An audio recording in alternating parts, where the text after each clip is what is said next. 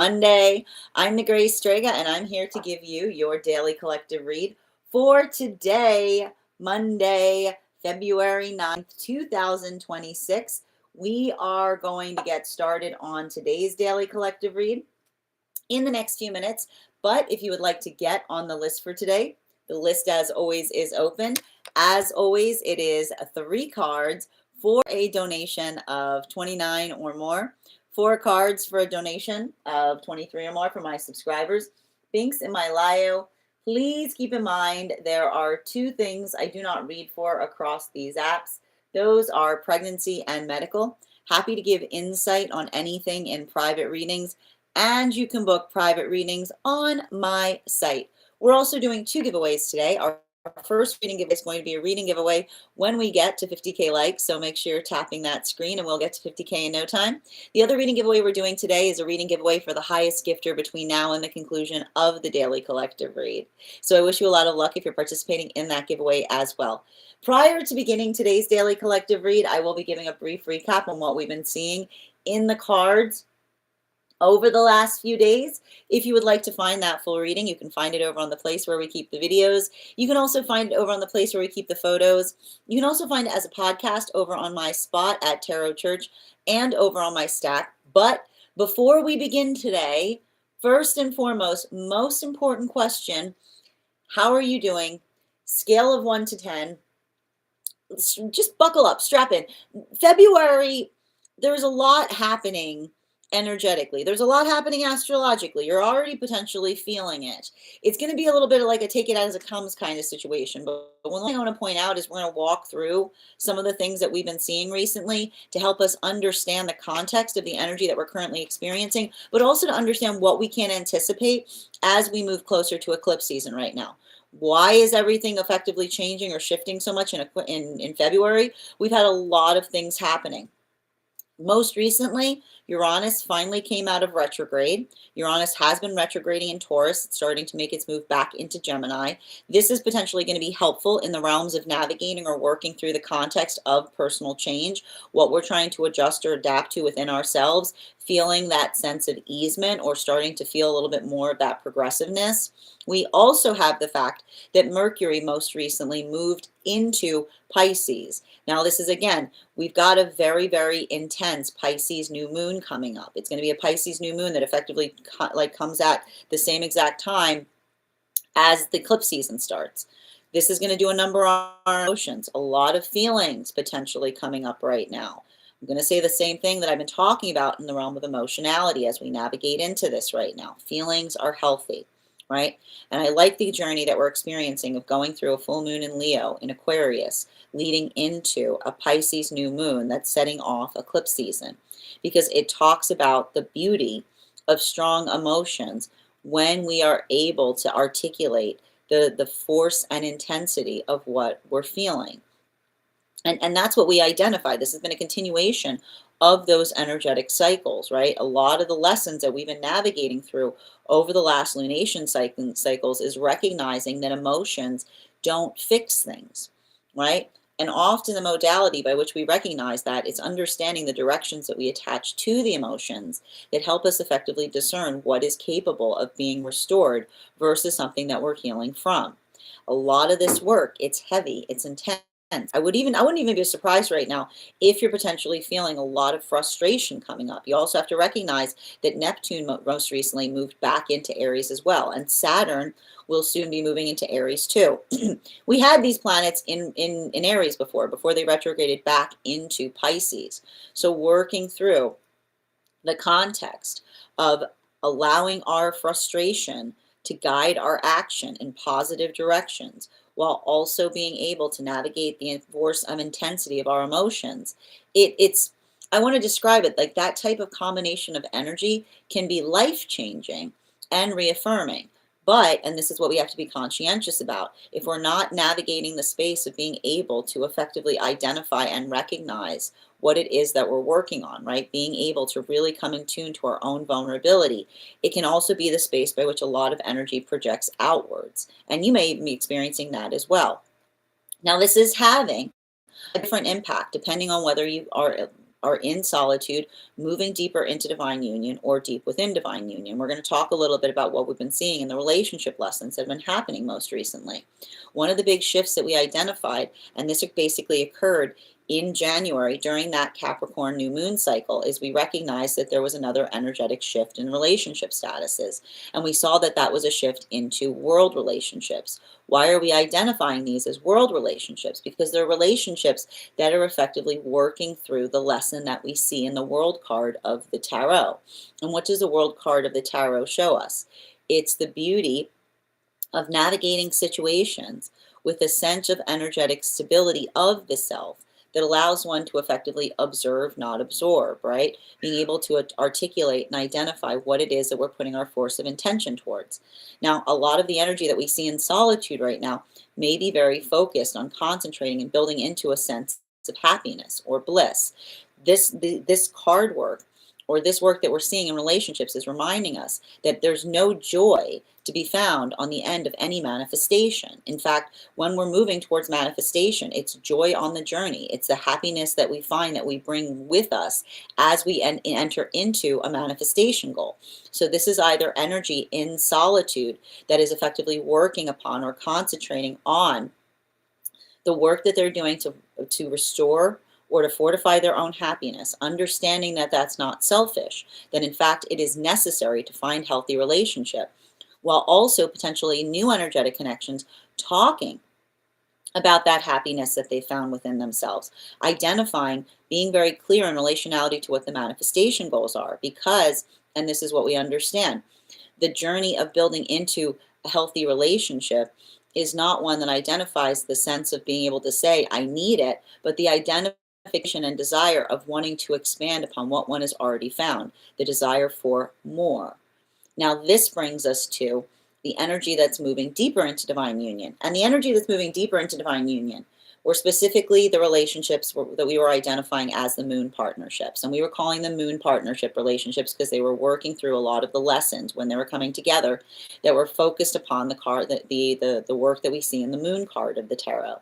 And these were specifically relationships that were coming together between the time of that new moon in Capricorn that we experienced in January up until the time of Uranus stationing retrograde back in the fall. So this was between January 18th to September 6th of last year. For a lot of these relationships right now, I want to describe there's new ground that they're creating for each other. And it's that feeling of stability, right? They've never had relationship that served as grounding, because these energies are very, very busy. We see them putting a lot of that effort outside of the self, a lot of that forced intention and relationality to what they see outside of the self. But even in the modality by which they're experiencing that, feeling and finding the peace of a relationship that is so healthy that they don't feel like they have to overly focus upon it, and being in counterpart connection with someone that shares their own sense of purpose, right? That does not take the purpose personally, but identifies and recognizes it as passion.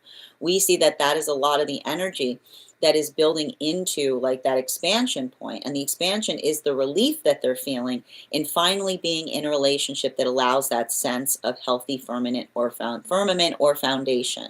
So this could be a time of a lot of expression of joy, a lot of opening up, starting to become more vulnerable. This brings us to the energy that's deep within divine union right now. And those are specifically what we were identifying as the temperance relationships. These were relationships that were going through the lessons of the temperance card that was happening between the time of Uranus stationing retrograde, which was in September 18th, up until the solstice period that we experienced this summer, which is around June 21st of last year. These relationships I keep on seeing are working through healing a lot of deep trauma. They may have even come across a moment where they recognized a wall within the self, something that they erected within themselves at a time that it was not safe to be the full embodiment of self. Because that is the lesson that we often learn in relationality to being in traumatizing situations. It's not the fact that you can't persist in a traumatizing situation, it's that it turns you into something that you do not aspire to be, right? It forces us to effectively erect walls within ourselves. So those energies or situations by which one is identifying and seeing those limitations for what they are, right? the work that they had to effectively put up within themselves at a time by which it wasn't safe for them to be their true version of self. We see that this is a lot of the energy, doing that careful work and being able to effectively come back into the journey of understanding themselves. And it could even feel like the space of being in partnership feels like self-exploration for this reason, because it's that feeling of safety and security that they create for one another that allows for that possibility of understanding and recognizing the self. But it's vulnerable stuff. There may be a lot of trauma that's being released, or a lot of that emotionality that's being found there, because it's those experiences of understanding and recognizing that when we erect walls in ourselves for the sake of trauma, it doesn't feel like we do it from a point of safety, but rather the feeling that we have to effectively disassociate from ourselves in order to remain within the context of another situation. There's potentially a lot of inner child healing that's happening in those modalities, but it's heavy stuff. It's taking time and it's taking work, and they're giving each other a lot of support and catharsis along the way. Now, that is where we find all of the energy prior to beginning today's daily collective read. But if you want to find that full reading, you can find it over on the place where we keep the videos. You can also find it over on the place where we keep the photos. You can also find it as a podcast over on my spot at Tarot Church and over on my Stack. I would also encourage you to head over to my Stack to learn more about a very special retreat that I will be hosting this August. I would like to invite you to join me August 8th through 13th, as we will be traveling to the location by which the tarot was first documented to be discovered, to learn more about the cards in the context of the culture that allowed the tarot to be able to grow and thrive. Everyone who participates in that trip will not only be receiving one-on-one classwork with me, but will also have the opportunity of receiving a complimentary mentorship class with me, where I will meet with you personally to assess where you are on your own personal tarot journey and give you the best insights in terms of how to utilize that retreat and your own personal work to the best advantage moving towards your goals going forward. All of that can be found over on my Stack, and for a few days, only for the next couple of days, we have been able to extend that $200 discount if you would like to become a part of that retreat. Make sure that you are pre-registering now so that you can secure that spot. All of that can be found on my tree with links in my bio or over on my Stack. I would also encourage you over to my Stack to learn more about our next tarot class, which is going to be held on Wednesday, February 18th at 6 p.m. PST, 9 p.m. Eastern. We will be continuing our studies into the tarot with a study on the court cards of the Sword Suite. Everyone who participates in that class will be learning about the history of the cards, the symbology. I'll be working you guys through spread applications, so learning how to read those cards in any direction they may appear in your own readings, as well as offering you a unique spread that will help you channel the messages of those cards into your own readings. All you have to do if you'd like to become part of that tarot class program is head on over to my Stack and become a paid subscriber. Your monthly subscription to my Stack is your ticket of entry into our live classes each and every month. As a monthly subscriber, you will also have access to a one-on-one chat with me and the other students to ask any questions that you may have in relation to anything we've learned and studied thus far. And if you become a founding member, not only will you receive a discount on the whole year's worth of classes, but you'll also have access to over 20 hours worth of material in the Tarot Church Library Class Archive, as well as the opportunity of receiving a complimentary mentorship class with me. One of the things I tried to do in these classes was make them accessible to the absolute novice tarot reader as well as the seasoned reader. There's definitely something there for everyone. Don't let your lack of experience or your robust experience prevent you from joining us in these classes. And even if you don't become a paid subscriber to my Stack, I would encourage you to follow me there to stay up to date on any new offerings or services. I also post my mystic meditations there, which will let you know about what we've been seeing energetically in the cards in article form. I just wrote one on navigating this full moon in Leo that we just experienced. I also want to let you guys know that on top of my standard life path readings, I also offer mentorship classes. These are for any of my students seeking a more personalized educational experience with me. I take a very limited number of students for this reason, as those classes are focused on each individual's personal spiritual goals and journey work. Those classes can be purchased on an individual level or as a monthly class series, weekly or bi-weekly, as your schedule permits, so that you can stay more consistent on your personal journey.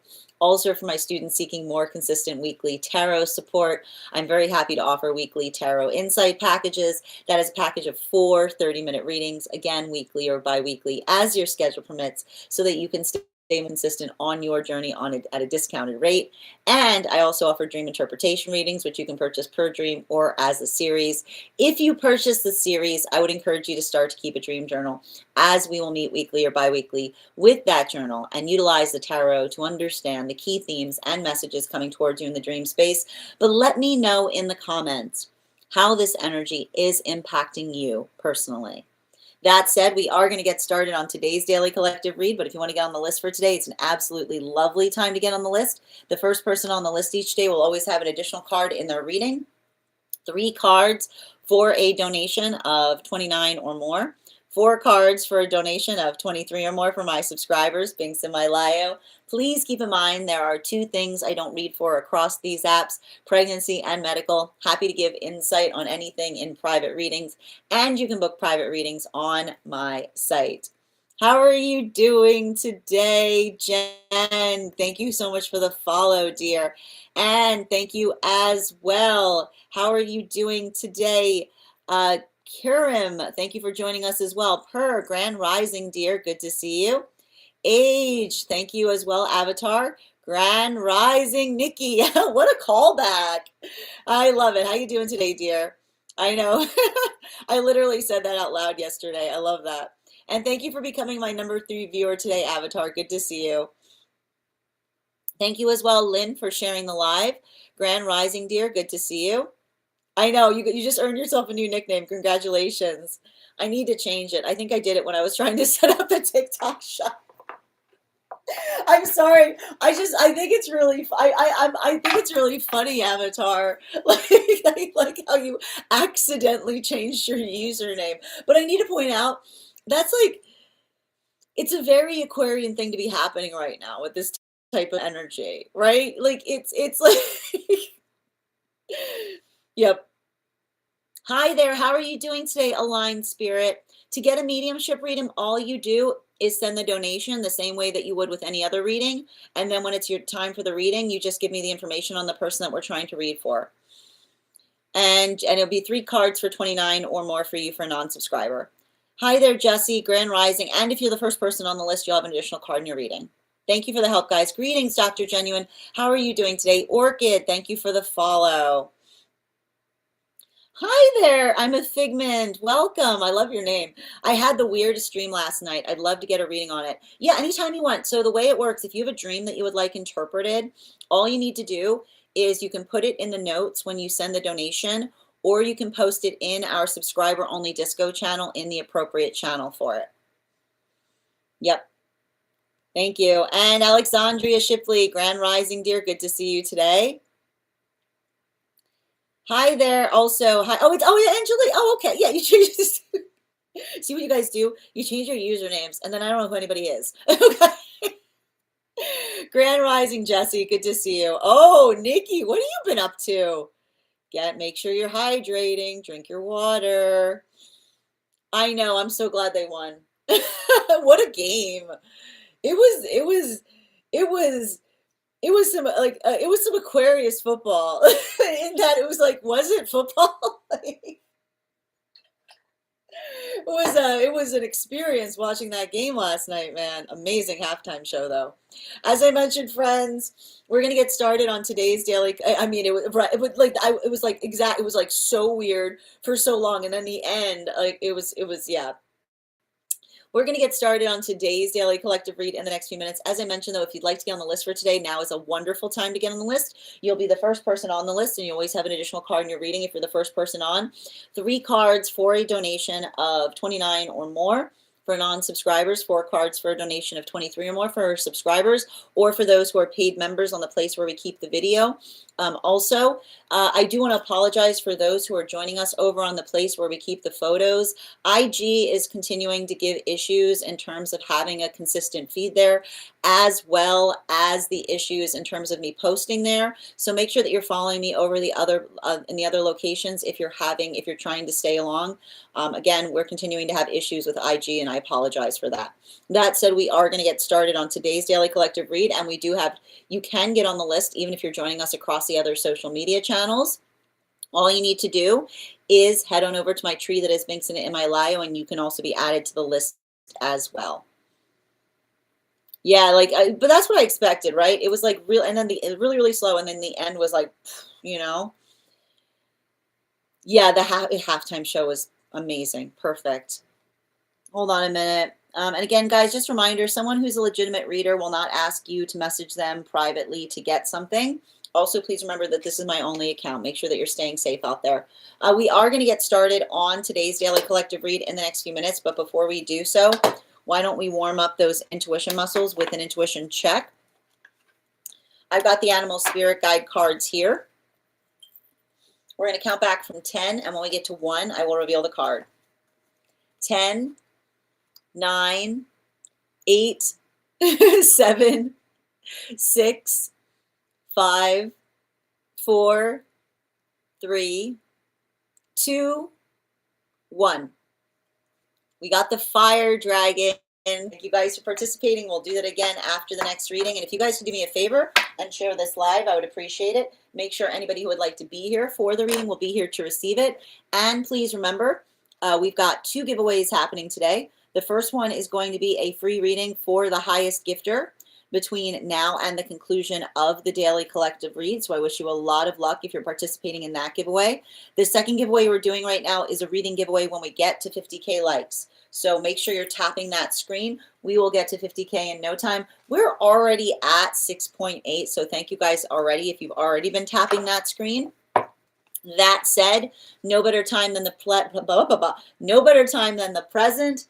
Why don't we get started? Welcome, everyone. Happy Monday. I'm the Grace Strega, and I'm here to give you your daily collective read for today, Monday, February 9th, 2026. What do we have coming through? We are going to be starting our day today with a masculine, feminine, non-binary energy update. We're going to be starting right now with the energy of masculine. We're going to be utilizing the Smith-Waite Centennial deck. For the headspace of masculine, 3 cards for masculine energy, please. 2 cards out fast, 1 out slow. What do we have here? We're starting with the 3 of Swords in its upright, the Knight of Cups in its upright, and the Empress card in its upright. You know, just some nice, easy cards to start our reading with. This is epic. What is this? What is epic? This is epic. Let's talk about it. It's a Pisces energy coming in. It's scintillation. Did you know that Mercury went into Pisces? I do. Look at these cards. I like it that it's romantic. Masculine, that's all I can say. This is what else do you want me to say about this? This is like masculine energy is in a very, very romantic mood right now. And let's talk a little bit why, okay? Because, and I want to describe this. So like Aquarian energy and Piscean energy often exist in the realm of ideal, okay? It's the ideal that's made real. Right? That's what and this is what we talk about. Like what else is romance if not the ideal made real, right? If you're ever needing a good definition of romance, like that's what romance is. It's the ideal made real. And we recognize this, and this is why we understand that romance is an act, right? And it's interesting too, because there are those who talk about like the death of romance. Like romance is dead when we stop being romantic, when we stop energetically embodying the force of romance. But I like this too, because what we effectively see that's happening right now for masculine is understanding, like this almost feels like masculine that's doing the work to recreate romance. But this is, and I keep on, and this is what's wild about it. For a lot of the masculine energy right now, we see that there is a process that's happening in learning to embody the masculine energy, understanding that masculinity, when it's not performative, is something that we carry with us everywhere we go, right? It's the understanding of the fact that we cannot search for something that we ourselves embody. We answer the call, right? We answer the call in being the energetic ideal of masculine energy. And what's beautiful about this is a lot of the masculine energy that is working into the context of understanding that empathy creates the space of truly understanding what counterpart desires, right? Because when masculine listens to other masculine energy in relationality to what feminine desires, that's not romance, that's bromance, right? Like that's literally what it is, right? And what do we see? Like this is a lot of masculine energy recognizing that the masculinity itself is in a way a bromance letter to masculine. Because when masculine's articulating upon what one believes counterpart desires, instead of actively listening, right? It's the sound of the masculine energy talking to itself, right? And so this is, and I like this because this is a lot of the masculine energy that's attenuating on that, right? Because we recognize, and this is what we learn, how we feel about counterpart. Counterpart acts as a mirror in terms of the parts of ourselves that are most vulnerable, right? And this is why you'll notice that those who truly know how to love, what is love if not protecting vulnerability, right? So we see that this is a lot of the masculine energy that understands that the relationship of loving the vulnerable parts of selves is necessary when loving counterpart. Because what do you often notice with masculine energy that looks towards like feminine energy, as it were, in a way that they try to diminish it, right? In the way that they feel like disgusted by it, or in the way by which they talk about it as being ugly. That is the identification of masculine holding a mirror on how they feel about their own vulnerability, right? So this is the energy of the masculine, and this is what's so beautiful here. For a lot of the masculine energy doing this work, right? This is the masculine that understands that the way that we talk about counterpart is how far, like how well we've embraced our own vulnerable sides of ourselves. And you've seen this, right? You've noticed those tendencies of someone who's trying to find counterpart, but then they talk with a lot of hatred or anger in relationality to what they find there.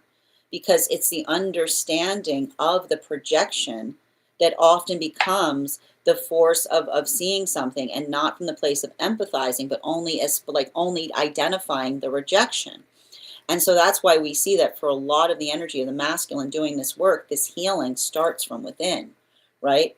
They're coming into the modality by which they aspire, and they recognize that, and this is what's beautiful with these cards together, and this is why it feels like true romance, because this is masculine that basically says, if I want to build a healthy connection to counterpart, I need to heal the parts of myself that see vulnerability as weakness, right? Because if the counterpart, right, especially if we aspire for the space of being able to protect counterpart, then what happens when we heal the vulnerability within is we don't feel like we need to possess counterpart, but rather the modality by which we recognize and identify or build into the context of the counterpart that we see, and the protection of the preciousness that embodies the preciousness that we feel within, that is often articulated in the expression of the counterpart that we experience without.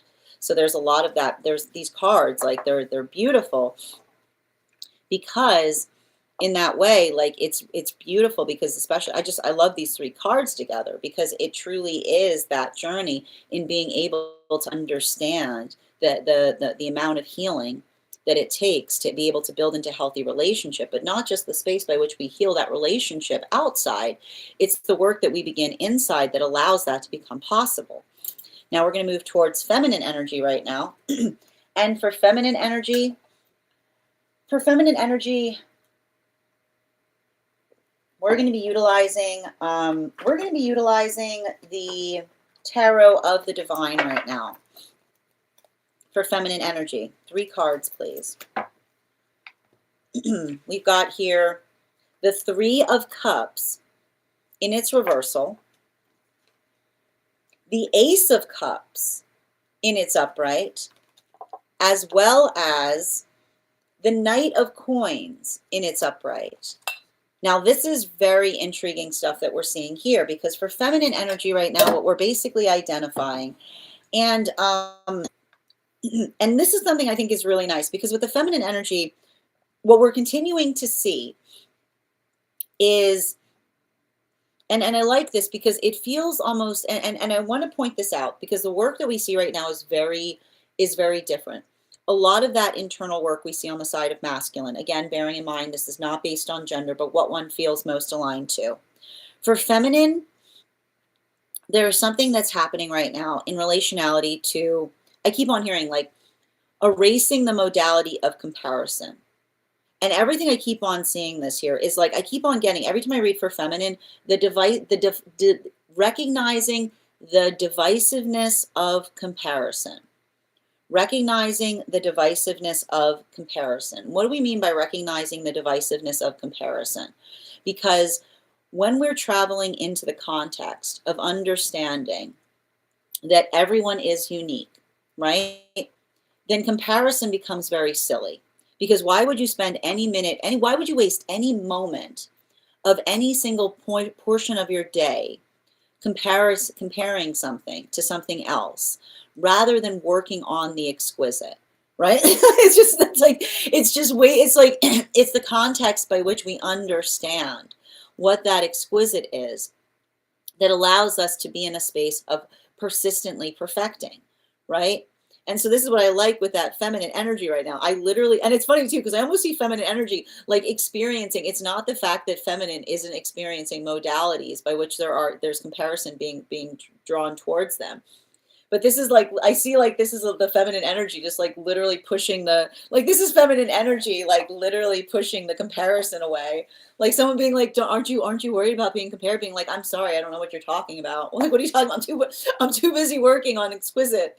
I'm too busy working on exquisite. I can't hear what you're talking about. What's the comparison nonsense, right? Because this is also what feminine's working to heal as well, as it relates to their relationships. And this is, I feel like what we're really seeing here is feminine healing from some very, very deep trauma in relationality to unhealthy relationships of the past, where feminine felt the weight of being compared, right? And this is the thing about it. That's often what trauma environments do, right? Trauma environments often like to make us feel like we are not sufficient.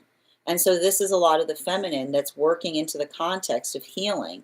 They're healing from not the fact of being insufficient, but they're healing from traumatic experiences that made them feel insufficient, that they're recognizing were trauma environments. And how are they doing that? By continually and persistently working on their exquisite, right? It's a lot of that energy. And I love that. That's why I love to see that Ace of Cups here in the midst of this energy, because this is the energy. And I think that this is beautiful too, because this, and this is what also happens when feminine is in that experience, because what often happens there as well is there's a lot of that energy that we see that works through the context of identifying and recognizing, like, this is the energy that's finding their confidence, right? They're finding their confidence. They're allowing that to effectively fortify them. They're helping it build into a sense of strong, healthy direction. But I keep on seeing that a lot of that work that we're identifying and recognizing there, it's like once we heal that within, we're also able to give that to others outside of ourselves, right? What happens, right? What do we find when we heal comparison? We heal comparison with compassion for the self. And once we find that compassion for ourselves as we work towards our exquisite, it becomes a gift to ourselves, but not just to ourselves, to everybody around the self in the same modality. So that's where we see that there is a lot of similarity in these cards, but the journey is one of, again, masculine, working a lot on empathy right now to heal the relationship. Feminine, working a lot on compassion for the self. This brings us to non-binary energy. Can I get 3 cards for non-binary, please? We're going to be utilizing the Aquarian Tarot right now for the headspace of non-binary. 4 cards coming out. 4 cards. Going a little extra this morning. We got 4 cards. Wow. I know what this is about. Hold on a minute. This has to do with yesterday's, the reading we had 2 days ago. We've got the 5 of Swords, 5 of Wands in its reversal. Ooh, okay, the Hierophant in its upright. Temperance in its upright. And the Fool card in its upright. Good Lord. Oh my goodness. That's a lot of major arcana. Okay, it's good. Okay, sorry, but it's good. It's good. It's good. It's a Pisces energy. So let's talk about it a little bit. So I want to describe what we're effectively seeing. And it's funny too, because it was navigating the caveat that we often see around an important, around something that is important, right? Because what we often identify when we're moving towards something, how do I try to find a way to describe this best. The way that we energetically recognize that when we're working through very strong universal principles, we can usually identify a universal principle in that there's always a caveat, right? And why do universal principles always have caveats? Because it allows the space by which something can energetically grow, right? And what I basically see that's happening here is, and when I see these cards, I feel like for a lot of the non-binary energy, it's working through the universality and its caveat, which is the space by which I see, and this is the balancing of what we see that's happening for both masculine and feminine right now, bearing in mind this is not based on gender, but what one feels most aligned to. But the recognition of understanding, and I keep on seeing the space by which they themselves work towards the compassion that they hold to themselves, right? So they're working into the space by which they've learned how to have that compassion, right? Even if it isn't recognized as such by the world around them, right? So they've got a lot of that work in that space, and it helps in their relationships. They're also working through the space of navigating and recognizing that the work that we do in order to hold our vulnerability gently is most expressed by the empathy that we give to others around us, right? So I see that this is the energy that often is working through both of those modalities, right? They're embodying the space by which they hold the compassion for the self that then becomes reflective to the world around them. And they reach that as well by healing and recognizing the vulnerability of the gift of vulnerability that we strive to protect. Because how do we define a world that is beautiful? A world that is beautiful does not see vulnerability as a weakness, but as a strength. And when we unify to work to protect that as the gift that it is, then it allows all of us to be as vulnerable as we desire, because we become protective and protective of each other's vulnerability, right? And that is the expansion and the understanding of deep, fortified compassion. But what's beautiful about this energy is often this energy, even in the midst of holding, right? Holding a lot of that energetic standard for others, they hold themselves to a higher standard, right? It's the modality by which they hold themselves to a higher standard. And the reason I keep on seeing this is, to them, I keep on getting, in the modality by which we do that, for those who do so, it's the recognition point of understanding that as we continue to do that, it's the space by which they recognize that often they get too hard on themselves. And why do they get too hard on themselves? Because it's building into the pathwork of purpose, right? It's building into the pathwork of purpose. And so I feel like it's interesting because I can see this energy very much in Aries, right? They're feeling a lot of that strength in Aries, which is the ability to effectively, and we're going to experience this a lot right now with the fact that we've got Neptune that's just recently moved into Aries, but then also on top of Neptune being in Aries, we've got Saturn moving into Aries, which is the capacity or the understanding of being able to recognize and identify the valuation point of that weight.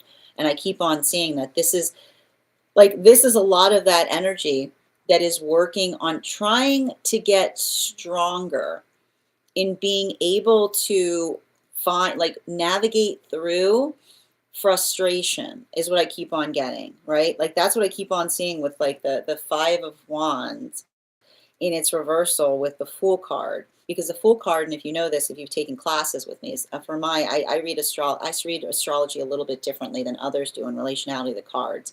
And for me, when I see Aries energy, immediate, immediate contextualization towards Fool energy. Because in a way, when we recognize that, we see that a lot of the work that Aries does is it's not warrior, it is warrior energy, but it's also the journey of the inner child, right?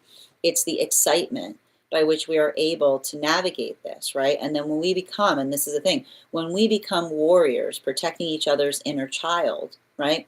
When we become warriors protecting each other's inner children, then we create a world that specifically harmonizes and builds into the context of seeing vulnerability in others and protecting it just as fiercely as you would your own, right?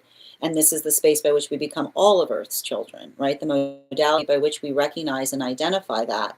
But we can only do that. And this is why I see that this energy holds themselves like so carefully. We can only do that when we all perceive that in the same way, right? And this is why I keep on hearing, like, navigating this space of others who look towards someone who's very protective of vulnerability and another person trying to articulate that as weakness, right? And I keep on seeing, like, this is often what happens with those with Aries, like Aries placements, because you'll often see a very, like, never disturb a peaceful Aries, because they had to fight for every inch of that peace, right? Right? Then when you understand that, it's the understanding of saying that the gentleness is a choice.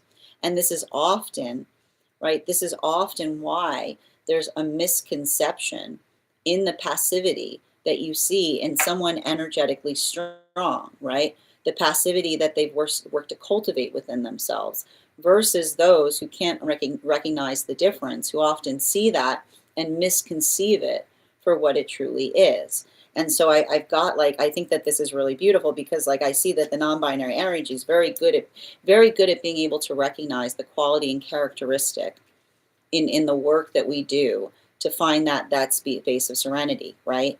And this is what we talk about with the beauty of serenity, because it's the serenity that we create that isn't something that we arrive to. And often the journey of Aries is working into serenity, because it's the understanding of recognizing that as the gift that we hold, and not just the gift that we hold, the gift that we work to protect, not just for ourselves, but for all of those around the self, right?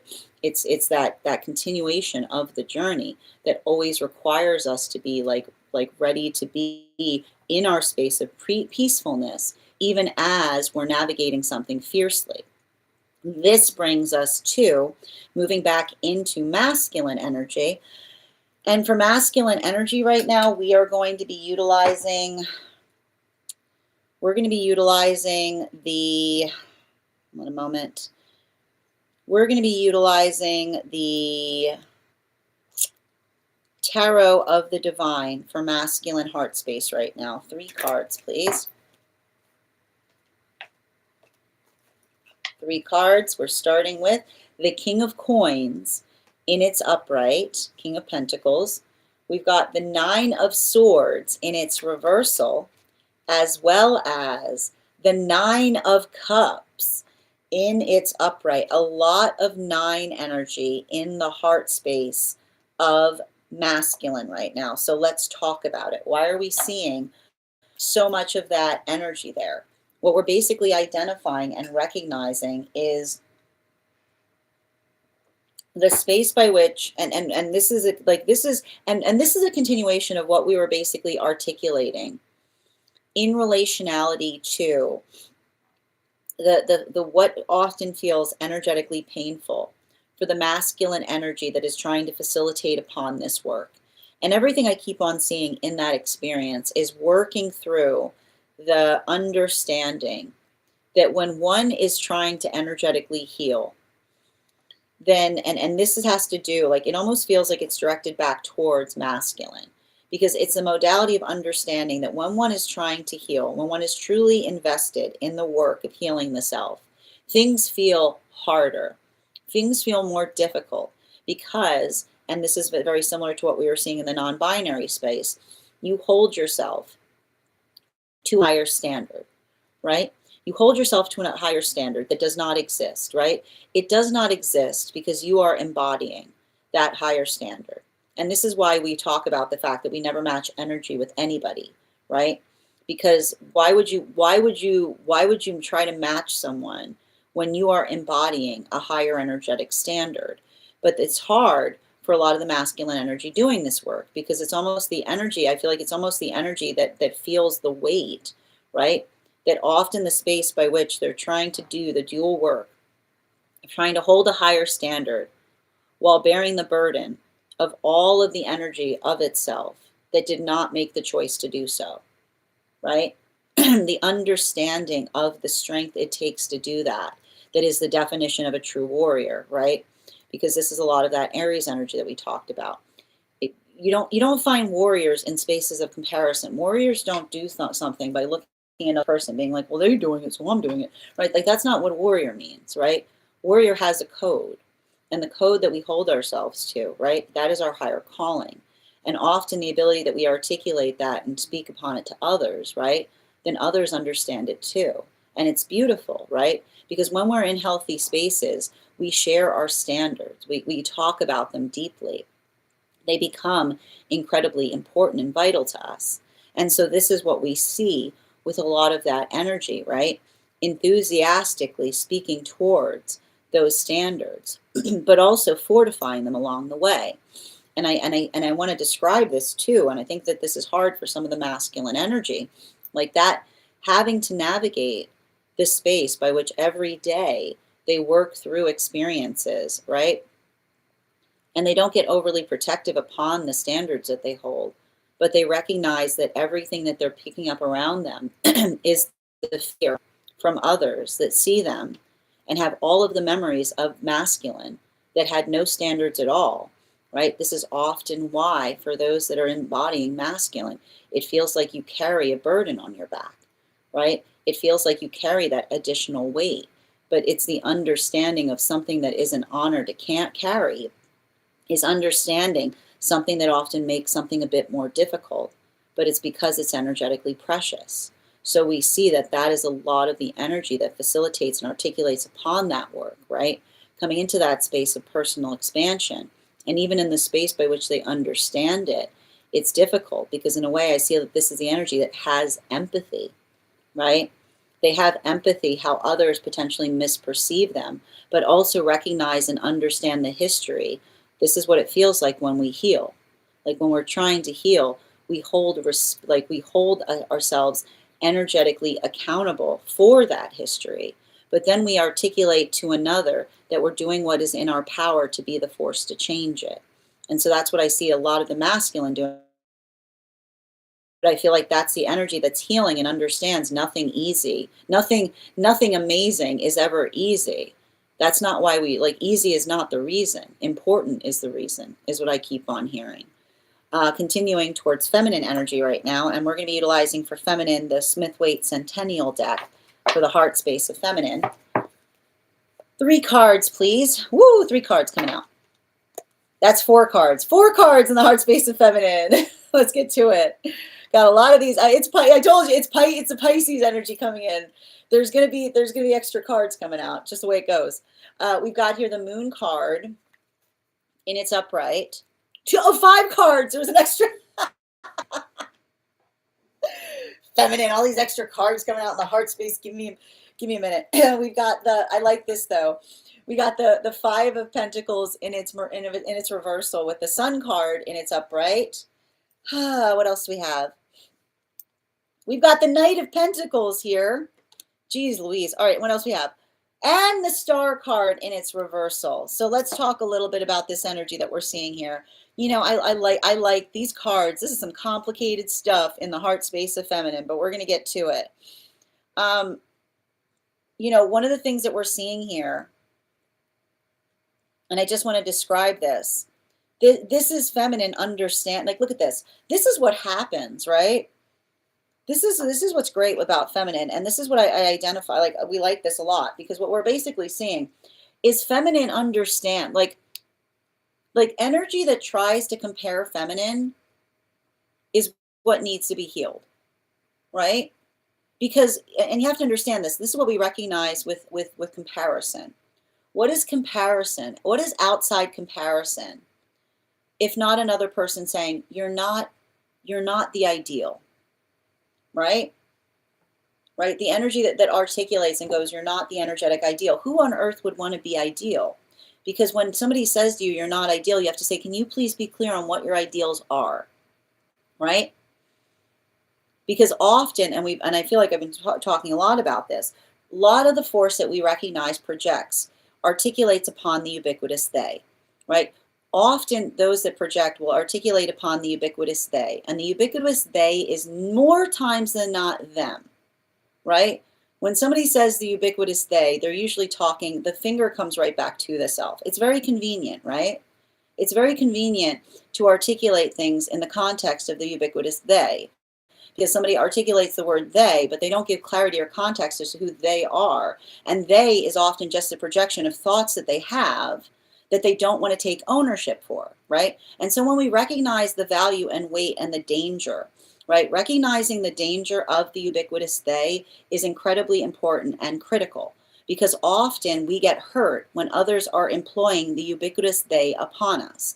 And how do we often experience trauma? In the modality of the ubiquitous they. Well, they were saying this, they were saying that. Who is they? You ever stop yourself to ask that question? Who is this ubiquitous they that I hear so much about? And when we recognize that, we usually realize that the ubiquitous they that others speak upon is usually them, right? It's a projection of, that is the shadow. It's the shadow of the self that one invents a ubiquitous they, and then you put all of your negative thoughts into it, right? And then you're saying, ooh. And so this is a lot of the energy that recognizes this, having been hurt in the space of someone energetically unhealed, that then tries to articulate the ubiquitous they in relationality to something that they themselves, they actually are the one articulating this. And this is why I see that this is a lot of the feminine that's helping to heal that modality, by being able to articulate that when we are able to identify comparison points, we are specific, right? We're energetically, when we are referential, then we are reverential. When we are referential, then we are reverential. Because what happens is, when we are reverential because we can articulate upon the energetic source of something. We're not coming into that dangerous ground of another person articulating the ubiquitous they as being a source of truth. When we recognize that often the ubiquitous they is employed when another person hasn't done their shadow work properly. So we see that that's like look at this, like that's what we keep, and this is feminine, often having those modalities or experiences. Like, look at this. This is star card in its reversal with the moon card, which is the modality of another person trying to navigate the space of not getting to know the feminine, but I keep wondering, often the space by which someone doesn't know the feminine, that then allows them to basically paint their shadow work all over the feminine, right? It's the modality by which they just effectively do that. And this is either feminine articulating those experiences by which another person has tried to make them, has tried to paint them as the source of hardship in their life, which is often the modality of another who is going through the work of projection, right? The modality by which another person just redirects what they need to do onto another person. Or this is the feminine that has recognized or identified, that recognizes that when another person gets into the modality of comparing, right, they don't take it, they don't take it personally, they take it profoundly, and they walk away, right? Oh, I've seen all I need, I gotta go. I gotta see the energy going, I gotta go. Like, not even having the conversation, right?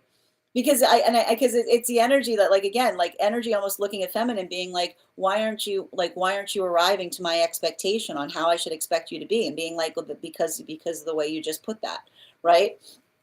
Feminine does not exist to be another person's, I keep wondering, this is feminine saying that they don't exist to be another person's non-entity. which is the modality by which another person does not seem invested in understanding or exploring the feminine so much as they want to be in the space of just projecting upon them. And this is what's helping a lot of the feminine heal the relationships, because they're utilizing those emotions as a point of discernment. This brings us to the non-binary energy. And for non-binary energy right now, we're going to be doing the heart space of non-binary with, we're going to be utilizing the Tarot of the Divine. 3 cards, please. 1, 2, 3. Thank you. We've got here the 6 of Cups in its upright, the 8 of Coins in its upright, as well as the Hermit card in its upright.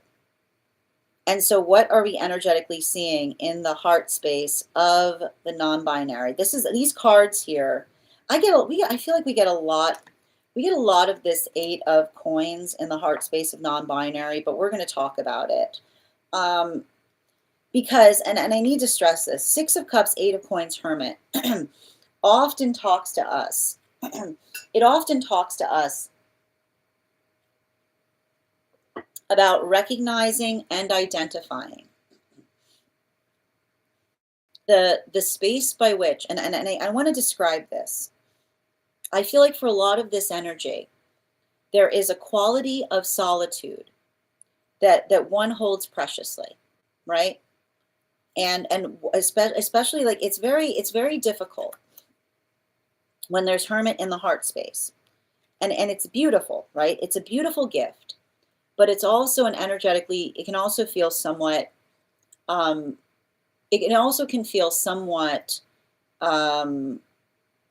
distancing is the word that I like to use best there, because what we effectively see is, and I want to describe this. This is what often happens with those who have experienced high trauma.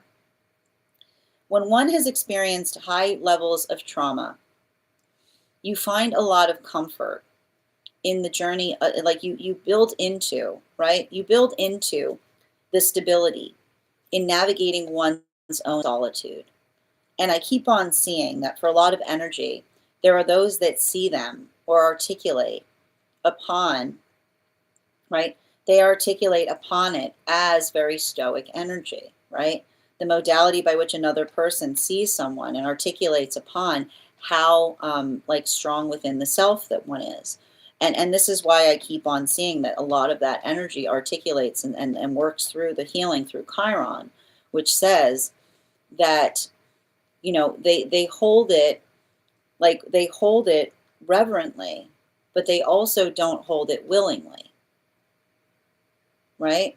Like that's what I keep on hearing with that energy, holding something reverently and also holding it willingly, like not holding it willingly, because it's an understanding of recognizing that that's what it feels like when we're working to heal from something that others can't articulate or experience, right? It's the journey. Like it's almost like I feel like there's a little bit of that period by which they're always kind of going through that, because, and I want to describe this, for a lot of that energy often feeling out of place or out of touch in a world by which they had to go into hermit mode in order to navigate the trauma that they were experiencing every single day that made one feel like out of place, right? And this is what we talk about as it relates to the work. I see like a lot of that energy that articulates upon the fact that they had to find that within themselves, right? It was that, or like I see the energy being like, it was that, or lose any sense of the self, right? And so that's why I feel like it's hard, because I almost feel like it's, again, not even when this energy is in healthy relationship, there's always a point of solitude, right? They build into the context of the energetic connection that is respective of the solace that they find in their heart space, right? Because I keep on seeing this energy that even if there's vivacity outside of them, like the counterpart articulates how solemn it is within, right? Because the solemnity is something that they themselves have had to cultivate within their own self, often in the modality by which they themselves did not feel like they were in a space that had space for them, is what I keep on seeing. They learn to create the inner sanctuary inside of the self as they move through experiences by which they could not find it around the self. So I keep on getting, it becomes an energetic gift for those who are in relationship, but it's also working through, and I keep on hearing counterpart that understands and recognizes the pain that they are working to heal, even as they feel the quality of the individual that had to effectively go through something that required them to find the survival mode within themselves that allows them to build that empathy from without. Now, this brings us back to a lot of we're moving back to the unconscious space of masculine energy. 3 cards, please. 3 cards, and we're going to be utilizing for masculine right now. For the unconscious of masculine, we're going to be utilizing the Aquarian Tarot. 3 cards, please.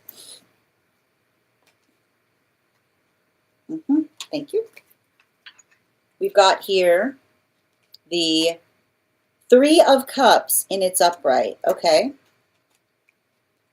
We've got here, which is in the headspace of feminine, bear in mind. So that's important to note. We've got the Queen of Pentacles in its reversal. And we also have here the Knight of Pentacles in its reversal. And this is what, like, this is a lot of, there's a lot of energy that we see right now in the masculine unconscious that has to do, right? And I keep on hearing the difference between performative and embodied. The difference between performative and embodied. It's a continuation of what we were reading into in the last reading, right? Because when we are experiencing something from the modality of performative, then we effectively recognize or identify the fact that we don't feel energetically connected to it. It's not surprising to see this type of work in Aquarius season, because often those with Aquarius placements have to do a lot of work to heal this. Very easy to disassociate, but disassociating isn't strong. And there are those who see someone who's operating from a place of non-attachment, and they'll make the mistake of assuming it's disassociation, because disassociation and non-attachment look very, very similar from the outside, but they could not be more different within, right? And you've probably recognized this, right? There's a quality of disassociation that's basically zoned out, right? Like, like, you're just not there. Disassociation is not strong, but it's quick. But non-attachment is the ability of being able to process, to feel everything that one feels within, but still be energetically consistent in relationality to how another person experiences us, right? So, and often what happens is, and it's the modality by which, and you can usually tell, because disassociation is a lack of attention, while non-attachment is steadied, invested effort in being very, very aware all the time. Okay. Okay. Look very similar on the outside, very, very different things happening within, right? And so this is the energy, and this is what I keep on seeing for a lot of the masculine energy, that there's something healing in a profound way. I'm just going to walk it through because it's a little complicated to understand. There's something very profound that's happening in relationality to masculine energy, recognizing the fallacy of someone potentially seeing someone very strong in a non-attached way, and then saying, oh, I know how to do that. I just need to disassociate. No, it might look the same on the outside, but it has a different feeling, right? Because the ability of being energetically aware, right? Feeling everything, the ability of being embodied within the self, but still being able to remain there, right? This is often what we see in Aquarian energy. because it's the space, like, why do we call it the water bearer, right? The ability to bear the water. The water is the emotions. So the ability to bear the emotions is the work and the journey of navigating through the Aquarius placement. It's not the displacement, right? It's not pouring the water away from the self, but being able to bear it, to carry it. And when you know, and this is what we see, there's a lot of Aquarian energy happening in the masculine space, which says, what happens if we say, oh, I'll just put it away, right? What happens goes, oh, I got these feelings. I'll just turn them off, right? The feeling, you can't turn feelings off. Feelings are like water, right? And when you think about the fact that feelings are like water, there's nothing more dangerous. There's nothing more dangerous in all of experience than to say, oh, I've got all these feelings. Oh, wait, I know how to turn them off. No, you just put them into the, you just sent them into the cloud. You just sent them into the deep server of the self. When you say to yourself, I'll just turn them off, you basically, the emotions don't disappear. You've handed them to the unconscious, and now they're going to be everywhere. Now you have no control on where they're going to show up. What have you done? You foolish fool. What have you done? Right? When you put them away, when the minute you go, it's fine. I'll just look. And this is what happens with Aquarians. Go, look, I learned a trick. Look, the emotions are gone. You foolish fool. No, you can't make them go away. Where did you just put those emotions? Now they're everywhere. You just put them in the unconscious. Now you can't find them.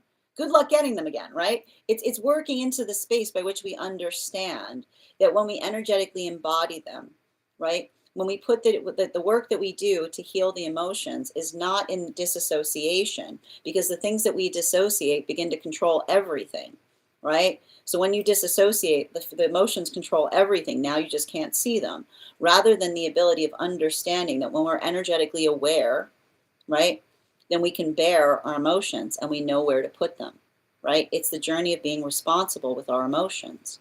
And I feel like this is a lot of the masculine that's working in that, either working to heal experiences where they were disassociating, or navigating experiences by which they were hurt via another's disassociation. Moving towards feminine, 3 cards for feminine, and we're going to be utilizing the Aquarian Tarot again for the unconscious of feminine. 3 cards, please. We've got here the Judgment card in its reversal.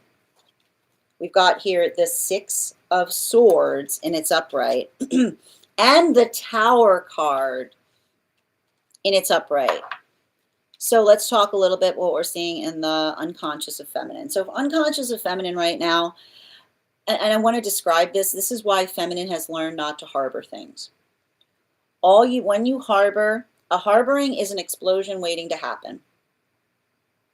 Harboring is just an explosion waiting to happen. It's more of the same journey that we're going through right now with Aquarius season. The only difference with feminine is the feminine that goes, it's okay when it's not okay. There's nothing more toxic. And this is feminine. I feel like this is feminine, right? This is feminine taking ownership of the quality of, this is why we talk about, it's never good to look at yourself in a martyrdom aspect, right? Because in the modality by which you try to articulate that something's okay and it's not a gift. It's not a gift to anybody around the self, because what happens, right?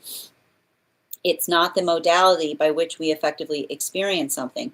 And we say it's like, it's not okay to say it's okay, it's okay, it's okay, it's okay, it's okay, when it's not, because that will eventually lead, right? That eventually leads to an explosive moment where everybody suddenly actually knows how you feel, and everybody's in a state of shock. Right? Like, we want to avoid, and this is why we do our job, right? This is why we have the responsibility of communicating upon our feelings, even if they're uncomfortable, right? Who cares if your feelings, as long as your feelings have healthy directions attached to them, right? As long as your feelings have healthy directions attached to them, it's okay for your feelings to make another person uncomfortable, because better a little discomfort every day than a moment by which you finally feel like you can't take something anymore, and then you explode, and then everything is destroyed around the feminine. And this is feminine taking that recognition point on, this is why we should never tell feminine, right? Like, just like, this is why there's no sucking it up, right? This is the modality by which we understand that the space by which we articulate our discomfort allows for the world to become better, right? It's the attenuation of like allowing for the space of the work to be done. And because this is the feminine, also recognizes that the modality, like this is the feminine taking responsibility of understanding that when we harbor, then we're just building into, right?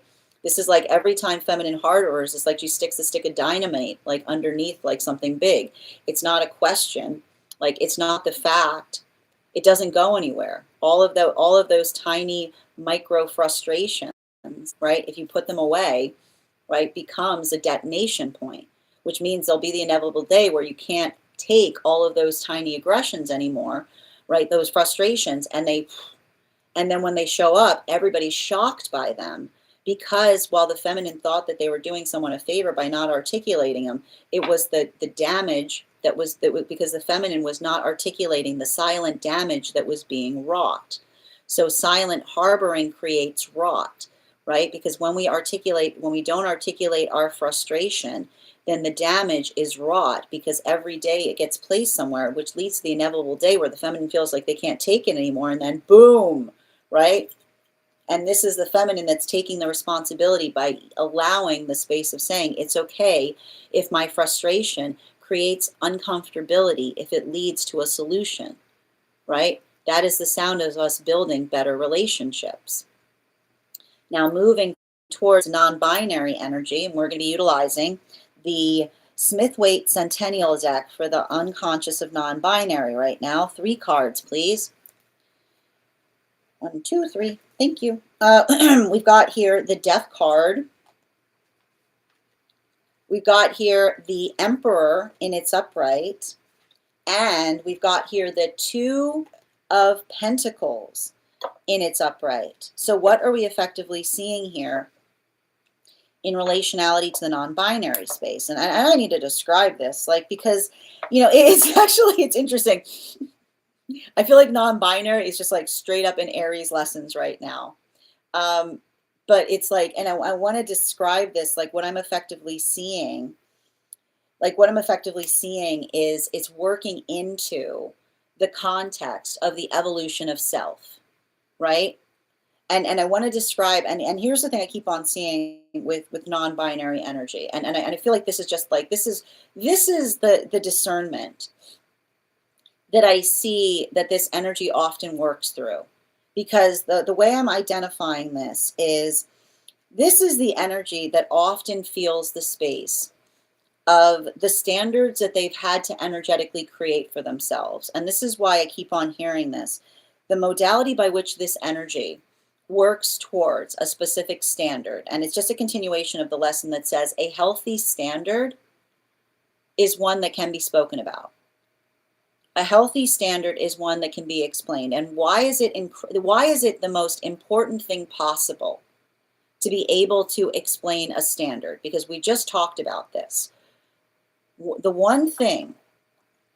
is one thing that our trauma loves to do more than anything on this earth. There is one thing that our trauma loves to do more than anything on this earth, and it is the most dangerous thing that trauma can do, which is our trauma loves to decorate itself as a standard. Trauma has no greater joy in this earth than to disguise the fact that it's trauma by becoming a standard. And that is also why we have to do our shadow work, right? Because the modality by which we have a standard and we can't explain the reason why to another, this is why that's troubling stuff. Because when you recognize that our trauma loves nothing more than to avoid getting healed, right? Our trauma loves nothing better than to avoid getting healed, than to masquerade as a standard. Then when we hold ridiculous standards to each other and we say, like, why, right? Like, why? Then suddenly it becomes, and another person says, because I said so, instead of being able to go into the work of being able to explain it, right? There's always a healthy story, right? There's always a healthy story connected to a standard, a healthy standard. There's always the ability to articulate a very important lesson or amplification of something that is significant, that often articulates a space of a standard being held. And this is what allows us to be able to heal. Whereas when we're not in the capacity or in the modality of addressing our trauma, then our standards often feel clumsy and confusing, right? They feel like others have a hard time trying to understand them. And the distortion point, that's not a standard, right? We can often identify that that is the trauma that is masquerading as a standard because we don't have an explanation for it, and we're not hesitant to talk about it, and we don't want it tested, right?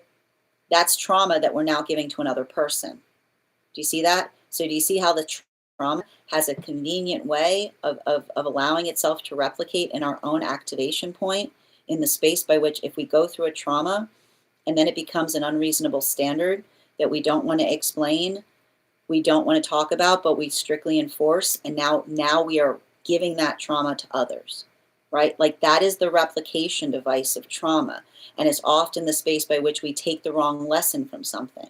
So this is why we see, this is the energy that says, when the energy here, like this is when non-binary says it's good to talk about it, it's the energy goes, it's good to talk about it, and if it makes you uncomfortable talking about it, we need to talk about it more, right? Because because it works into the brave space that we create to be able to heal better, that requires us to energetically confront the uncomfortable, but not in a way that's traumatizing, right? Not in a way that's traumatizing, but in a way by which we find that ability, right? The way by which we articulate it to each other.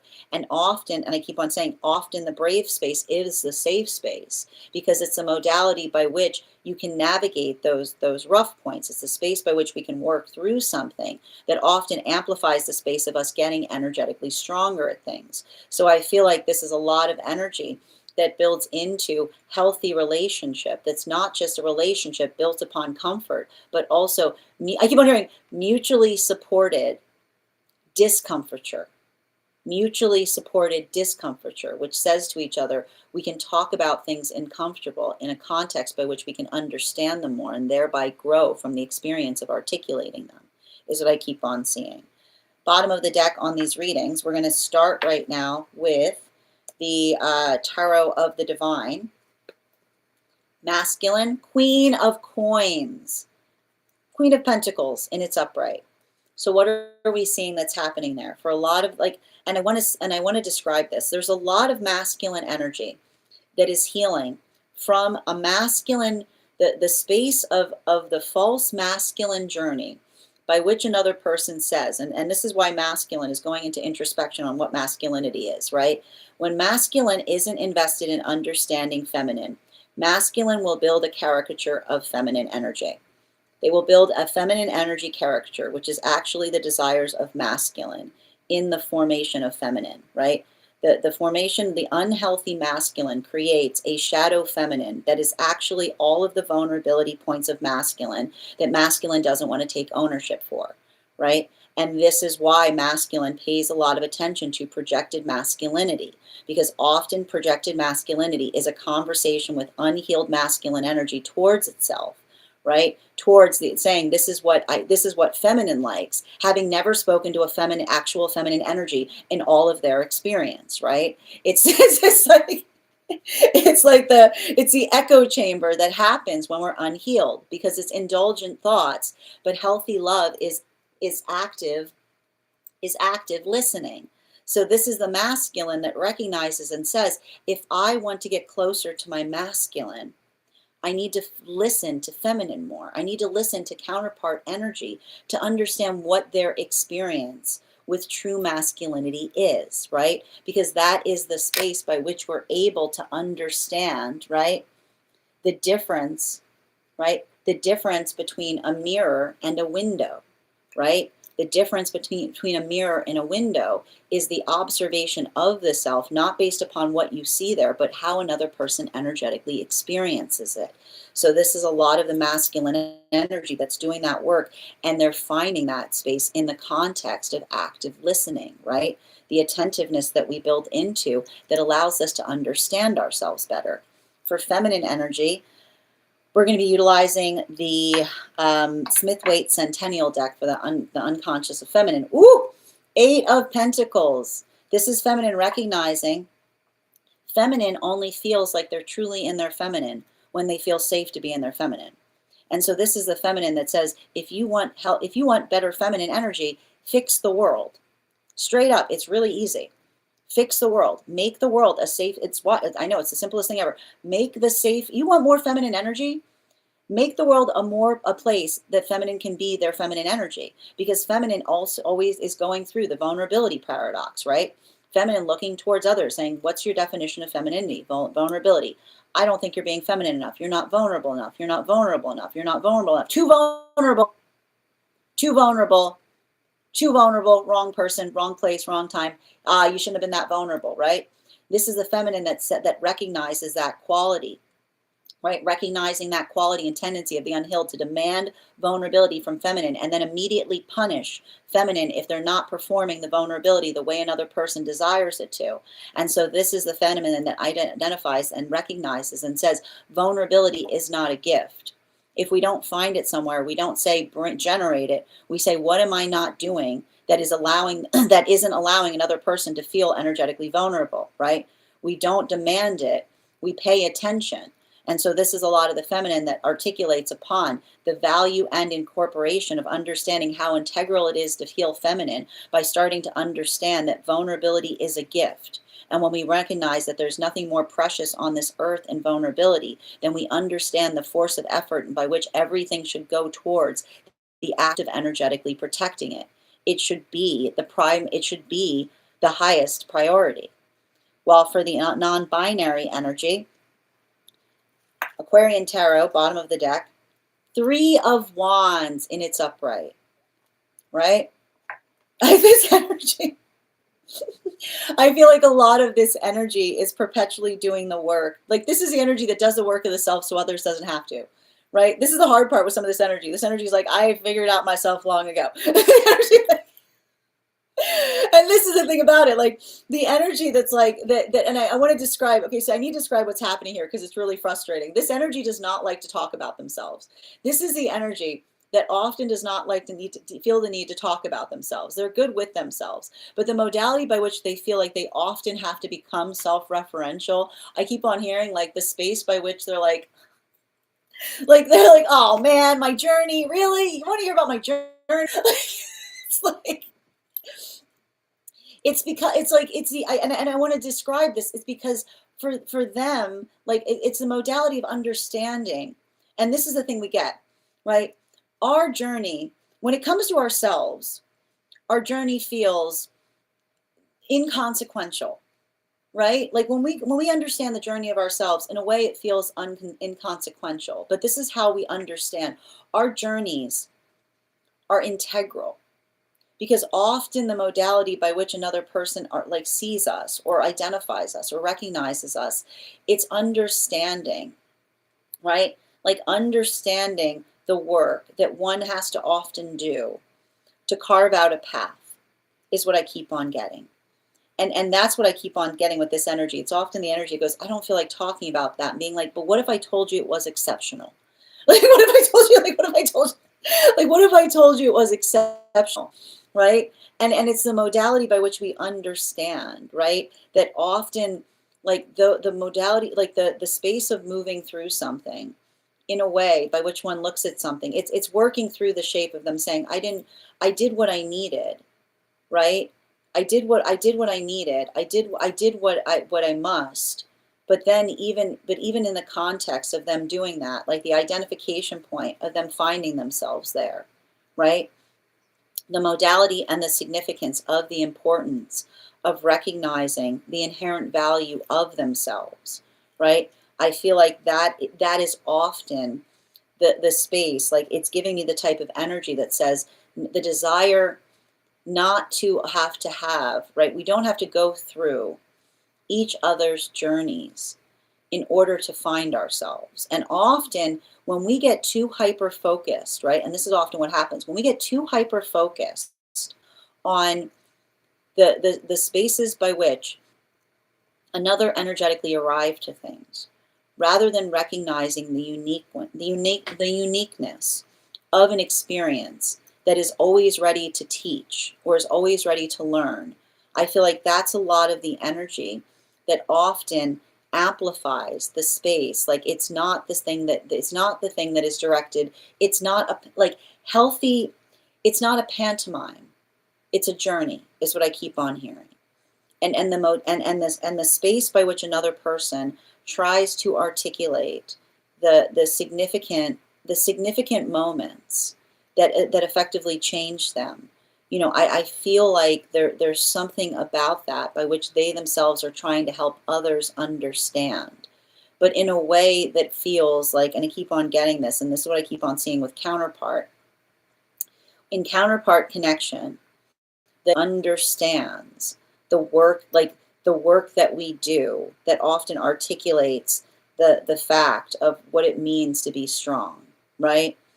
And so I keep on getting this, and like I keep on hearing strong energy never savors what made them strong, right?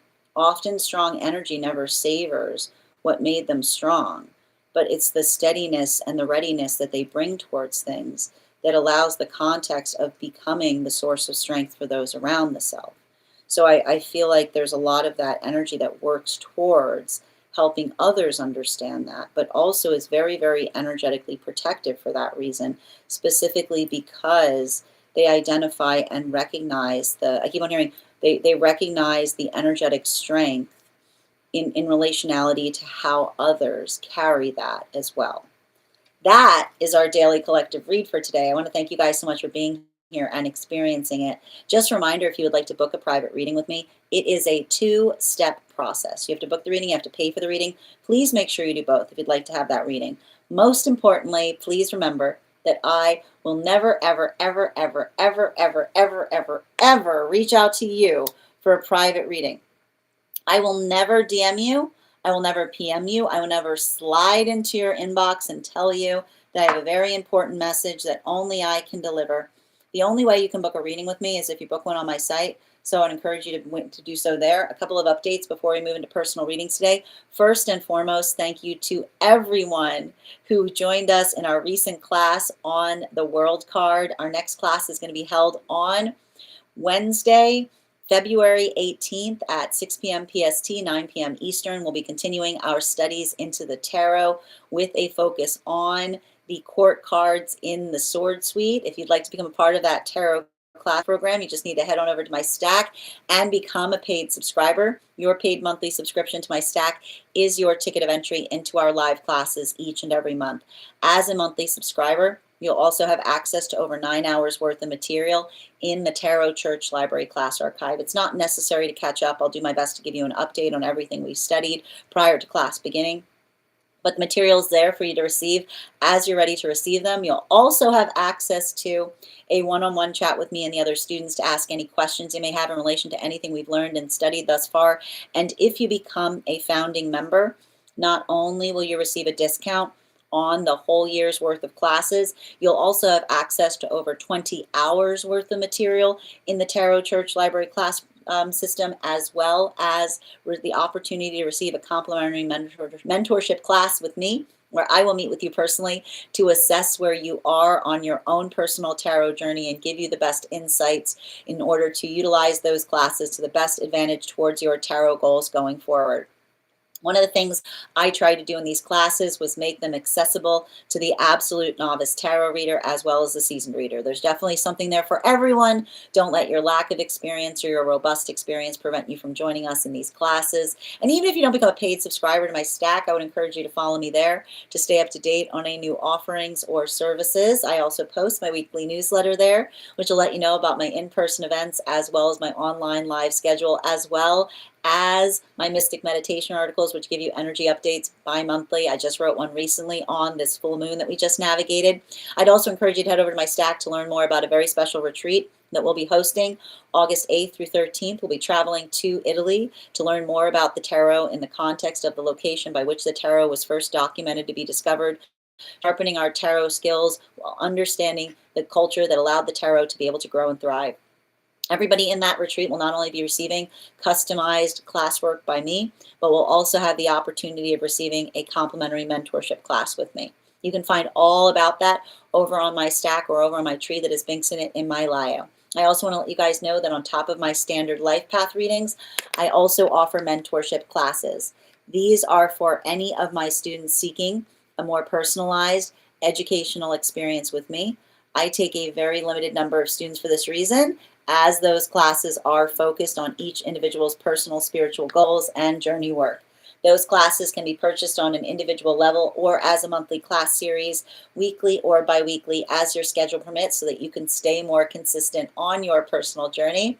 Also, for my students that are seeking more consistent weekly tarot support, I'm very happy to offer weekly tarot insight packages. That is a package of 4 30-minute readings, again, weekly or bi-weekly, as your schedule permits, so that you can stay more consistent on your personal journey. I'm also very happy to offer dream interpretation readings, which can be purchased per dream or as a series. If you purchase a series, I would encourage you to start to keep a dream journal, as we will meet weekly or bi-weekly with that journal and utilize the tarot to understand the key themes and messages coming towards you in the dream space. I want to thank you guys so much for being here today and sharing in these messages, and we will do this again tomorrow. That is our daily collective read for today. We are going to get started on personal readings. Congratulations, Avatar. You got our highest gifter for today. If anybody else would like to get on the list, and Nikki, you came in second, so you will have an additional card in your reading. If anybody else would like to get on the list for today, the list is open. It is 3 cards for a donation of 29 or more. 4 cards for a donation of 23 or more for my subscribers. Binks in my Lio. Please keep in mind, there are 2 things I do not read for across these apps, pregnancy and medical. Happy to give insight on anything in private readings, and you can book private readings on my site. Absolutely, Avatar. If you would like to give that to someone else, you can always do so as well. We're also at 24.1K likes. When we get to 50K, I will be gifting a reading back to the collective, so make sure you're tapping that screen, and we will get to 50K in no time. How are you doing today? Thank you. Welcome, Addie. You're so welcome. Thank you for joining us over on the place where we keep the videos. I'll also point out anyone who's joining us on the place where we keep the videos and photos can also get on the list today via my tree that has Binks in it in my Lio. Thank you, Jenna, for the follow. And welcome, Per. Thank you for recharging your heart knees. Guys, please remember to recharge your heart knees if you would like an animal spirit guide card on top of your 1 card. Excellent. And thank you so much, Jesse Pop, for the follow. And thank you as well, Orchid Hira, for the follow as well. Hi there, Alexandria. How are you doing today? Grand Rising, Jesse. Excellent. And Cookie, thank you for becoming the 102nd fan in my fan club. I appreciate you, and thank you for those heart knees. Good to see you today, Cookie. Blue Lady, thank you for those heart knees as well. I know those were some intense cards to start our reading off with, and thank you for those hashtags, Nikki. I appreciate you. Yep, it is a lot. Yep, oh my gosh. Thank you as well, Kathleen. And Josie, thank you for the follow. Hi, I'm new here. I'm wondering if I wanted a message. Yes, I can do mediumship messages. Once you send the donation, you just need to let me know who we're trying to tap into. It's 3 cards for 29 or more for non-subscribers. And thank you as well, Josie. Yep, all you need to do, Josie, is, as I said, you send the donation, and then you just let me know who we're reading for, and I'll do my best to have those messages come in. How you doing today, Yannette? Welcome. We just finished the free collective. We're about to get started on personal readings. And Julia, thank you for the follow as well. Hi there, dear. Thank you for the help, Avatar. I'm reflecting on that. Thank you, Avatar. It makes so much projection. Yep. And Arlie, thank you for the follow as well. Very, very different. Or into, yeah, like volcano energy. Absolutely. Yeah, the blast radius. And Cyprian, thank you for the follow. Hi there, Yassi. I'm happy to read for you on that. If you'd like to get on the list, list is open. You'll be the 2nd person read for today. Hi there, Alex. I'm taking this confirmation that my strongly worded Facebook rant was needed. As long as there's directions attached to the rant is what I'd probably say right now, Alex. Absolutely. And thank you for the follow, dear. Sending you support in your journey. I'm so happy I scrolled by this. I'm so glad you found us as well. How are you doing today, Hannah? Welcome. You can absolutely get on the list from the Thursday. Let me just find you here. I've got you here. Excellent. And you are going to be the second person read for today. Perfect. And if anybody else wants to get on the list right now, you'll be the third person read for. Thank you, Kristen, for the follow. Thank you, Lynn. I do my best. Thank you for being here and receiving these messages. Nikki, thank you for those gifts, dear. And Kenzie, thank you for the follow. How you doing today, Bianca from South Africa? I hope you're having an absolutely beautiful start to your day. One moment, just reading over. And Nicole, thank you for those heart me's. Grand Rising, Nicole. Hope you're having a beautiful day. Thank you for the hashtags. Grand Rising, Dawn. Welcome from South Africa. It's crazy how crazy this month has been. It's going to get crazier. If you already feel like it's crazy, it's going to get crazier. We haven't even entered eclipse season yet. So just make sure that you're staying grounded. Make sure that you're staying focused in relationality to the direction that you need to do things. Don't get overwhelmed. Take everything as it comes. All right, my friends, we are going to get started on personal readings right now. If you would like to get on the list, you'll be the third person read for. Great time to get on the list right now. 3 cards for a donation of $29 or more. 4 cards for a donation of $23 or more for my subscribers. Binks in my Lio. Please keep in mind there are 3 things I do not read for across these apps: pregnancy, medical, and legal. Happy to give insight on anything in private readings, and you can book private readings on my site. Oh, it's absolutely going to get crazier. We haven't even started eclipse season yet. I know. I don't know how much crazy I can handle. Listen, it's going to be fine, Nicole. Just make sure that you're taking things proportionately and make sure that you're staying clear-headed, especially as it relates to those who are coming towards you with like a lot of emotions without a lack of direction. Healthy emotions have directions attached to them. I know. All right, friends, we're going to get started. The first person we're reading for today, Avatar. Could you let me know if you'd like a general reading or if you have a specific question? You have a beautiful day, Nikki, and thank you again for all of your likes. And again, second call right now for Avatar. Hi there, Jojo. I can't handle more crazy than this. It's already too much. Listen, the way I want to describe this, and again, this is why we're talking about this here. This new moon coming up is going to feel a lot like a full moon, okay? It's a new moon in Pisces, and it's also going to be setting off eclipse season. We've also got Saturn moving into Pisces as well. Remember, like it has to do with the space of emotions, okay? The modality by which we understand that healthy emotions have directions attached to them, allowing the context of being able to put things into words with healthy directions. Direction is what we have to recognize as we are moving through the rest of this month, right? Allowing it, don't let yourself feel emotionally overwhelmed. Make sure that you're communicating clearly. Make sure that you're talking to others, not just about what's problematic, but what would be better. Excellent.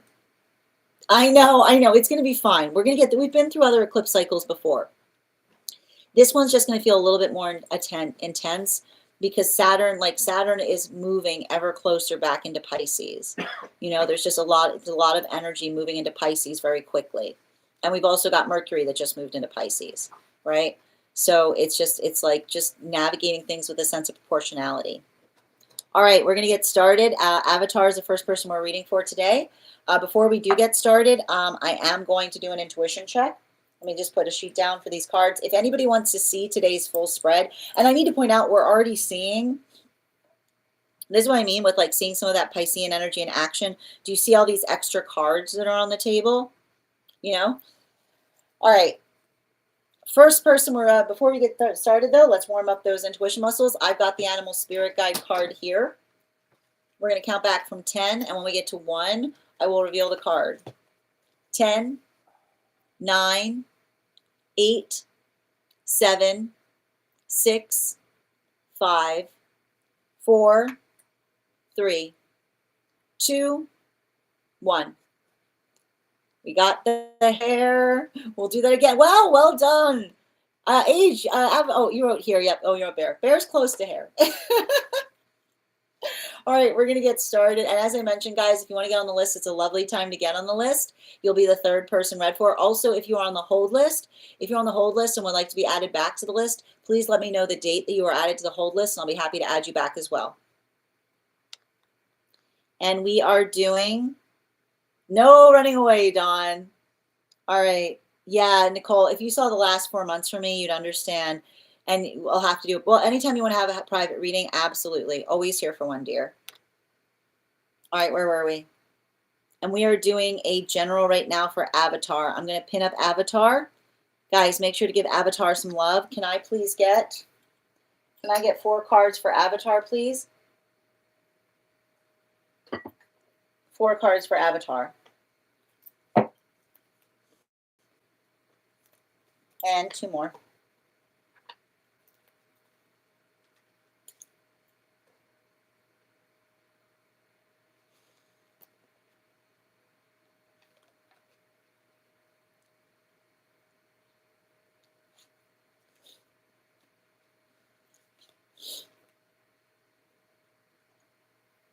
Oh, Lord. I mean, you know, it's interesting because every time I read for you right now, I keep on getting somebody trying, like, there's like someone, you've got a guardian energy trying to articulate like why you had to effectively go through something with another person. And I feel like the reason that they keep on identifying this has to do with, I keep on hearing you potentially hearing some story that is not at all what happened, is what I keep on getting, you know? And I want to describe this here because, and I don't know if this was a tendency that you noticed in relationality to another person communicating, which is like somebody who had a tendency of leaving out some really vital facts, is what I keep on hearing. And like, I want to describe this because, and it has to do, right? It has to do with somebody who has a tendency, I don't know, somebody who had a history of saying like, I don't know why, but there was all this energy that's so emotional. I think you're finally picking up on it, huh? Right? I keep on hearing somebody go, oh, that person, they're crazy. And I keep on hearing, crazy is created. Crazy is created, not found, right? Like, and I want to describe this because I feel like it's something that you now, like you've gotten, like, I keep wondering you've gotten, or I keep wondering you just got an orientation on exactly why, right? Like somebody kept on describing someone as energetically unreasonable, right? And I keep on hearing somebody who has a tendency of leaving out. I keep on hearing somebody leaving out vital facts as to why someone will be so emotional about something in the first place, right? And the modality of someone being like, yeah, I don't know, it was the wildest thing. I don't know what got into them, you know? When somebody says, I don't know what got into them, what you need to say is, what were you talking about? What were you talking about? Right? Not, I don't know what got into them. What was the incredibly, wildly inappropriate thing that you were saying to them that made them energetically like react like that, is what I keep on seeing. And I keep on hearing a message, and it's not, it's, and I keep on hearing it has something to do with, and this is why, like, especially if this is like, I keep on hearing, like, especially if, I don't know why I keep on seeing a very large person, you know, right? The modality of another person that keeps on articulating stories from the perspective of a small child is what I keep on getting, right? failing to recognize, like failing to recognize that often, right? And this is what happens, like when when an adult sees someone that's an adult behaving like a child, it sometimes elicits wild reactions, is what I keep on seeing, right? When I just keep on hearing, when adults encounter adult energy acting like a child, it brings out, right? It brings out an overreactivity or a volatility in adults, because it's frequently the modality by which another person is literally trying to articulate, being like, I don't know what got in them, being like, your lack of acting like an adult is what got into them, right? It's like somebody who continues to try to view the world in the modality of like feeling like things are happening to them instead of happening with them. And so it's like, and it's interesting too, because your guide's literally referring to them as the perpetual teenager, right? And what does the professional teenager? I was about to say perpetual, and instead I heard professional teenager. Because what does the perpetual teenager say? You're not the boss of me, right? Failing, and this is the thing about it. This is why we don't have. This is when you're an adult. You stop saying you're not the boss of me, because you have to understand that when we're in the adult mindset, we're all taking, like, we don't do things, we don't tell each other what to do. We ask each other for help, right? We look to each other for guidance. And you can't work with anybody who perpetually is in a teenager mindset, because the mindset of someone constantly having someone trying to get them to act in an adult way, and instead they see it as like, they see everything as like somebody trying to control them, failing to recognize that that's not how society works, right? In society, we take responsibility for things. It's not the fact that we tell each other to do. It's not that we want to get into a control argument every time we're telling each other what we need from one another, right? It's like you can't get anywhere with somebody who looks at every single direction of someone trying to help them as a power struggle, right? It's literally, it's madness inducing, isn't it? It's madness. It's madness inducing. It will literally, it will, like, because it's like, because what happens in that modality, right? And this person has had the luxury of energy giving up on them and saying it's not worth it's not worth the power struggle, and then they feel like they've won, but it's like they haven't won anything beyond the fact that there's energy that just gives them a wide berth, right? Like, congratulations, you won a wide berth, is what I keep on hearing somebody say. That's it. Like, you have to write that down. And they keep on saying, you can now understand. Some of the energy that they said was against you was never against you. You are seeing a lot of energy, right? That energy perpetually keeps on winning the gift of a wide berth, right?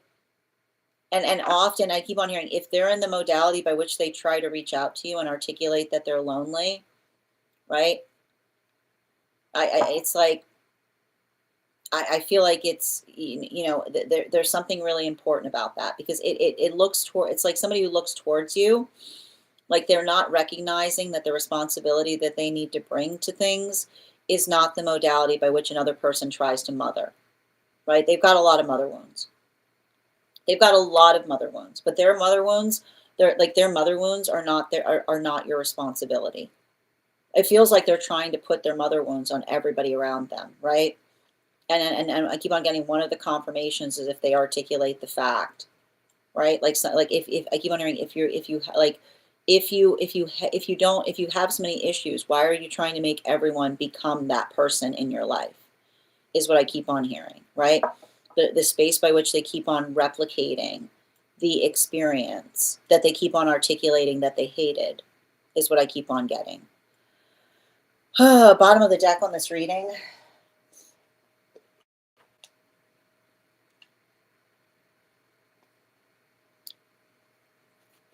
They doth protest too much. They doth protest too much. You know? If they keep on articulating something that they hated, why do they keep on trying to replicate it? If they keep on describing how much they hated something, why do they keep on replicating it? And I want you to understand that, because I would not be surprised. And the reason I keep on getting, the reason I'm being told this is because you know that they're going to try to come back. Right? That's often when I see something in this capacity, like the guides reinforcing this type of message. It's not if, it's just when. I know, and I keep on, and the guide, you know, hearing like the guides are not. I keep on hearing the guides are not harping; they're fortifying. The guides are not harping; they're fortifying. Which is, if they're continuing to articulate this to you, it's not because they don't know that you don't know it, but they're saying just, especially, they're like, just prepare for it, right? Because they're going to come towards you the same way that they came to, like the same way you've now. I keep on hearing you've now become the person that they were articulating, that they were trying to get away from at the time that you first came into connection with them, right? All those things, remember all those things that they said that were not true, their perception, right? Like I keep on getting, now that's you. So be very conscientious if they come towards you in the space of articulating that they need to get away from somebody because they didn't realize, right? Because they didn't realize how emotionally unstable they were. That person was not emotionally unstable until they met them. You know, like right? Like this is this. Well, like when like it's like, you know, pay it. Like they're saying, be very conscientious what they say when they come back towards you. Pay attention, and the watchwords you have to look for is, I didn't realize how emotionally unstable they were. They weren't emotionally unstable until they met them. You know this, right? They're carrying the emotional instability with them everywhere they go. So make sure that they're not articulating the space, especially if it feels familiar. That'll be your confirmation. They need to heal. They need to heal. And even here, I've got one of their guides saying thank you, because your ability to kind of walk away, right? They need to get in the space where someone says, like, you're not finding it, you're bringing it with you, right? They're becoming the source of others' emotional instability, because like it's like I keep on hearing, everything should not have to be a constant power struggle. And you kind of having to articulate that via healthy boundaries, right? They're going to try, what do people who are constantly going through a power struggle looking for? You're on my side, right? There are no sides. They're creating the sides, right? So make sure that you're keeping that healthy distance as you heal. Thank you so much for having that reading with me, dear. And if this message connected to you as well, it's very common for those who need these messages to be here to experience them. We are doing personal readings right now. If you would like to get on the list is open. You'll be the third person read for today. 3 cards for a donation of $29 or more. 4 cards for a donation of $23 or more for my subscribers. Links in my bio. Please keep in mind there are 2 things I do not read for across these apps: pregnancy and medical. Happy to give insight on anything in private readings, and you can book private readings on my site. Who am I reading for next? Why are all these cards out? Hannah, what did you do? I'm going to take a moment to read over some of the comments that came through as I was reading. If you want to get on the list right now, it's a lovely time to get on the list. You'll be the 3rd person read for. A lot of cards there, Hannah. Why are they all transfers? It'll be fine. We're going to talk about it. We're also, when we get to 50K likes, I'm going to be gifting a reading back to the collective, so make sure you're tapping that screen. We'll get to 50K in no time. Hold on a minute, just reading over.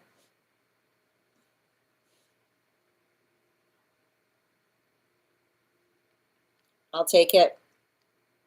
Yeah, Sophia, we already did the free reading for the day. I start the day every morning with a free collective reading. So we've completed the free collective reading. You can find it over on the place where we keep the videos and photos, and over as a podcast on Spot and Stack. We're into personal readings. If you want to get on the list, it's 3 cards for $29 or more for non-subscribers. That's what my gut was saying. Well, let this be confirmation on the gut check. Yep. Why do you say something, wackadoodle? I know who this is. Oh, I know. Yeah, I feel you. Articulated well. Yeah. You know, I feel like, so here's the thing though, especially for those with like carpal tunnel and stuff, like we're going to have issues like they're like a lot of Pisces energy can be like with like water issues, like retention. So just be conscientious of that. Yeah, the list is open, Per. I got you on it, dear. You're welcome. Yes, I know. I know. And here's the thing, but I know, and the reason they're saying this is they know how much you care about this person. You know? Like I know how much, right? Like they're irresistible. Like I see, but don't let that irresistibility get in the way of what's healthy for them, is what I keep on getting. You know? Good point. Yeah, sure, Nicole. An Akashic reading. So a life path reading is telling you where you are now. Akashic readings are reading as to why you're here, like your higher purpose. So well said. You're welcome, dear. I know preparing internally, it's going to be hard. Yep. Thank you, Nikki. I appreciate the help. You're welcome, dear. Thank you for confirmation. Thank you for also receiving that reading, Martin. Oh boy, it's fine. My question is in the general questions on disco. It's all over the place. No, it's okay. We got the cards here, so the guides are clear on it. Okay. Yeah, I get like, but that's a problem. Like, here's the thing about it. Like, I don't, you know, like you have to say to someone, it's not cute anymore. It's discern. It's not good anymore. You know. All right, where were we? Hold on a moment.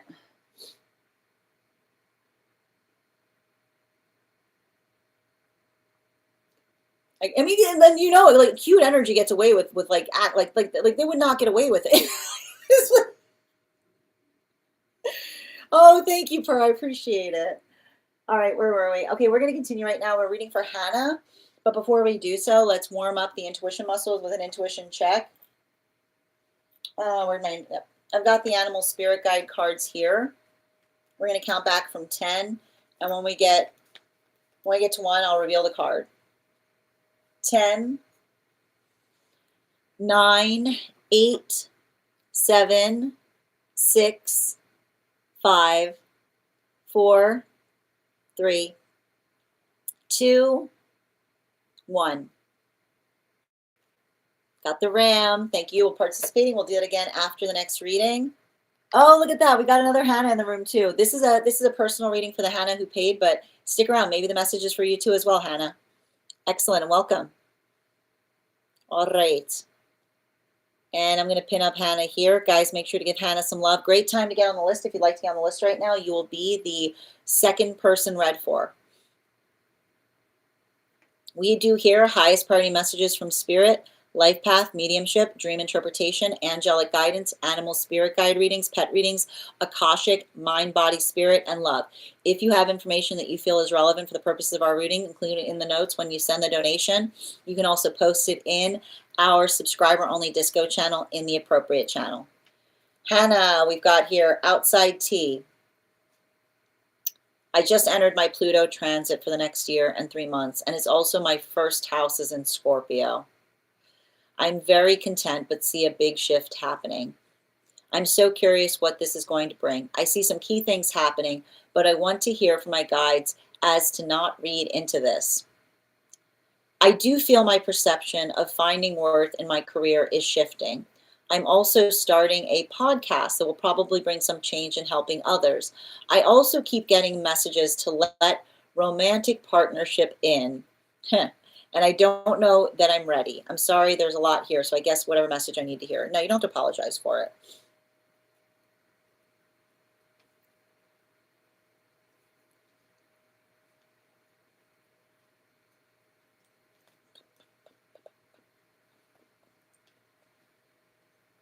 So many transverses, but that makes all the transverse has to do with the platonic energy.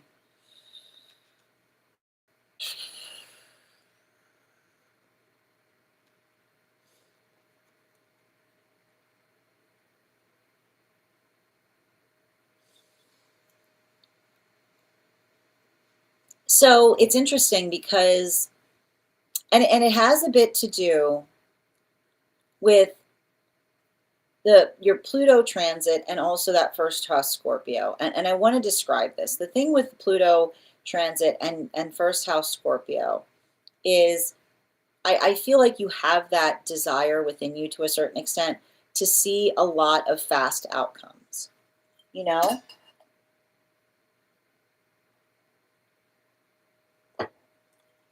Um, and I want you to understand, and I think that this is what's going to be hard with some of the work that you're doing right now, okay? I don't want you to think about like a whip crack so much as I want you to think about creeping vines, which is understanding that often things change, right? They don't need that change. Good, healthy change is often not instantaneous. And I feel like that is going to be a little bit of the work that you're coming into, which is the identification point of recognizing that a little progress every day allows for pretty significant shifts to occur, right? And it's often, right, and this is and this is often what we see in relationality to, like in relationality to a lot of that work, that you don't need to do something rash to bring a healthy change into your experience, right? And I keep on seeing that this is you utilizing this year to perfect your undercurrent, right? And what do we talk about with a healthy undercurrent? A healthy undercurrent is working through something, right? But in a way that undercurrents are healthy, right?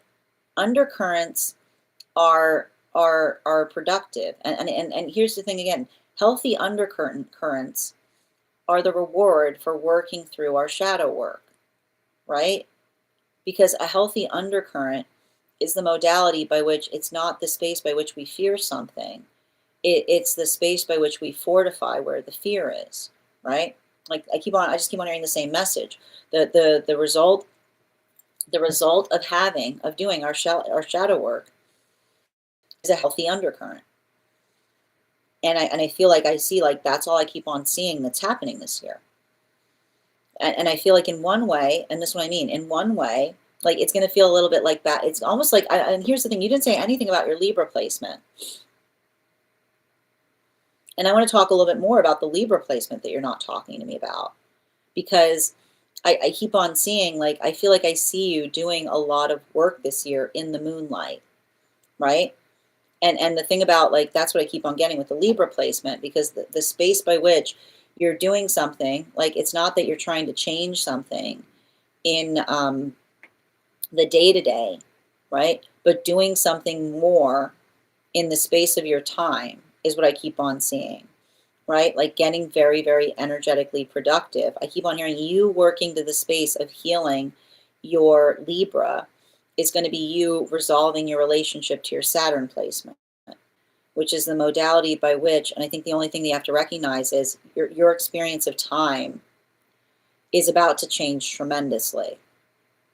That's where the shift's going to occur, right? The shift that you're going to experience isn't going to be something that like changes your day to day in some kind of devastating way. But I keep on hearing it's preparing you to heal your relationship to Saturn, which is suddenly looking at your time as a very, very precious, valued commodity, right? And this is because this is what we often see. I don't know when your next Saturn return is due, but I often see energy like this when someone's about to go through a Saturn return period. So don't get mad at yourself, right? Don't get mad at yourself if you feel like there's something there that requires change, because I want you to understand you actively changing something now is as a direct result of that. And your ability, like I said, the things that and we're gonna, and with all that said, this is where we're gonna get into that romantic stuff that you were talking about. Because, and I want to stress this, healthy relationship does not see our hobbies as detriment. Whatever this is that I'm identifying here. And I think that this is really important, because I feel like the reason I keep on seeing, and you know why you have to fix this. You know you have to heal this here, right? Whoever this was, like, ruined your ability to enjoy something. Whoever this was, like, I feel like in a way, like, it's like they gave, like they and that's not, it's not always going to feel like that, you know?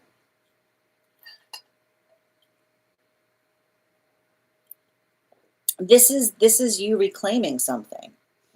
And the reason I don't, the reason I don't want you to, like, push romance away right now is, whoever this was that left a bad taste in your mouth as it relates to romance, like, that's exactly why you need to move back towards it again. You know, and it's hard because, like, I keep on getting here, like, how do I describe this?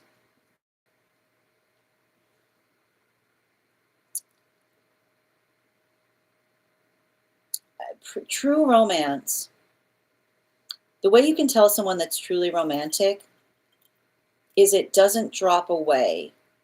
Like, it's not, keep wondering, true romance is not like a mask that falls off of someone when it's true. It's there all the time, is what I keep on hearing. It's there all the time. But this is the capacity that I said, it feels like someone ruined something for you. Because if there was some kind of experience by which somebody seemed like they were energetically perfect and then the mask dropped, that's why it was a mask, is what I keep on hearing. And that's why you have to allow romance to come back to you. Because somebody truly romantic, the mask never slips, because it isn't a mask. It's just who they are. And I want you to understand this, and I want you to really understand this as it relates to your divine counterpart. Your divine counterpart is not potentially going to be initially romantic. They're going to hold that romance preciously, is what I keep on seeing. They're not gonna wow you with it, right? It's something, I almost see somebody who has a quality of getting more romantic the longer that you come to know them, because that is the space by which they themselves are feeling confident enough to express it, is what I keep on seeing. And so I want you to be patient with yourself. And I want you to understand, as you proceed on that journey, this is the sound of you healing. The sound of you healing is experiencing others who are truly being romantic and having to experience the pain of it potentially feeling performative because of that other person. Is what I keep on hearing. That other person that tried to utilize it, right? Rather than embody it, is what I keep on hearing. And I keep on hearing there are true romantics. There are true romantics in this world. You know, there are true romantics in this world. And true romantics you can usually find because they're very careful, right? They're very protective with their romantic, right? They don't lead with it. They don't lead with it, right? They don't lead with it. They get stronger in it, is what I keep on hearing. Bottom of the deck on this reading. Yeah, remember, this is you, you're, this is a lot this year for you. Like, it does feel very platonic, but I want like platonic in the best way possible, which is working through the undercurrent. You know, a lot of this energy that I keep on seeing, like, and I want you to think about this like this, like this is you. I feel like in a way like, and this is why I meant like the Libra energy, okay? And I want you to kind of think about this. Whenever I read into Libra, I often see like Batman energy. This is you like finding your secret hideout, is what I keep on seeing with this year. This is you finding your secret hideout. And here's the thing with a secret hideout, when you find it, it's always a mess, right? It's a mess. It's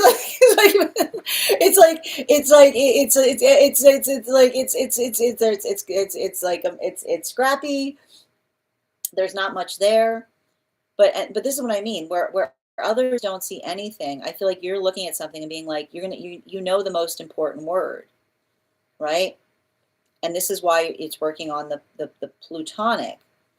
What's that really important P word that you're going to be like focusing on this year? Potential, right? So you're going to be doing something that feels really scrappy as you start, and it's the undercurrent. So you're going to say, that's not much there, but it has potential, right? And then you're going to be looking towards relationship and being like, oh, I'm not sure if this is it, but it has potential, right? So don't quit. Don't quit on things if they have potential. Potential, what does potential need? Potential needs another P word, right? Potential needs patience. Potential needs patience. Write that down. Thank you so much for having that reading with me. And if this message connected to you as well, it's very common for those who need these messages to be here to experience them. We are doing personal readings right now. If you would like to get on the list is open. It is 3 cards for a donation of $29 or more. 4 cards for a donation of $23 or more for my subscribers. Links in my bio. Please keep in mind there are 2 things I don't read for across these apps: pregnancy and medical. Happy to give insight on anything in private readings, and you can book private readings on my site. I'm going to take a moment to read over some of the comments that came through as I was reading. If you want to get on the list right now, it's a great time to get on the list, though. You'll be the second person read for. And thank you for the likes, Nicole. I appreciate you guys. We're also at 32.3K likes. When we get to 50K, I will be gifting a reading back to the collective, so make sure you're tapping that screen. We'll get to 50K in no time. And if you're joining us across the other apps today, you can get on the list via my tree that has links in it in my bio. I apologize to those who are on IG. We're continuing to have feed issues there. It's also having some issues being able to post my videos. So if you'd like to find me or connect with me on the other sites as well today, you can do so too. Hi there, Leon. I'm happy to read for you on that if you'd like to get on the list, but please don't double post your question in the comments. It's not polite to those trying to communicate in the chat space. 3 cards for $29 for non-subscribers. Libra, Jupiter, 12th house. Yep, that makes sense. Carlene, thank you for the follow. And what's up? Thank you for the follow as well. Originals, thank you for the follow. I know that's exciting about the podcast, though. All right. Yeah, embody the Knight of Pentacles, slow and steady. That's exactly it, right? Purpose, potential needs patience. That's the Libra and Jupiter. Yep. Yeah, hi there, Janet. How you doing today? Have a great day, Avatar. Tromance. Yeah, exactly. I love that. That's what I need, because all I see is a mask when someone is romantic right away. But that's because of that person. You know? Like, don't let that phantom energy mess things up for you. Don't let that phantom energy mess things up for you. I know how hard it is. Like, this is you remembering that not everyone is like that. And Mirror, thank you for the follow. Do I need details of the dream to do a reading? I had a nightmare. No, I can do the reading with the fragments. Right? A lot of the work that we can do often with the tarot is putting the fragments back together. So if you've got fragments, I can usually work with the fragments. Yep. Yeah. Yeah, there you go. And there's confirmation. Thank you, Per. Thank you for posting that. I'm going to pin you up. So, like, yeah, Per had a reading on a dream that they couldn't remember. Sometimes doing the reading rekindles the memory of the dream. That's so beautiful and exactly what I needed to hear. You're so welcome, Hannah. Thank you for having that reading with me and sending you support on that journey. Thank you as well, Dawn. Nicole, would I still be able to get a reading if there's a lot of legal stuff affecting the situation. I cannot read on the legal stuff, right? But I can read on it. I can read on it energetically. So as long as you're not looking for legal advice in the dream space, we can definitely read on the energy surrounding the situation. Yep, I just drew the Knight of Pentacles yesterday. Thank you for confirmation on that too, Hannah. And you only drew one card. Oh, that's wild. Thank you guys for supporting each other in the comments. All right, we're going to continue right now. Next person on the list for today is Per. Per, I believe we're doing a dream interpretation. Okay, good. Well, that's good. I'm happy to hear that. I mean, I'm sorry. I'm sad that you're going through an issue, but I'm glad to hear you're being supported through it. All right, and we've got Per here, really short dream on the disco. Guys, it's a great time to get on the list right now. If you want to get on the list, you will be the next person read for. 3 cards for a donation of 29 or more. 4 cards for a donation of 23 or more for my subscribers, Binks and my Lio. Please keep in mind there are 2-3 things I don't read for across these apps: pregnancy, medical, or legal. Happy to give insight on anything in private readings, and you can book private readings on my site. Lisa, I stepped away. What did they say about Michael? Yeah, no, we were saying I just pinned up. I can read for fragments. Like often we can utilize the space of the fragments to put the dream back together. I just need the fragments. I've done it for Per as well. Like when we don't have the full understanding of the dream, the tarot sometimes helps us pull the dream. And sometimes when I'm doing it, you'll start to recollect the dream as we're reading for it. Excellent. So if you wanted, you can either send the donation via the payment forms that are found in the tree that has Binks in it in my Lio, Nicole, or if you want to give a gift equivalent for a reading, it's the gift of a baby dragon. Before we continue with Per's reading right now, we are going to do an intuition check. I've got the animal spirit guide cards here. I'm going to count back from 10, and when we get to 1, I will reveal the card. 10, 9, 8, 7, 6, 5, 4, 3, 2, 1. Or a skunk. I don't think there's no skunk in this deck. It'd be really cute if there were, though. They're so cute. All right. Close. All right, I'm going to pin Per here. Guys, make sure to give Per some love. We've got a dream coming through. That means we use the dream coconut. I like that one. Okay, let's get to it. Short dream. Outside tea. In my dream, I received the perfume I had ordered. I truly can't remember anymore which one it was. Along with an extra, a bonus bottle of perfume. On the label of the extra perfume, the words Santal 33 were written. I don't know if this is generally known, but Santal refers to sandalwood in the perfume industry. I was really happily surprised by the extra bottle because in my memory, I was only supposed to receive the bottle in the 6th month of the year, June. The reason I became interested in an interpretation is that the bottle of Santal 33 was continuously brought to my attention visually. It was a short dream that felt as if it lasted a long time. 4 cards, please.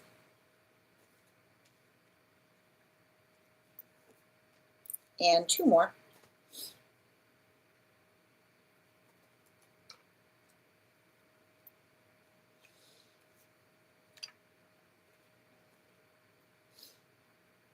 Okay, where were we?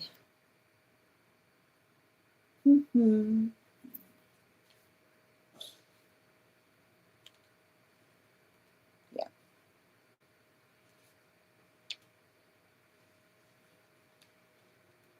So the dream has to do with a manifestation goal coming to fruition. And it's a message from the guides in relationality to recognizing and identifying and learning things along the way. And the way that we effectively see this is because you basically articulated that you received a perfume you had ordered. So in the modality of this dream, this is what we like, the perfume itself is representing a manifestation goal, right? And that's what you can almost see when you think about your manifestation goals like that, right? Like something that you order, something that you request, something you say, I would really like this, right? Effectively coming towards you. And there it is, right? Now, in the space of being able to order a bottle of perfume, there was another bottle that came with it. And on the bottle were the words Santal 33. Now, this is important because, again, I'm sure that you might recognize this, but the thing is, whatever perfume you ordered might potentially pale in comparison to the Santal 33, because Santal 33 is a very expensive bottle of perfume. It's very, it is not, that is not a diminished sample of something. It's a very high quality perfume. And in a way, in the space by which another that was sent to you, right? And this is often what happens, right? What often happens in the journey, and I want to point this out, and this is the most important thing. Did you notice what happened in the dream space? You said, I ordered one perfume.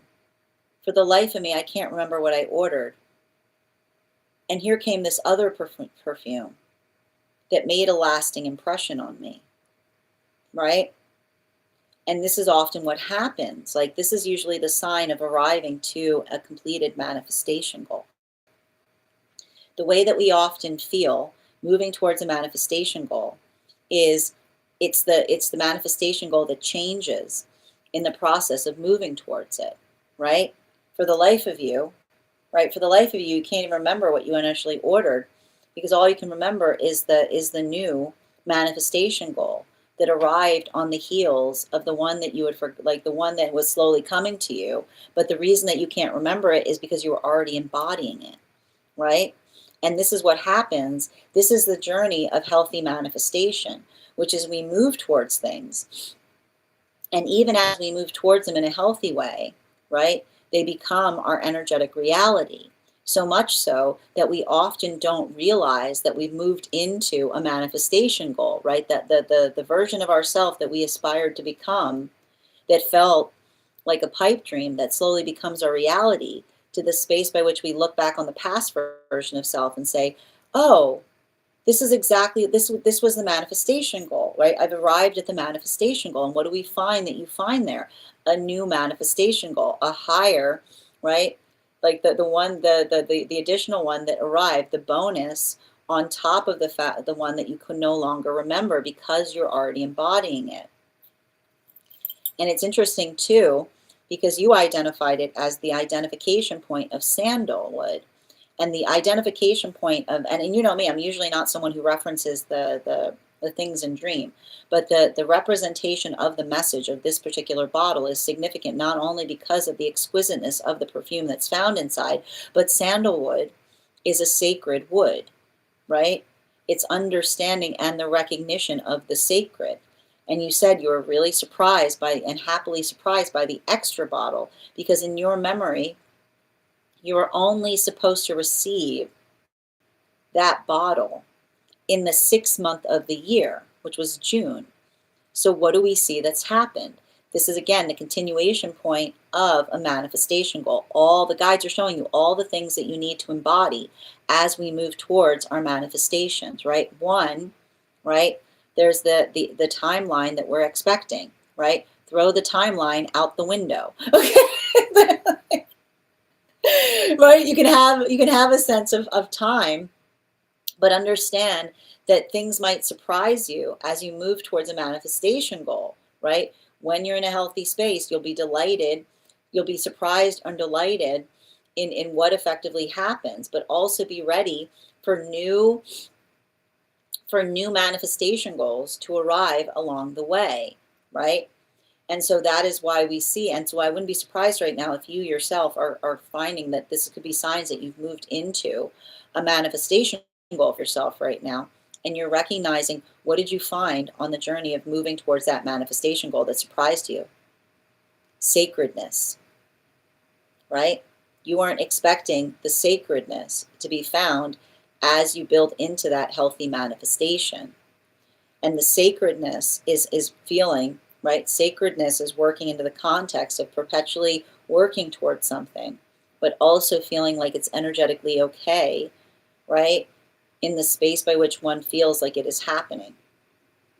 And it's interesting too, because you articulated that in the reason that you became interested in the interpretation was it was continuously brought to your attention visually in the space of the dream.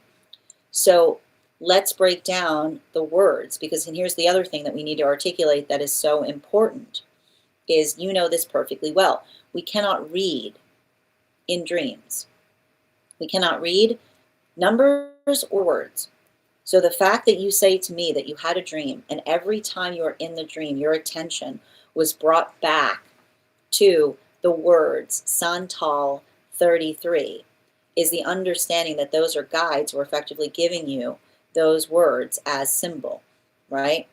And it's interesting too, because we see that the duality of three is the understanding of, and Santal is also, and here's the thing about it too, Santal is also similar to sandal, okay?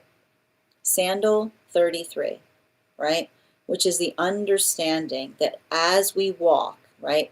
As we walk a sacred manifestation, right? So as we walk a sacred manifestation, the sandal, the sacred and the santal, so the sandalwood and the sacredness of the word sandal. So as we walk a sacred manifestation, the things that we will discover is the arrival point of an even better manifestation, right? It is the refinement of the manifestation that becomes even more sacred and important, because it is the energetic elevation point by which we forget, right? We forget why something was so necessary to us in the first place, because we arrived to the prioritization in relationality to what was important towards the reason that we desired something, right?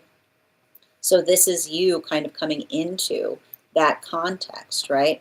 It's identifying and recognizing the sacredness of the journey that you did not expect to find as you were trying to move towards a manifestation goal. And again, when we have a healthy manifestation, it drives us to sacred spaces. It helps us understand and identify and understand us more. It helps us be able to see the energetic beauty of the journey. It sometimes delights and surprises us because we find things there that we weren't energetically expecting. So all of this is to say that that is what we see is happening. And the modality by which you identified that, you said, I can't even remember what the original one was, but this one really felt like it was focusing, is you potentially even feeling like you are getting in better space by which you identified the sacredness of a journey. Feels like it's the manifestation goal of being able to energetically build into your own higher self, right? Because it's the understanding of the extra gift that the higher self is delivering to you, even as you move towards that manifestation goal, by which you can't remember why it was important, because you've become, like, how can you remember something that you've energetically become, right? It doesn't feel like it's far away because you've arrived at that destination. Bottom of the deck on this reading, right? Like the Four of Wands in its reversal.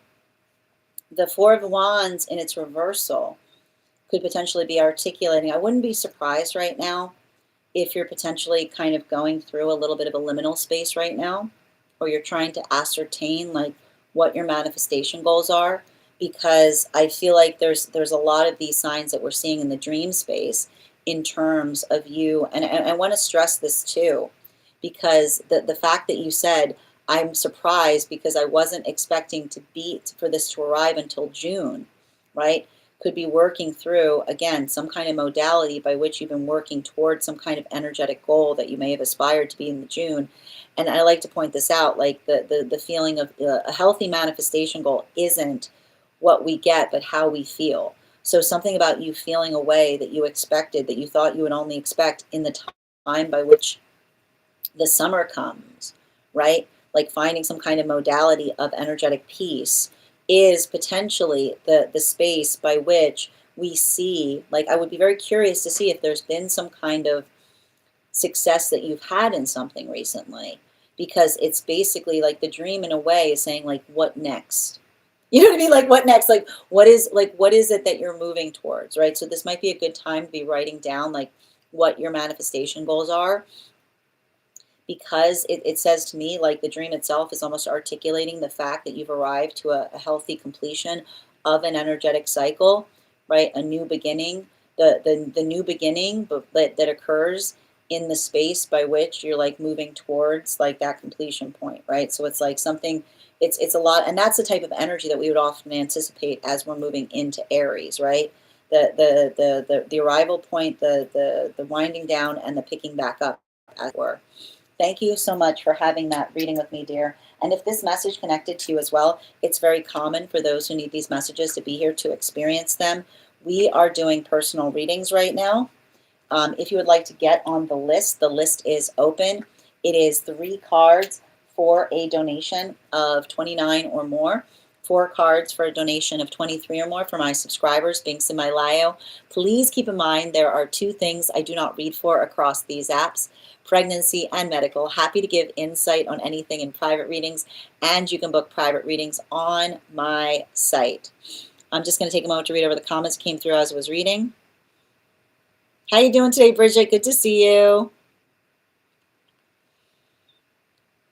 Excellent. And here's the thing, even you articulating, it was not the one that you thought, that it wasn't the company that makes that perfume. The bottle was different, which means it was the message.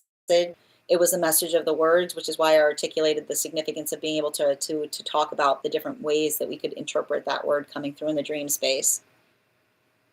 Yeah, I could not, don't even remember what I manifested. Exactly. Timeline, what's that? Time is non-existent in my Libra stellium world. That's fair. I understand that profoundly. Tammy, thank you for the follow, dear. I love that message. It was a beautiful dream. Thank you for having me be able to read for it. Victoria, thank you for reposting. Spider, thank you for the follow. Bach, thank you for the follow as well. Just bear with me a moment, please. Go. And guys, please remember, true readers don't ask you to message them, and I will never reach out to you for a reading. Beeswing, I'm happy to read for you. If you'd like to be on the list, you'll be the next person read for. I completely understand what you're saying. Thank you as much. You're so welcome, Per. Happy to read for you, Bees, but the way you get on the list is you send the donation, and I'll be happy to do a reading for you. It's 3 cards for 29 for non-subscribers. Oh my gosh, of course. You can definitely get on. You said, what date was it? 1/31. Just bear with me a moment.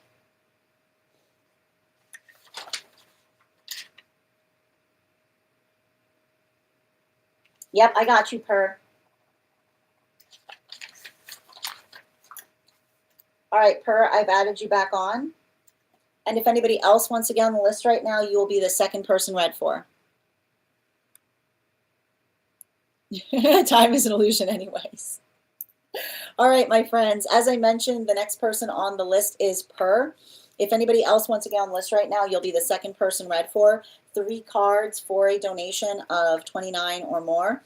4 cards for a donation of 23 or more for my subscribers, links in my bio. Please keep in mind there are 2 things I don't read for across these apps: pregnancy and medical. Happy to give insight on anything in private readings, and you can book private readings on my site. If anybody else wants to get on the list right now, the next person, you'll be the next person read for. If you're also on the hold list and would like to get back on the list, I just need the date that you are added to the hold list. I'll be happy to add you back as well. And if you are joining us across the other sites, you can also get on the list today via my tree that has links in it in my bio. We do here highest priority messages from Spirit, Life Path, Mediumship, Dream Interpretation, Angelic Guidance, Pet Readings, Animal Spirit Guide readings, Akashic, Mind, Body, Spirit, and Love. If you have information that you feel is relevant for the purposes of our reading, you can include it in the notes when you send the donation. You can also post it in our subscriber-only Disco channel in the appropriate channels. We are going to open up while we wait for Per's question. Oh, hold on a minute, Nicole. I don't know of the exact question. Can you just do a medium spirit guide to guide some clarity? Absolutely, Nicole. If you send the donation over, we can definitely just do a general reading to be able to, yep, when I come up with the intention. Yeah, that's what we consider a general life path reading. So if you want to send the donation over, I'm happy to do a reading to accommodate for that question.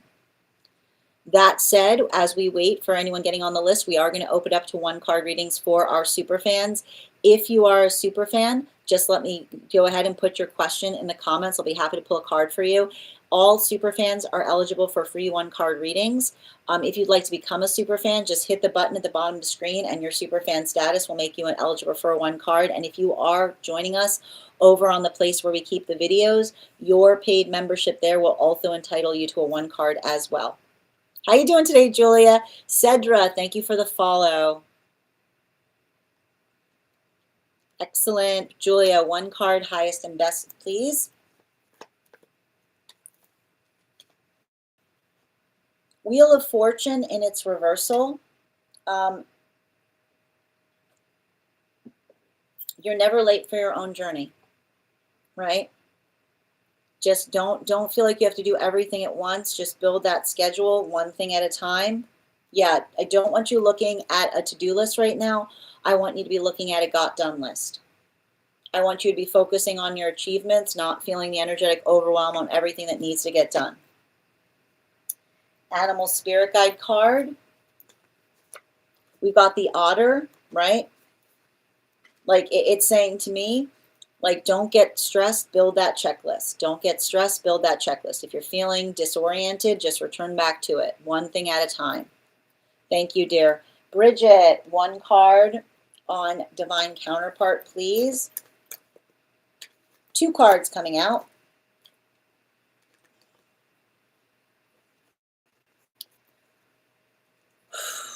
I feel like I see somebody that's trying to do a lot of work to step out of their comfort zone to meet new people. And I can see they hate it. Like they absolutely hate it, is what I keep on getting. But I feel like they're like it's like it's not about, I keep on hearing like they have to do it. They're like they're almost recognizing, they're like, my divine counterpart will also hate it too, right? Like it's like I feel like this is someone has not had to date, you know? Like I don't know why, but it feels like I don't know, like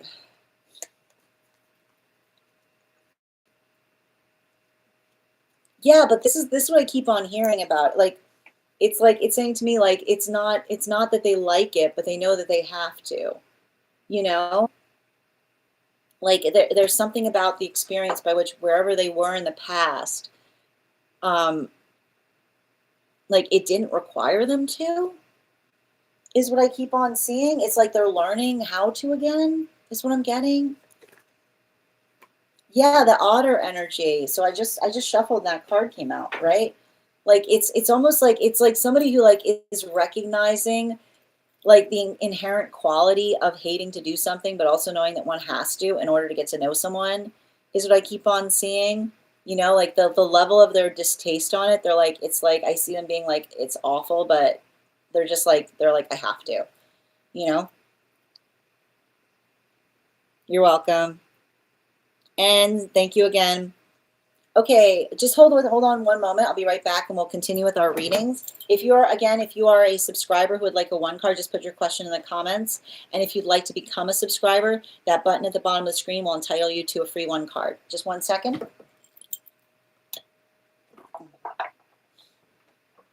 1 second.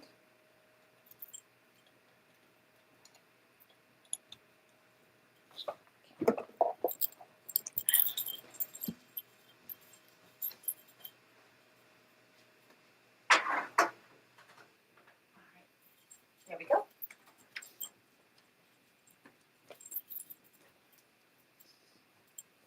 Where were we? You're welcome, dear.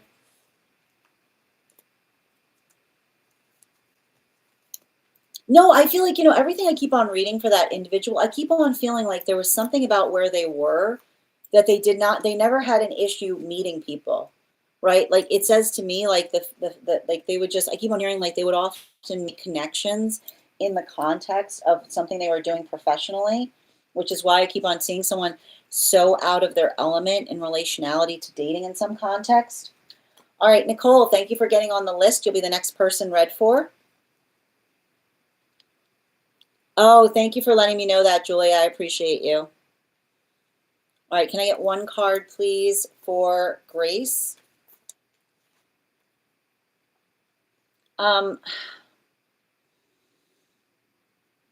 Now is a good time to write down your accomplishments. Write down what those goals are, right? I keep wondering, if you're feeling lost, you have to start, writing down some, I keep on hearing, some kind of reward system for yourself. Like being able to do something and then being able to reward yourself for it is what I keep on getting. Yeah, especially with the Knight of Swords,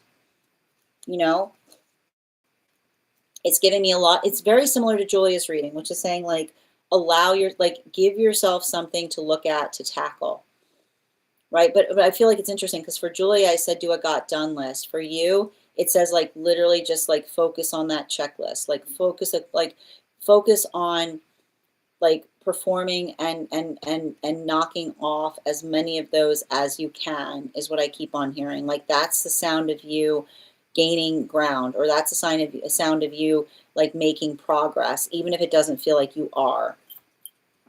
Animal spirit guide. Yeah, you got the blank manifestation goal right now. This is you kind of building a template for yourself, right? And staying very focused on it, right? It takes time to, something that feels impossible when you first start doing it becomes integral, when we stay committed to it being energetically important. Excellent. And everyone who is a subscriber, would ask that you hold in terms of asking questions. We just had someone else get on the list, so we'll return back to that once we complete the personals. And if anybody else wants to get on the list right now, you'll be the third person read for. Just finishing up the one cards for now. Claire, one card, highest priority, please. You do not have to talk to anyone that you don't want to, right? And I keep on saying, if you've articulated to someone what they need to do to have a conversation with you, and they continue to talk about do everything but that thing, it's not polite to be insistent, right? It's not polite. It's not courteous to be insistent.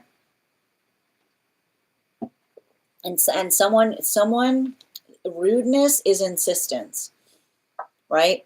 It's not the space by which, but not letting someone feel like you've articulated something and then you stop responding when they're not getting what you say to them is what I keep on hearing. Animal spirit guide. Yeah, the water dragon, right? Especially if somebody runs hot and cold, 1 minute they're all emotional, another day they're not, right? It's not, I keep on hearing healthy relationships shouldn't be the space by which we're trying to perpetually understand what's going on in another person's headspace, right? It's never that you should have known, been you should have told me. Absolutely. I got you, Nicole. Thank you, dear.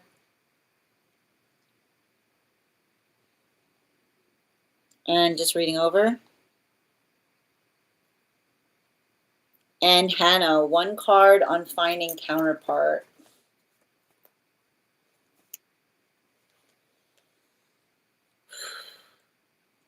I feel like I see somebody that's putting a lot of focus on their mental health, and I think in one way it feels very positive because I see somebody who's trying to do something in some way, shape, or form by which it feels like they're making a difference. Bottom of the deck. Yeah, I see this, this is a lot of that Three of Wands in its reversal, which is they're, I feel like there's something about them where they recognize they have a tendency of going into hermit mode, and they're just they're pushing themselves forward to feel like they're doing something productive. Animal spirit guide, yeah, bear, someone super protective, and I feel like it's somebody who's trying to protect others is what I keep on hearing. And I keep on hearing someone say this is not why I signed up. I hear somebody saying this is not why I signed up for something, Like they're going through a lot of emotionality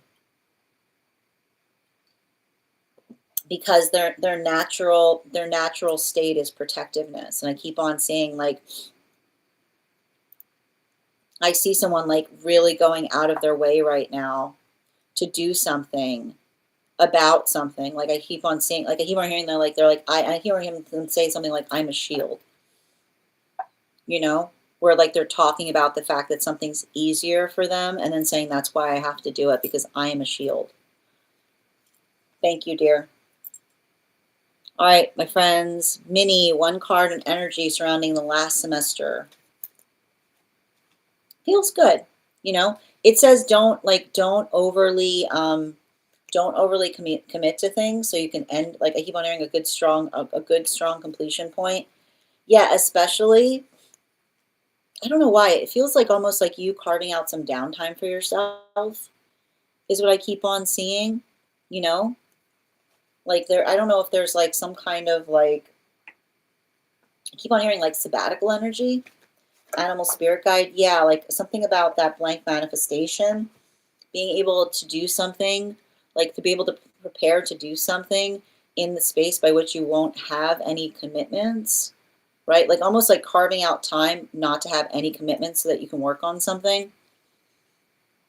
And thank you for that, those heart knees, Joanne. All right, we're getting back to personal readings right now. And I'm going to pin up Nicole here. Before we get started on the personal reading, let's warm up those intuition muscles with an intuition check. I've got the animal spirit guide. We're going to count back from 10, and when we get to 1, I will reveal the card. 10, 9, 8, 7, 6, 5, 4, 3, 2, 1. We got the goose. Thank you for participating. We'll do it again after the next reading. And I've got Nicole here.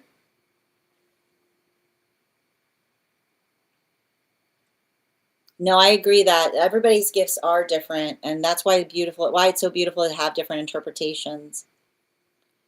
All right, where were we? Just reading over Nicole's comments. I also read tarot. Oh, you do private readings, but I block my own energy for some reason. No, I always like to point out, listen, Nicole, I teach tarot as well. And I always say the two hardest people to read for when I'm teaching is people who are close to us and ourselves. Because like it's the ego, it's the ego. It's like it's very hard to get around it. So absolutely happy to read for you. Okay. So it sounds to me like we're doing a life path reading. Oh, and thank you, Joanne, for joining my fan club. That entitles you to a free 1 card. I'll be giving you that once we complete the this reading. Okay. And I'm gonna pin up. Okay, I'm gonna pin up Nicole here. Guys, make sure to give Nicole some love. 1 moment, please. Why can't I pin? Come on. There we go. My goodness. There we go. All right, can I please get 3 cards for Nicole? Highest priority messages, please. And 2. And 1 more, please.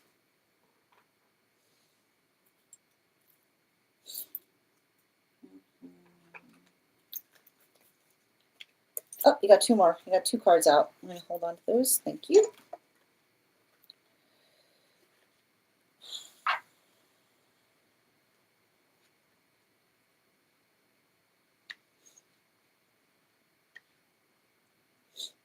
I mean, you got a lot of past life stuff coming up. You know?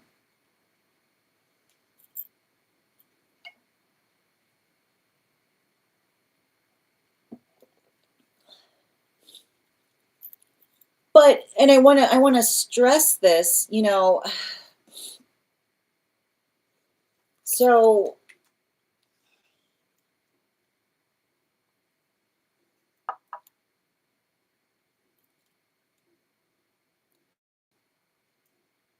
I mean, you not being able to read for yourself is new.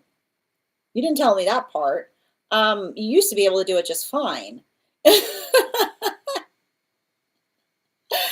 I want you've cleared some karma here. They're not letting you like, yeah, you understand what's happening. Hold on, let me explain this. Um,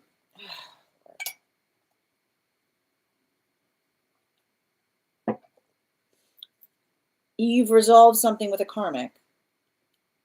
I mean, congratulations on that. But and I want to describe this. Like sometimes when we resolve something in a karmic space, it can make us feel a little adrift, is what I'm seeing. Because I know that I know you asked for a general, but you asked for a general and you're getting an akashic, which is basically explaining why you're now having you were fine reading upon it when you were fine reading upon it before, right? You were fine reading upon it before because you recognized the shape and nature of the work that you were doing. But I know how hard that was. You know, it was a big ask, but it was necessary. And I want to describe this like they're talking like and I think like I'm going to tell you a little bit of what you know about this because I know you hate it, but there's a difference there's a difference between going back to someone or going back through something when you recognize that someone is energetically progressing, right? Progressing, not regressing. Progressing, not regressing. And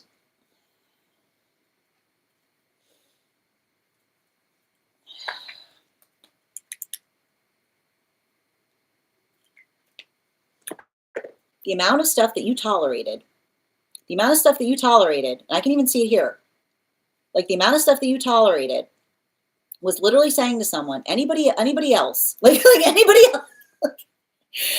else at this point would be like, whoa, whoa, whoa, walking away from someone. And the modality by which you say to someone, I'm going to give you one more chance to see if you can fix that. Because it's literally the situation by which I see you having to say to someone, I don't want to have to go through this again.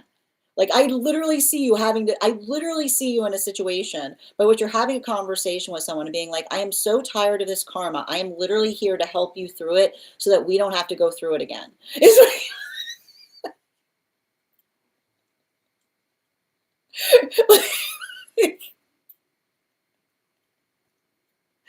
I know. It's just, I know. It's frustrating. Okay. And it's usually harder. Yeah, exactly. It's usually harder when you have like the full context of why it's so important and literally trying to say to somebody, like, I am doing this for the both of us because you even remembered the time they had to go through it with someone before.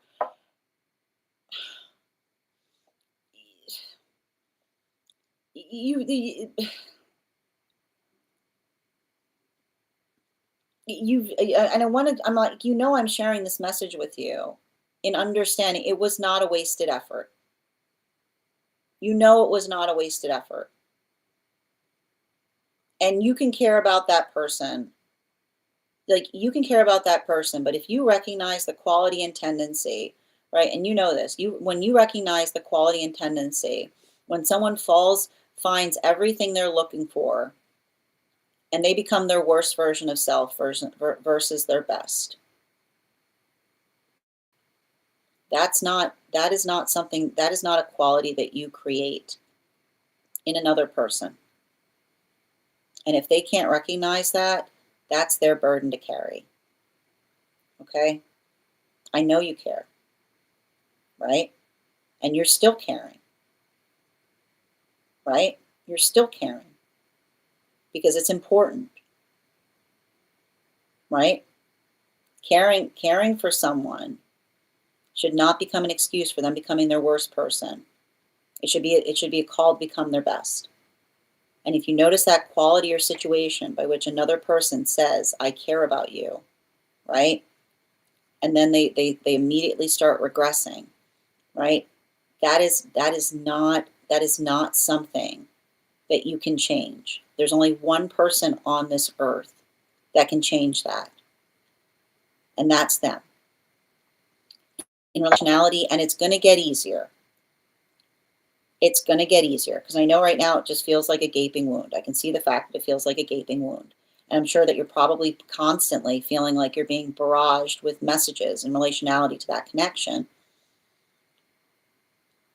You got to give it some time, because whatever I'm seeing here, and I can see this, the reason you can't read for yourself right now, right?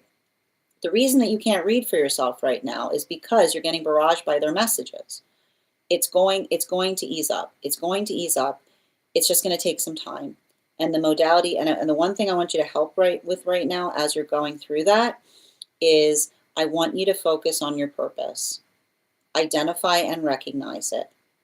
Because the one thing I keep on seeing, and I think that what's going, like, you have, like, and I keep on getting this, you've overcome a massive energetic hurdle, right? And it hurts. Sometimes when we overcome a massive energetic hurdle, it hurts a lot.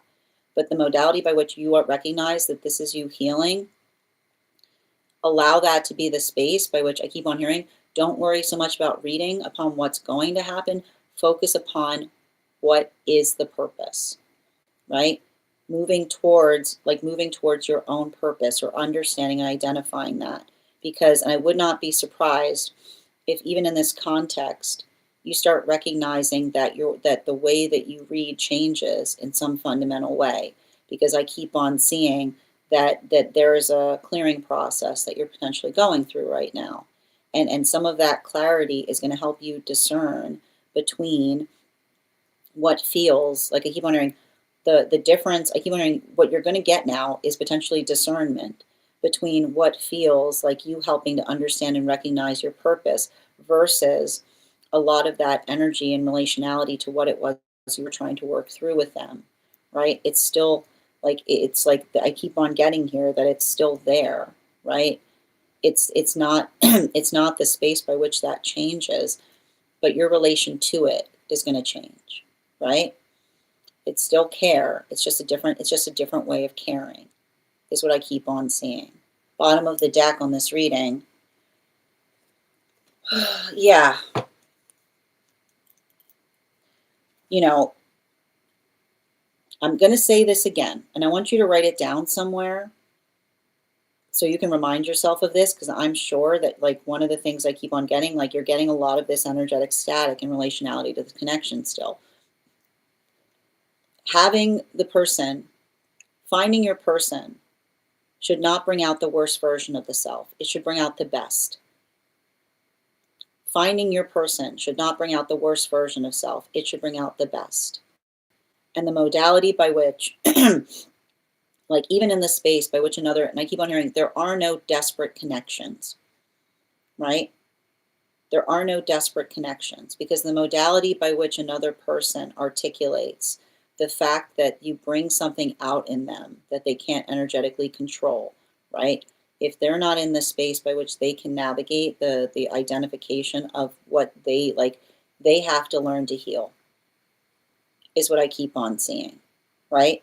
A healthy relationship makes you feel things that you've never felt before. And this is why we prepare for them. And if they have not done the work, and they're trying to articulate the fact that every time they're around you, like, you're not doing anything to this person. And I need to stress this. If they're trying to make you feel like you are, if they're trying to create the false context that you're doing something to them, they don't understand what's happening, right? It's not the space. You aren't, like, do not become the source of this person's projections. And if they're in the modality by which I keep on seeing, if they care, if they were ready to energetically heal, then they understand that it's not the space by which they say that they hate you one day and they love you the next. Healthy energy is consistent with how they feel. They don't come into the modality of articulating I keep on hearing, like, even in the space by which you articulate and identify, like, even in the space by which you recognize, like, I keep on hearing, the opposite of love, of hate, the opposite of love is not hate. It's energetic indifference. Like, even in a modality now where someone is trying to, like, make unhealthy energy around you, like, that is like the modality. Like, I keep on hearing, like, prepare for the apology that you have to now say to someone. There's no apology that can ever happen between us because you've shown the full side, like you've shown the full force of what you do when something isn't going the way that you aspire or desire it to, right? You know that there's love behind all of this. It's really distorted, but that's why I keep on seeing the most important thing you can do is not allow yourself to get volatile. Don't let this be some kind of unhealthy love language between you and another in relationality to how they're feeling, right? That space of completion by which you articulate, right? Don't let it bring out your worst version of self. Don't match energy. Don't match. Don't match energy. Don't match energy. Remember who you are. Thank you so much for having this this reading with me. And if this message connected to you as well, it's very common for those who need these messages to be here to experience them. We are doing personal readings right now. If you would like to get on the list is open. I've got 5 spots left today before the list will be closed. 3 cards for a donation of $29 or more. 4 cards for a donation of $23 or more for my subscribers. Links in my bio. Please keep in mind there are 2 things I do not read for across these apps: pregnancy and medical. Happy to give insight on anything in private readings, and you can book private readings on my site. We're also at 44.6K likes. When we get to 50K, I'll be gifting a reading back to the collective, so make sure you're tapping that screen. We'll get to 50K in no time. How are you doing today, Vaga? One moment, please.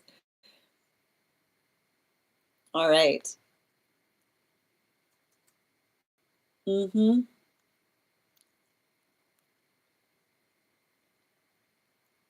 One moment. We got to talk about this. Why are you so upset about the goose? It's a beautiful, it's perfectly lovely. What are these strong feelings? Where are these strong goose-related feelings coming from all the time? And Joanne, thank you for joining my fan club, dear. Excellent. I have a really difficult relationship with the goose. It's like the opposite relationship of Nikki with the frog. You're welcome, Joanne. I noticed. Thank you for that heart, dear. That makes sense. Yeah, I can see it. And unsavory, thank you for the heart puffs. I know it's not easy. It's still not easy. You know it's not gonna be, there's nothing easy about it. Yeah, I know. But like I said, even in this, I want to say, like, as loving as possible, and even more so through another person's ridiculousness. You know? Yeah, I can see it. Like you've got a good reason for it. I know, Nicole. It's frustrating to let go. That's the thing about it, right? And here's about it. I know that you weren't trying to teach them a lesson, but you understand what I'm talking about. Like, it's not our job to teach each other lessons, but I know what you mean by that, right? Like that you recognized, you saw the familiarity of something that was unhealthy. Yeah, I do care, but I absolutely, yeah. And this is the guide saying you made the right, yeah, you had to, this life, last life. I know, but listen, like you had to energetically try, right? Yeah, you had to completely let go in this life. I'm struggling, but again, you understand. Yeah, and I don't know, and you don't know what that's like. But here's the thing, this is what I mean. Like this you doing that too, right? Like you have to trust your intuition on this. And I keep learning the path forward is gonna get clearer, but like working through the context of like having it, like it's like you're navigating a lot of that interference right now. Yeah, our souls are connected, but this is a lesson for both of us. And this one, and I need to point this out, right? You recognizing that you're doing what you know is the healthy thing is the important thing, right? Healthy for both of you, right? Like that is what you have to walk into something with, the intention of saying this is healthy for both of us. I don't know. I love the fact that you're just like, I don't know why. I don't know why I feel so strongly about it. Yeah.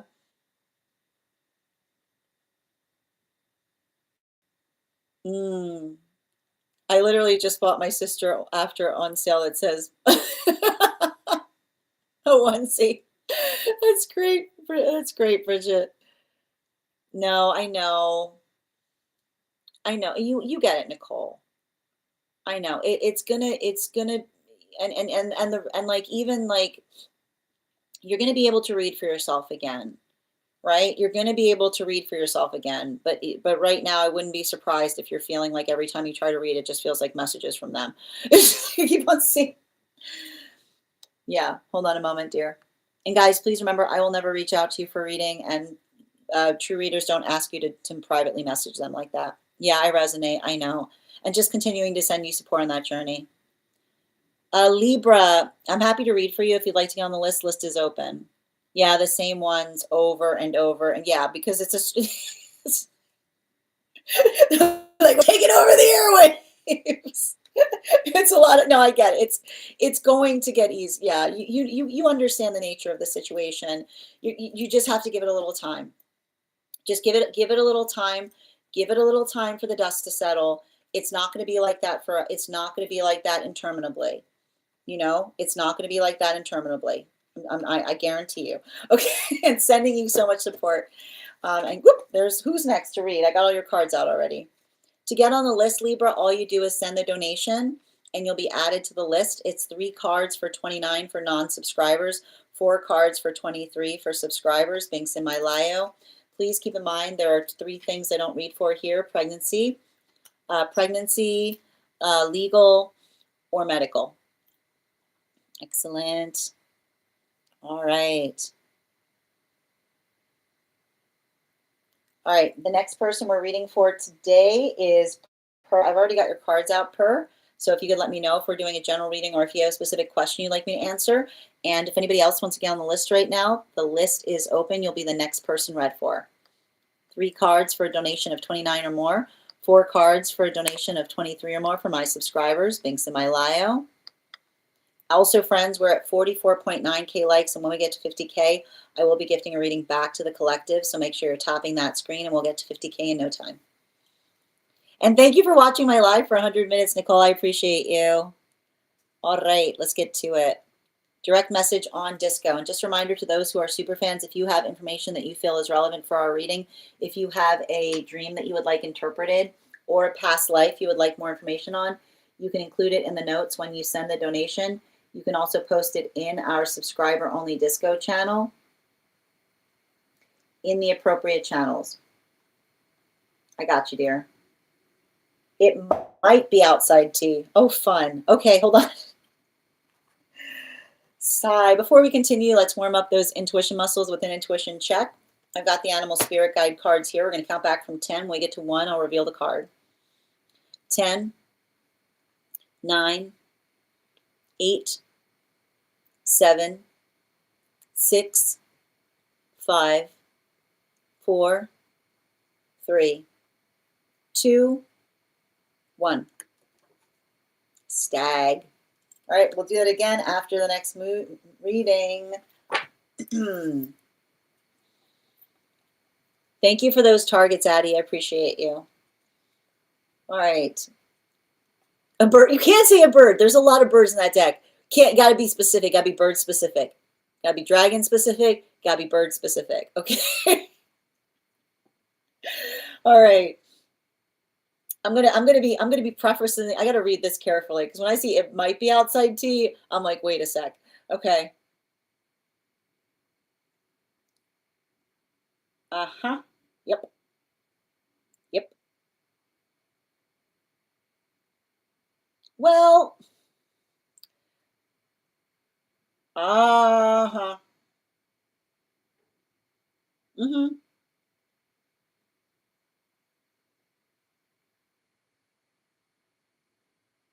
Mm-hmm. Yep. Okay, I'm gonna keep this one a little. I'm gonna keep this. All right. Um. Okay. Absolutely. Wow, that's wild. All right. I mean, if you guys consent, I'm happy to read it out loud because it's really cool. All right. Cool. Um. So effectively, basically, so reading this over, okay, so this is at the end. I had a dream in May of 2025 where I could read the Akashic Records evaluation of myself and other people. I couldn't read anyone else's tea but my own. There. I also remember that you've told me that I was not really supposed to read the evaluation. One of the other people I saw on the evaluation list was another member of this collective. I told them about this, and they had a great idea to ask my guides about this. Yes, and I asked my guides what this might mean for her, and the following was shown to me in my liminal space. 3 Italian words connected to a cliff, and the words had to be said, yep, and seeing them walking down the stairs. And since I'm potentially unlocking new gifts, I'm curious what these visions could embody. This is probably a message for me, but maybe for them as well. I got you. Okay, can I please get 4 cards to clarify? Thank you. Okay, yes.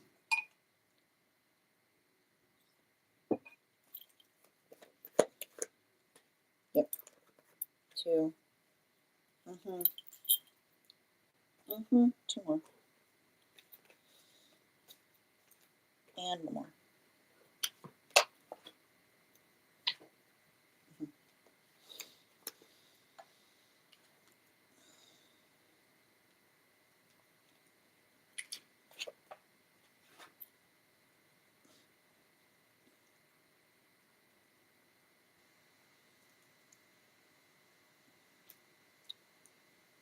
So let's talk a little bit about what we see that's happening with you and your connection to the Akashic. The modality, so you have to understand the space by which, and we talk a lot about this here, right? We talk a lot about being energetically intentional as it relates to why and how one wants to connect to energy. This is often why you understand the fact that there are certain avenues of spirituality that you literally cannot connect to if you are power hungry, because it is very like the space by which we connect to things based on our intention is the space by which we are effectively able to access information, right? This is why we talk about intention is key, because if you're in the modality by which you want to do something because you're like it would be cool, that's not a good thing. It's not a cool, not a good thing. Actually, very dangerous. It's like, give me the keys. Be like, why do you want the car? Okay, it's it's what we do in every context, which is saying when you navigate something, you have to have a certain level or degree of responsibility, right? You have to understand. You have to. This is what we talk about with understanding sacred work. When you understand that something is energetically sacred, then you're very, very careful in relationality to how you navigate it, right? And the way that we effectively articulate that, and you've had experiences like that. That's why you literally have a guide when I read for you that's perpetually apologizing to you. And they're saying, and this is why they keep on saying, I'm sorry I had to do with that to you, but I think that now you get it, right? Which is saying, like, I wasn't trying to energetically scare you, but I needed to tell you that I was trying to care for you. And when we're doing something that's very important, we have to navigate it with a care and dexterity in terms of how important that is. And so this is why we see that in the space of the dream that you had, what did you see was happening? You articulated that you felt that you had access to information, but that you could only read your own. Yeah, that's very typical. That's very typical in relationality to to moving towards the space of building into the understanding of saying that you had worked. That's a gift, and you have to understand the dream itself was a gift. And even in the space by which I said you weren't supposed to, it's not that I said you weren't supposed to. I didn't say you weren't supposed to. You're misquoting me.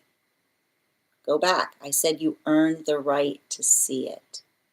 You're right, you weren't supposed to. Most people weren't supposed to. The reason you had the dream, when you keep on seeing things, it's not like you're accidentally seeing these things, right? It's not the modality, but you can't accidentally, you guys aren't going to let you accidentally see something. You'd earned the energetic right to see it, right? So that modality of navigating the importance and significance of being able to recognize that your guides were showing you things that they would typically not show another is beautiful, because when I articulate that to you, it's them saying, we believe that you're responsible enough to be able to navigate this in a way that helps us work with you upon it, right? A good connection, a good guide will never tell you what to do. And when we recognize the context of the guides that want to work with us as much as we want to work with them, then our ability to be able to navigate that allows us the ability to be able to perceive and understand what it is that we're trying to do in a better way. So we see that in the context of the dream that you had, and also in the modality by which you felt like there was something significant that you received for another, right? And I like to point out that even in the context by which you navigated that, you worked through it with a sense of responsibility, which means, what did you do? You didn't run to that person. You didn't just drop it in their lap and be like, here, go forth with it. You navigated it with a sense of discernment, which is basically the space by which you went to them, right? You went to them and you said, I received this about you. Is that something that you're comfortable in me sharing with you? And they gave, right? They themselves articulated and recognized the value or significance in relationality to something that you received, that then allowed the modality of being able to energetically collaborate with them. So what we effectively identify that's happening here is, this is you getting better attenuated with a gift. And the way that we get attenuated with a gift is being able to effectively articulate information to another that we then are able to identify via the confirmation. Healthy intuition leads us to a miracle. Now, in relationality to what those things were, and even in the space by which you didn't feel the need to tell me, not my information, I don't need to know what those are, but the space by which I would guarantee or probably feel very significant, in the space by which you probably dropped those words in front of that person and said, do these words have any significance to you, right? I wouldn't be surprised if they say, actually, yeah, those words are very significant. And the space by which they were able to provide you information, critical information that you probably did not have at the time of receiving it, is how we effectively build stronger connection. Because when we recognize the modality by which we're getting portions or pieces of puzzles and we're able to give them to each other, and not only are we able to help another person on their own journey, but then we learn the confirmation on the way and feeling fortified in what we're receiving, that's how we energetically strengthen gifts, right? It's the modality of the collaboration that allows us to be able to feel strong. Look how beautiful the universe is, right? The guides helping you attenuate to a gift by giving you something very energetically personal that you are then able to share with another, right? And then in the modality by which you receive it, you're able to deepen the energetic connection in relationality to your own journeys. So I feel like in that way, that's effectively allowing you to recognize or identify something that the guides are helping to build into the space of finding your strength in. Bottom of the deck on this reading is, now in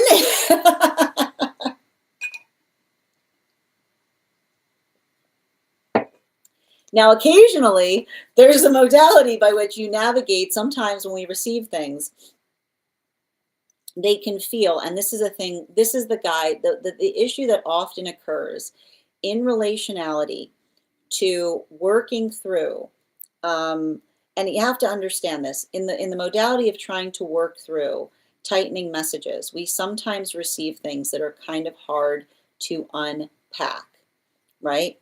The modality by which and especially when things come to us in the dream space, I like to describe what often happens in the dream space is the messages get very, very they get very energetically compressed, right? It's the best way I can describe it. And our ability to decompress the symbology is understanding the deeper context. And that's why, again, you did not tell me what the words were, right?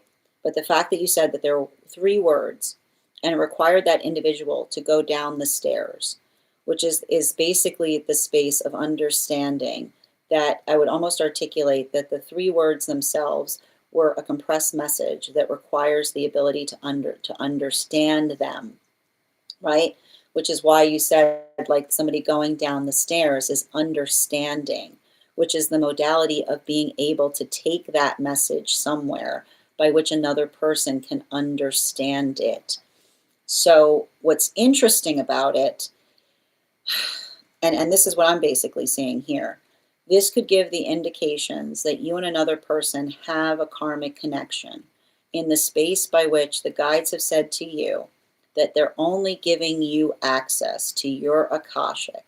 And if they're only giving you access to your Akashic, what is someone else's information doing in your Akashic beyond the fact that they are energetically connected to you? So it's a modality of being able to recognize somebody basically saying that you and another person potentially have a karmic connection, which is what their information is doing in your Akashic, and the modality by which you potentially gave it to them, but them having to go into the space of exploring it more, potentially needing someone else to help them decipher it because it's going down the stairs.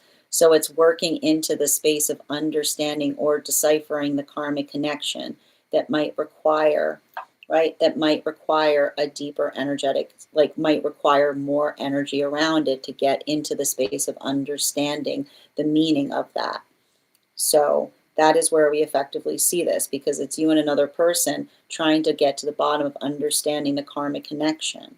And potentially, right, especially in the, I would be very, again, you didn't give the 3 words in the context of the what you shared with me. But if you're it's saying to me, like, it's requiring more deciphering, because that's why the words were connected with going down the stairs, right? It's working into the attenuation of what those 3 words could mean. Thank you so much for having that reading with me. And if this message connected to you as well, it's very common for those who need these messages to be here to experience them. We are doing personal readings right now. If you would like to get on the list is open. It is 3 cards for a donation of $29 or more. 4 cards for a donation of $23 or more for my subscribers. Binks in my Lio. Please keep in mind there are 2 things I do not read for across these apps: pregnancy and medical. Happy to give insight on anything in private readings, and you can book private readings on my site. The list is now open. If anybody wants to get on the list, you'll be the next person read for. We're also at 45.8K likes. When we get to 50K, I'll be gifting a reading back to the collective. So make sure you're tapping that screen, and we'll get to 50K in no time. And I'm going to take a moment to read over some of the comments that came through as I was reading. Okay. Hi there, Mila Ray. I'm happy to read for you if you'd like to get on the list. These are donation-based readings, so it's 3 cards for $29 for non-subscribers. And Sherwin, thank you for the follow. Absolutely. Stag Dragon, I like it. Double reading, yep. Yeah, and if I was to learn Italian, then done. I've been learning. Oh, and so there's a connection to it, right? Because again, if it's connected to you, there's an ancestral connection, right? So that would give further indications of the karmic connection. That's deep. I'm so glad you said that. Thank you, Dr. Genuine. Yes, this is exactly why I didn't pass down the information in my past life. Exactly. So, yep, there you go. I'm not always the responsible one. No, but like, here's the thing. It's not, you're learning to be, right? You wouldn't be getting those things if they didn't feel like you were getting more responsible with them. Yeah. Per and I must be privy to important information. Yep. Have a great day, Drew. Yeah, the key message only you can teach. Exactly. And thank you, Sherwin, for the follow. We actually both couldn't decipher. Oh, the image. Well, were they words or images? Yeah. Grand Rising, Ella. Well, this is what I do, and this is what I do with my mentorship. Like, I literally, this is what I do with my mentors. I help them understand the messages that they're receiving. Yeah, I'm getting this card a lot. Which card? Yep. I couldn't remember the words that you couldn't remember the words. Oh, interesting. Oh, well, yeah. Yeah, because they're not your word. They're not your words to remember. They're not your words to remember. Yep, one moment. Yeah, I have more questions now than before we started the reading. You're so welcome, Fur. Hi, Ivana. We're the list is open. If anyone wants to get on the list, we're about to get started on one card again. Thank you for those heart me's, guys. And please, if you are a subscriber who would like if you would like an animal spirit guide card on top of your one card, please make sure that you're recharging your heart me's if you're joining us on the place where we keep the videos. On the clock app. Hi there, spiritualist. How are you doing? Oh, it's a beautiful country. And Joanne, welcome. Thank you for sharing the live, Ella. I appreciate you. Hi there, Yaz. I got you, Ivana. One card, Angelic. So just a reminder, if anybody else wants to get on the list right now, the list is open. It is 3 cards for a donation of 29 or more, 4 cards for a donation of 23 or more for my subscribers, Binks and my Lio. Please keep in mind there are 2 things I don't read for across these apps, pregnancy and medical. Happy to give insight on anything in private readings, and you can book private readings on my site. We've got an angelic card coming through for Ivana, please. From the bottom of the deck. I feel like this is a really good time for you to get moving on something. They want you to have more confidence on something that you're thinking about doing. Bottom of the deck. Yeah, why are you doubting yourself? What are you doubting yourself on? Are you looking for, like, I feel like they've been trying to give you a sign and you're looking for a sign near sign? Like, animal spirit guide. This otter card does not want to get out of like the otter card's been popping up like crazy today. Don't like, I feel like you're learning to find more confidence in being able to, like, I feel like they keep on trying to help you with your confidence right now. You know, like I keep on hearing they would not be working with you if they didn't trust you, is what I keep on hearing, especially as it relates to something that you're experiencing in the dream state. Yes, you can absolutely get on the list from Saturday. Just bear with me. Yep, I've added you back. All right, and if anybody else wants to get on the list right now, you will be the 3rd person read for. And we've got 3 spots left today before the list will be closed. Okay. Yeah, I'm kind of wanting to work somewhere else where there's growth. Thank you. And again, I feel like it's like, I feel like this is you finding the confidence to step out of your comfort zone, you know?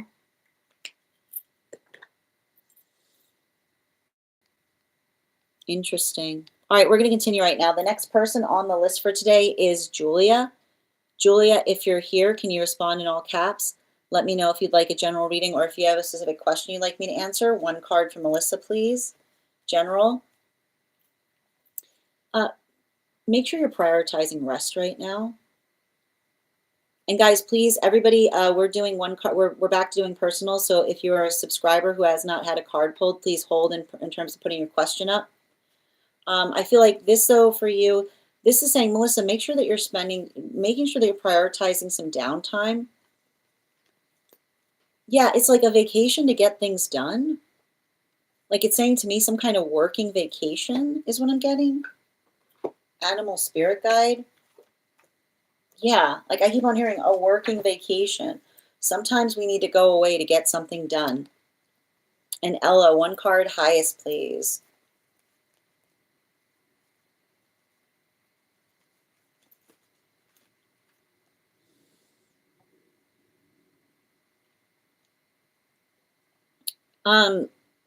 Healthy energy should not create the space of perpetually feeling like you have to check on something. You know? It's like, I feel like it's like another, like having a routine is healthy because you don't have to think about it. It's giving me a little bit of this, like, set it and forget it, you know? You need like a hard part first day. You know, like 1 day a week where you do the thing that you've been dreading, like that's the first thing that you do. Yeah, animal spirit guide. Yeah, hard part first day. Like pick a hard part first day, which is a day that you just set. Like I keep on hearing Hard part first day is a day that you give yourself a reward, right? You have a reward-based day, but you have to, but the way that you earn the energetic reward is by doing the thing that you've been putting off, is what I keep on hearing.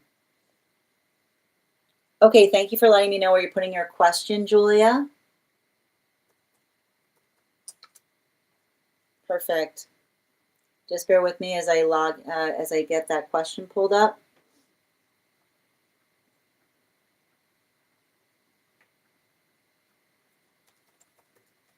And for anybody else who wants to get on the list, we do here highest priority messages from spirit, life path, mediumship, dream interpretation, angelic guidance, animal spirit guide readings, pet readings, akashic, mind, body, spirit, and love. If you have information that you feel is relevant for the purposes of our reading, you can post it in the notes when you send the donation. You can also post it in our subscriber only disco channel in the appropriate channels.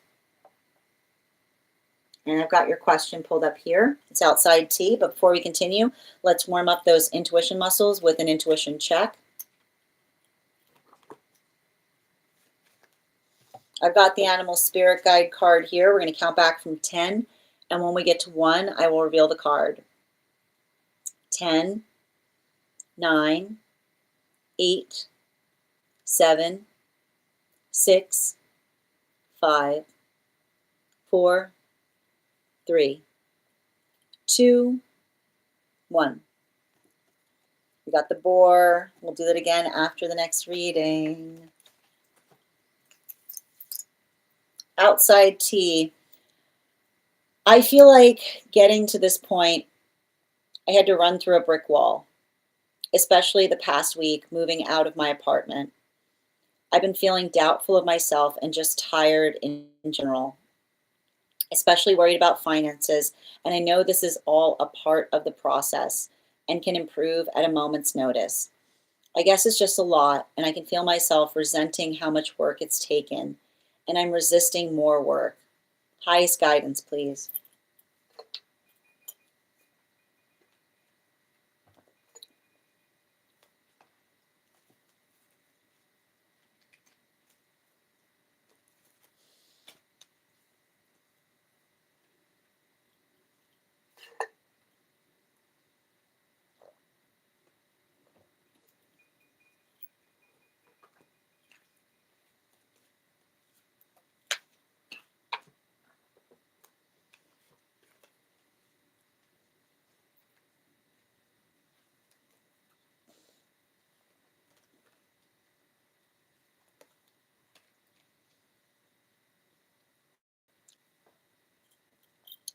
It feels like a very strong, it feels, it's, the message is coming through is connected directly to your angelic guide. And it has to do with, and I want to stress this because I keep on hearing something around you in relationality to energy, trying to articulate that you don't know, like, and this is what's wild about it. Like somebody who misperceives us does not think that we have the capacity of doing something energetically difficult, is what I keep on hearing. And this is the hardest work that you're doing. Make no mistake, this is the hardest work that you're doing. Because not only are you doing it, this work, but you're doing it in a way by which others would typically be supported as they do so. And you're not having the energetic supportive system around you as it relates to effectively trying to heal something. And everything I keep on seeing in relationality to this, it's hard because I keep on seeing you're having to do the space of recognizing and trusting, right? Trusting your emotions in such a way by which I keep on seeing, like, you effectively articulating and navigating what it is that you care about. And I keep on seeing also going through the energetic betrayal of energy perpetually telling you over, giving you encouragement to do something up until the moment that you actually tried to do it. And then you saw the reason by which they never tried to do anything. Right? It's very difficult. It's very painful. And I want you to recognize that you doing that work, right? You working to heal through that. This is what I keep on hearing from your guides. This is the hardest point, which is the modality by which I see you energetically arriving somewhere, right? And feeling being on the other side of it, but then feeling the space of having, right? Being in the space of having to effectively feel like you're starting anew, right? And I keep on getting, you have to treat yourself right now like someone who has just gone through a birth process, right? And what do we navigate when we come out the other side of a birth process? We navigate, we hold ourselves very carefully, right? We ease into things. We take rest as needed, right? Because everything I keep on seeing, and I need to stress this, and this is what I keep on getting, like, for some of the energy that we see here, right?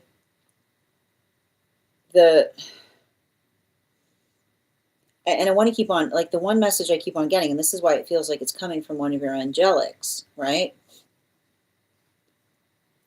You didn't burn any of these bridges. You didn't burn any of these bridges. But I also see the fact that I see that in a way, like, I've got a guide that's articulating that you're energetically prepared, like protected right now, because you saw a bridge that was burning and you didn't try to make it worse, is what I keep on seeing. Like, you saw a bridge that was burning and you didn't try to make it worse, which is the modality by which you didn't feel the need, right?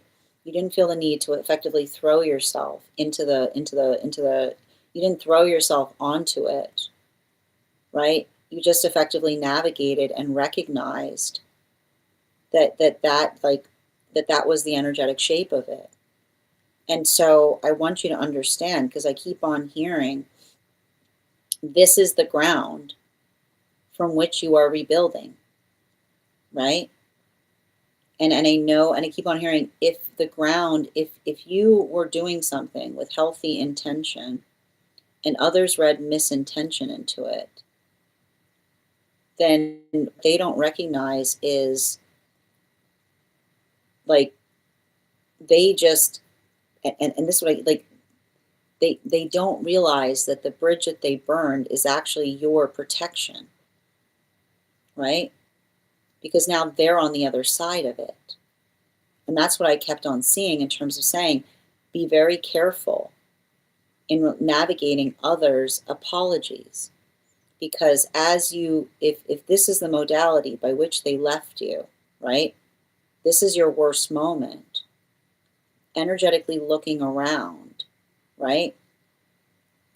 Pay attention to what happens as you start to thrive.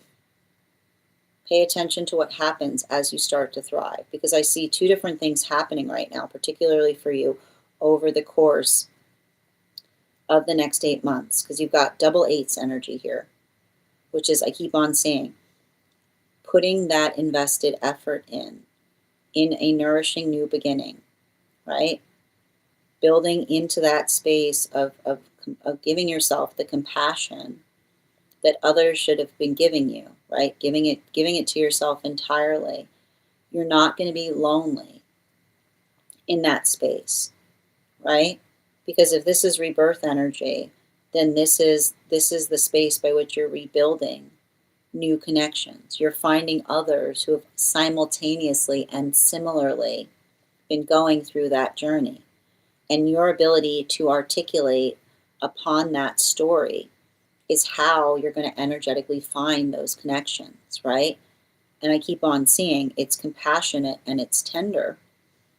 And every day, I feel like the thing you have to say to yourself is, How can I be more compassionate for myself as you continue through that? Because everything I keep on getting here is you learning, right? You're going through the process of learning how to fill your own cup. And the hard part about it is usually when we're learning how to fill our own cup, we have support by others who help us learn that. The fact that you're doing so on your own right now, right? Your guides recognize it. I feel like they're supporting you in ways that they're trying to help express, especially in the signs that you might be receiving. Because like that gift that you're working through and learning how to fill your own cup right now is going to be the gift to those that are around you.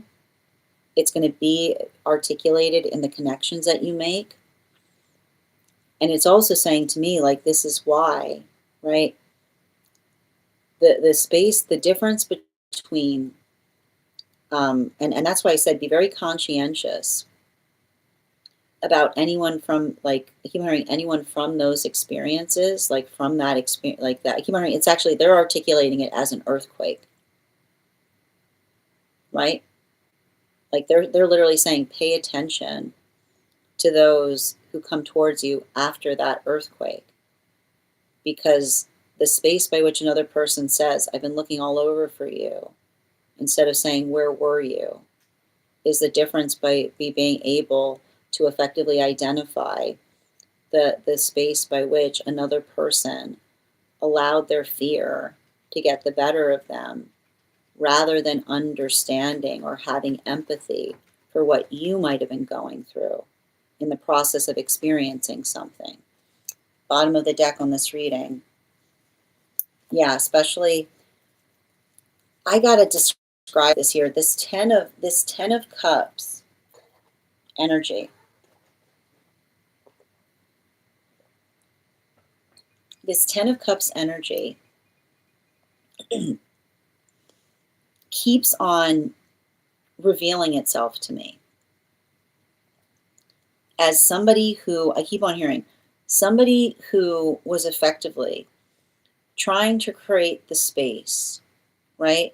Trying to build into the context by which, and I never understand energy like this, like someone who tries to create a toxic environment around someone with the false premise of believing that that's going to lead them towards them, right? Like literally, I literally see somebody trying to come towards you. Just be very attentive to this. Someone trying to come towards you to say, I did that to show you who they truly were. Don't believe, don't let anyone try to come towards you with some kind of false narrative to try to claim that they ruined something in your life, to try to expose to you like how another person, like who another person was. Because often when I see energy like this, it is the most distorted energetic frequency. Like not only someone that does harm, but someone that tries to do harm and then tries to say to another person, like, don't you want to say thank you to me for showing you who someone else was? Like we don't thank someone in that context, because that's somebody, like that is somebody literally that tries to energetically separate to try to create the space of saying, like, I'm doing, like somebody trying to say, like, I was doing you a favor, and being like, it's not a favor to create false narratives that effectively, like that is literally energy that manipulates. It's like, that is literally like, that is literally the sound of someone that is, like, in a way, like doomed, because the modality by which they look at situations and say, how can I make this work for me, is like the full expansion of someone who is a lost cause. When I say, like, somebody is an energetic lost cause, like this is how someone like that appears in the space of spirit, right? Because it's the modality by which another person does not look towards healthy intention, but the distortion by which they feel like they see situations and try to maneuver things. Like I keep on hearing, like, just make sure, like I keep on hearing, like especially like when I say that somebody somebody is being revealed here. And I keep on getting, and this is what I meant. If somebody comes towards you right now and is like, can you provide explanation? Be like, I don't want anything to do with it. You know what I mean? Like, like I literally see you being like, if the only word you should be hearing right now is, I owe you an apology. And even then, like having to navigate and recognize, right, that if somebody, like, when we care about each other, we work so we don't have to apologize to one another, is what I keep on hearing, right? When we are being careful, apologies are not necessary, which is the modality by which it doesn't require us to prove to each other what our intentions are, is what I keep on seeing, right? And that's what I meant. Like, I just keep on hearing, often the energy that intentionally burns a bridge doesn't realize, they only realize at the moment that they're on the wrong side of it, right? Almost every time another person burns a bridge, they recognize that they should have been on the other side of it, is what I keep on hearing, right? Because the nature by which we intentionally try to destroy something is often the realization that we just lost, like we don't try to destroy things, is what I keep on hearing. But the modality by which we do, like, it's like let them feel vindicated. You don't need to try to explain because you understand that was protection. Thank you so much for having that reading with me, dear. And if this message connected to you as well, it's very common for those who need these messages to be here to experience them. We are doing personal readings right now. If you'd like to get on the list, we've got 3 spots available before the list will be closed. 3 cards for a donation of $29 or more. 4 cards for a donation of $23 or more for my subscribers, links in my bio. Please keep in mind there are 3 things I don't read for across these apps: pregnancy, medical, and legal. Happy to give insight on anything in private readings, and you can book private readings on my site.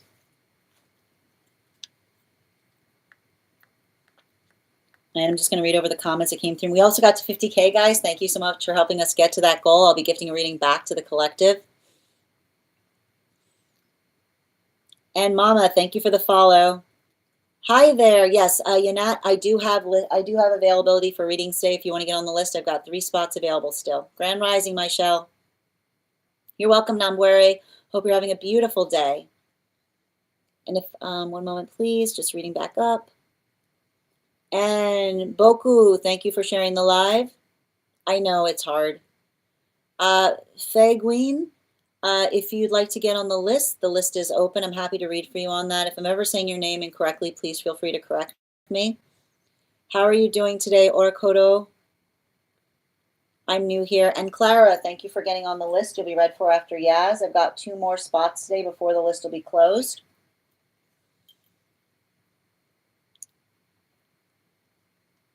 And thank you for sharing the live, Dr. Genuine. I appreciate you.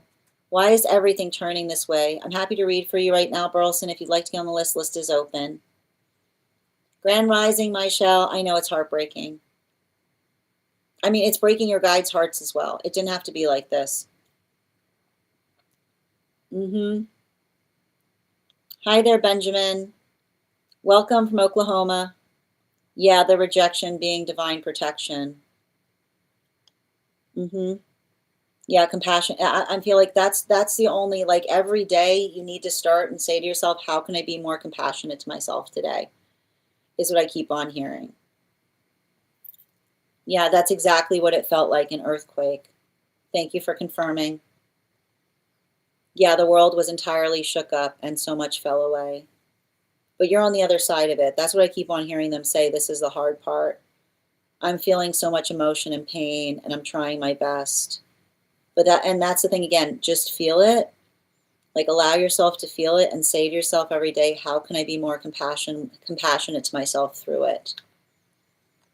Yeah, my angels give me a break every now and then.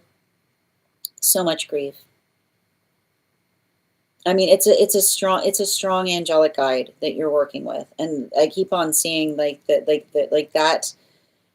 the space that energy does not work with others, like like they don't work with others like it's very much like I keep wondering, it's like they're making an exception for you in the best way possible is what I kept on seeing.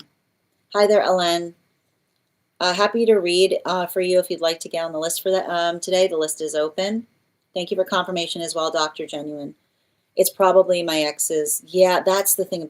It's like when I see somebody, like it's really weird energy, you know? Like somebody who thought that they were doing something by which they would have you all to themselves kind of thing. Yeah, you keep hearing it because it's true. Thank you for confirming. You're welcome, Julia. Sending you support on that journey, dear. I'm so happy to be able to support you through it. And thank you guys for supporting each other through these readings. Yeah, it's entirely reciprocated. Thank you guys. The next person we're reading for today is Yaz. Yaz, if you're here, can you respond in all caps? Let me know if you'd like a general reading or if you have a specific question you'd like me to answer. And again, oh, before we continue, actually, Yaz, can you hold for a minute? Because we got the 50K to do. So I am going to think of a number right now between 1 and 34. First person I see that posts a number will get the reading. First person I see, not the first person that posts it. Sometimes I see things in a different order. Oh, that was fast. Hold on. Boku, congratulations. You got it. That'll be available to you starting tomorrow.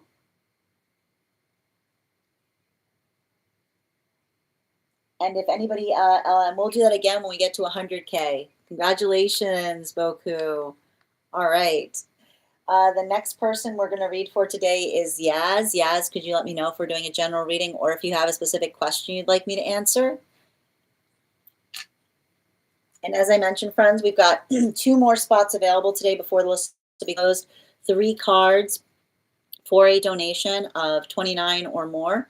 4 cards for a donation of $23 or more for my subscribers, Binks and Mylayo. Please keep in mind there are 3 things I do not read for across these apps: pregnancy, medical, and legal. Happy to give insight on anything in private readings, and you can book private readings on my site. I know, I love it's so wild to me when I see you guys posting the same numbers. It's really beautiful. And Adam, thank you for those gifts. Hope you're having a beautiful day. Question on, yep, I got you, outside tea. Bear with me a moment, dear. Let me just pull it up. I got you. This outside tea? Yep, thank you, I see it. Okay, great. And before we continue, let's warm up those intuition muscles with an intuition check. All right, I'm going to count back from 10. And when we get to 1, I will reveal the card.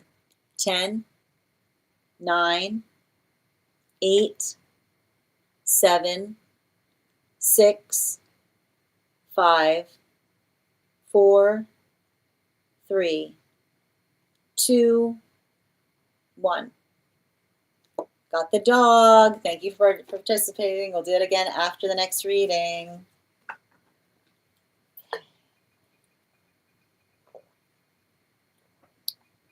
And I'm going to pin up Yaz here. Guys, make sure to give Yaz some love.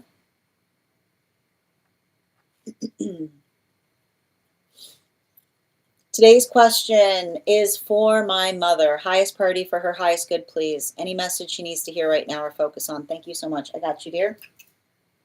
4 cards, please.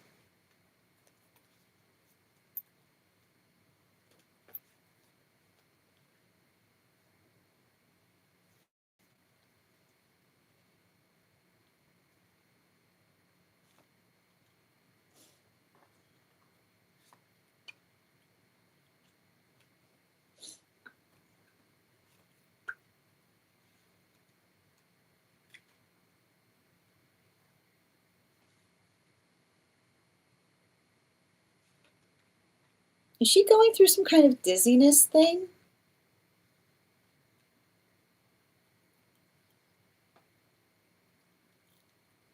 I'm like, or is she on a it's like, or something related to a boat? There's something about that. We'll talk about that in a minute. You know,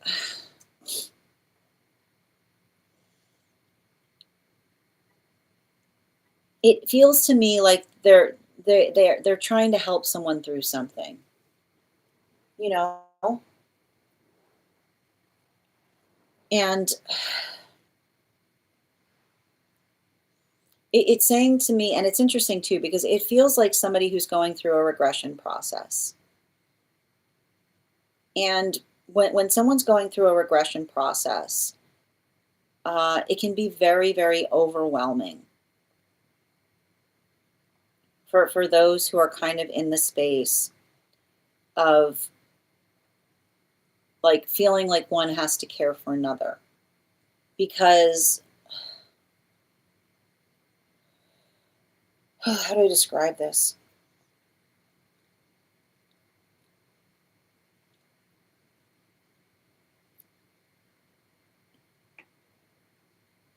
It's good to ask for things because it's good to be energetically needed, is what I keep on getting. And so I feel like to a certain in a certain way, it almost feels like they have to remember that somebody needs perpetual reminding, is what I keep on getting. Like they're recognizing that someone needs perpetual reminding, because I keep on hearing somebody around them. It's not that they're trying, it's not that they're getting it's not that they're trying to fight with them. They're having a hard time remembering, is what I keep on seeing. So I want you to be conscientious about that, because I see somebody who is working through something, but even in the space by which they're working through it, they're trying not, like they're trying not to let it bother them. But it's emotional. It's difficult, is what I keep on seeing.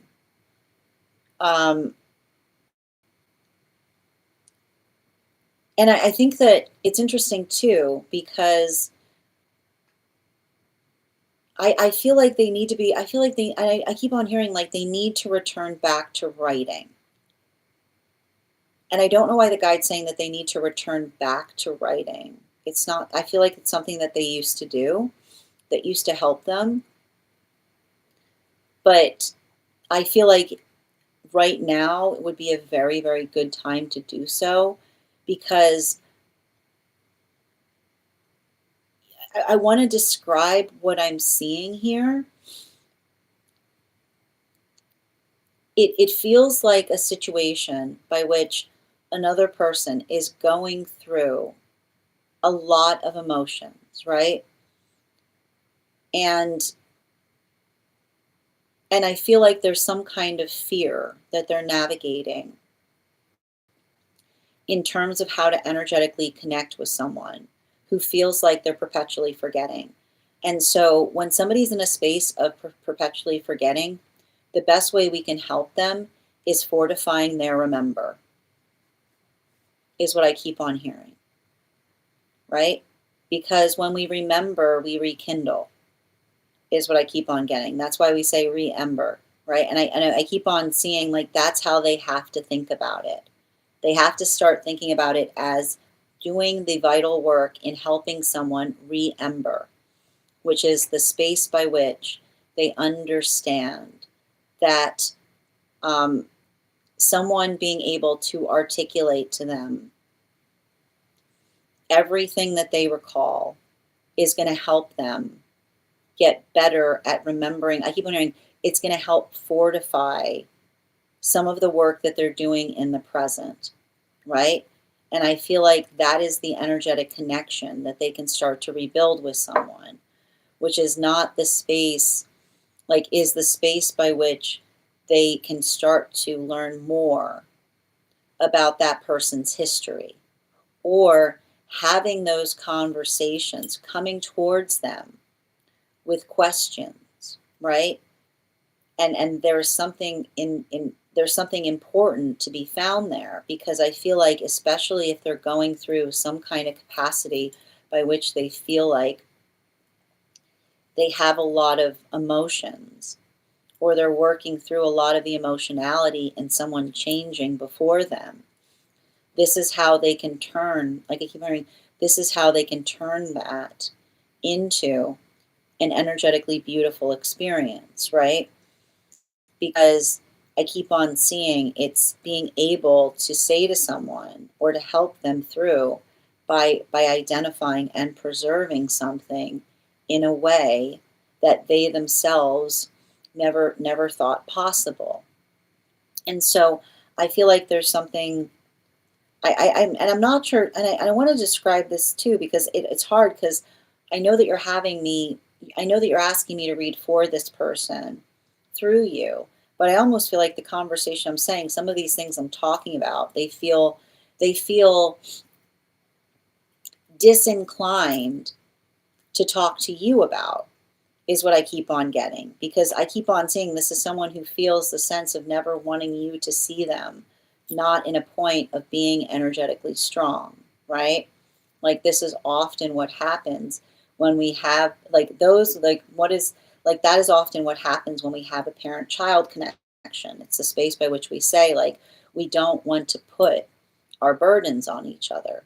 But this is why I kept on saying now might be a really good time to be writing, particularly if they're in the context of helping someone remember, which is the modality of saying, how do I form a connection with someone who feels that they're not necessarily invested in the present world by being able to talk to them, having deep conversations with them upon their remembered past. Bottom of the deck on this reading. Yeah, that makes perfect sense. Hold on a minute. Yep. One card, please. Yeah, exactly. So, I think in a way, especially with this Nine of Pentacles here, you know,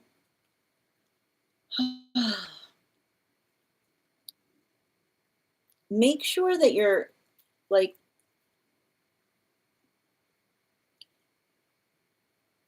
I feel like it's interesting because and this is where I feel like you can help them with something that's happening because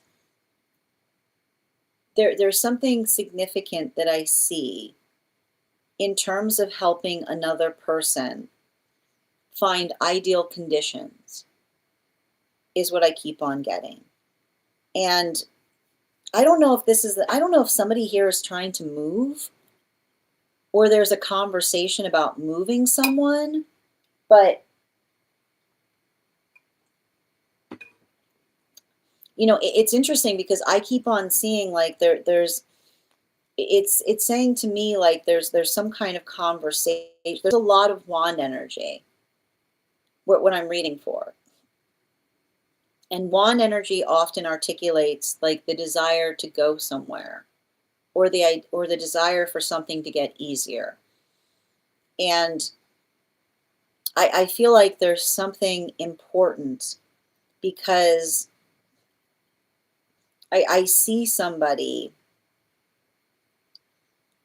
being very sentimental about something is what I keep on getting. And there's something about that sentimentality that I'm picking up upon, which is also connected to your journey, is what I keep on seeing. Because,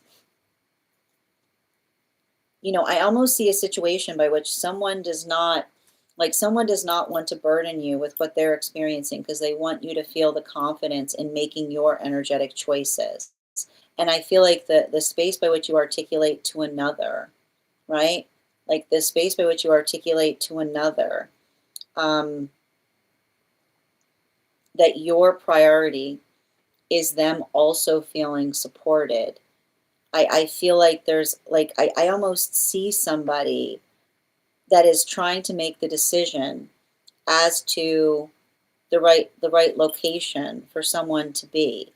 And I keep on hearing like them being able to navigate that choice is one that should be prioritized in understanding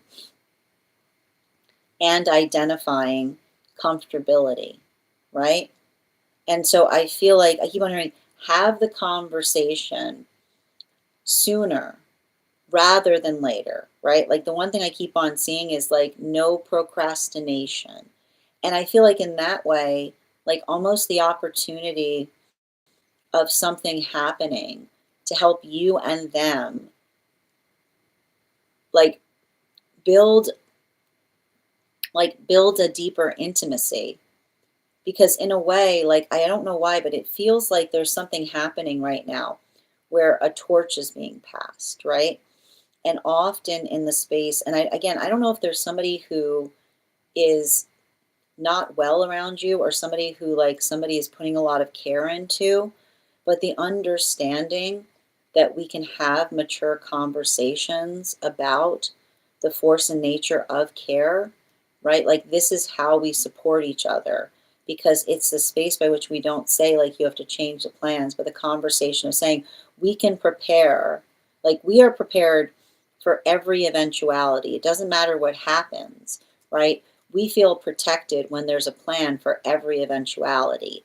So I feel like the space by which you and another person have fortifying conversations that are built upon eventuality is how you can support each other most in relationality to something that you're navigating that is potentially deeply triggering to both you and them, is what I keep on seeing, right?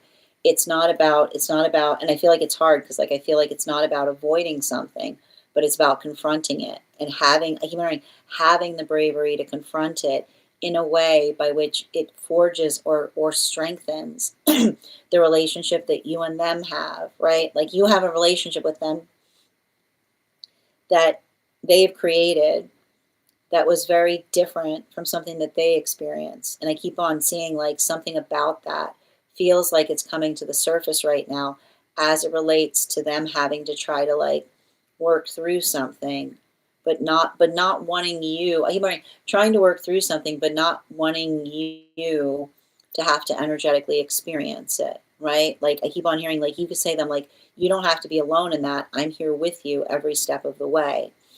Thank you so much for having that reading with me, dear. And if this message connected to you as well, it's very common for those who need these messages to be here to experience them. We are doing personal readings right now. If you would like to get on the list is open. I have 2 spots left for today before the list will be closed. It's 3 cards for a donation of $29 or more. 4 cards for a donation of $23 or more for my subscribers. Links in my bio. Please keep in mind there are 2 things I do not read for across these apps: pregnancy and medical. Happy to give insight on anything in private readings, and you can book private readings on my site. We're also at 58.2K likes. When we get to 100K, I'll be gifting a reading back to the collective, so make sure you're tapping that screen. We'll get to 100K in no time. And John, thank you for the follow. Thank you for the compliment. And thank you for the follow, Thomas. Thank you, Dream Chaser, for the follow. Yeah, I mean, it is. I mean, like when I see a lot of wand energy there, it does feel like fire energy. And I like fire sign energy is always like, I can do it myself. I mean, like, I know you can do it yourself. It's not about you doing it yourself. It's good to be, it's good. Like energy wants to help us with things, right? Yeah, Roxy, thank you for the follow. You're so welcome, Yaz. Oh, oh, and sending you both support on that journey, sending you so much support. Oh, she was nervous and excited for it. But and I want to say this, like she's like, you know, she's already like, you're her accomplishment. And a lot of it, and that's what I keep on seeing, the connection she has with another person is very complicated. But that's what's so why the one they have with you is so important, because like they healed that, right? Like they healed that within them, but it's still there, right? And I feel like they're finally getting into the space by which they feel like they can talk about it. And thank you for those heart knees, Boku. All right, we're going to continue right now. The next person on the list for today is Clara. Clara, if you're here, can you respond in all caps? Let me know if you'd like a general reading or if you have a specific question you'd like me to answer. And if anybody else wants to get on the list, you'll be the next person read for after Clara. It's a beautiful time to get on the list. Oh, look at him. I haven't seen that one before. You'll be the next person read for. And let me just pin this up here.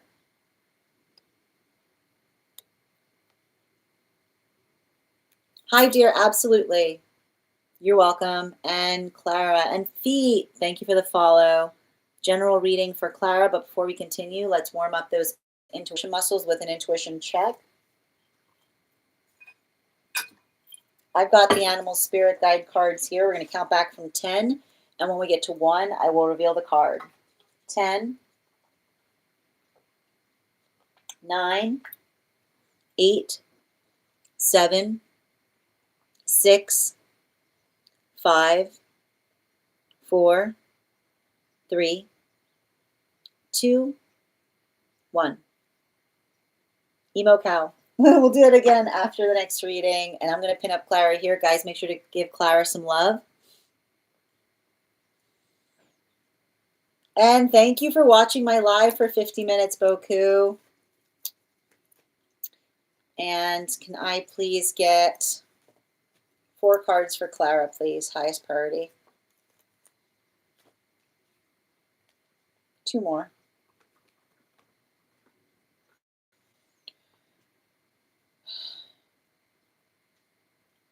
And 1 more.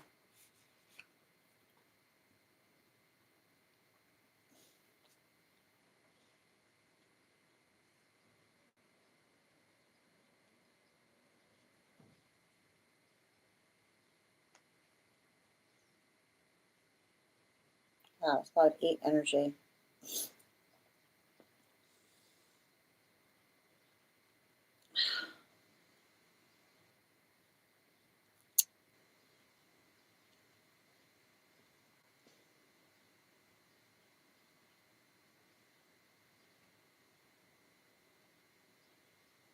You know, I feel like it's,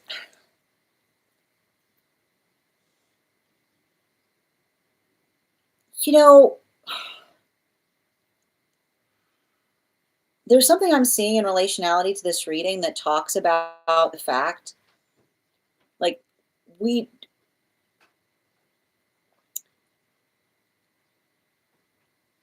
don't, like, and it has to do, with picking on people, is what's coming through, you know? And I feel like it's like I want to, it's like it feels like some guidance in terms of helping navigate someone like working through bully energy. And like, what is bully energy? Like, bully energy is somebody that effectively articulates upon some, and here's the thing with bully energy. Bully energy is usually most easily identified by someone that tries to articulate that something is not a big deal. You know, like that's usually how you can find bully energy. Bully energy is perpetually saying, I don't know why you're making such a big deal out of it. Because it's the sound of someone who's always taking their, like, so a bully will always try to articulate that their meanness should be disregarded, is what I keep on seeing.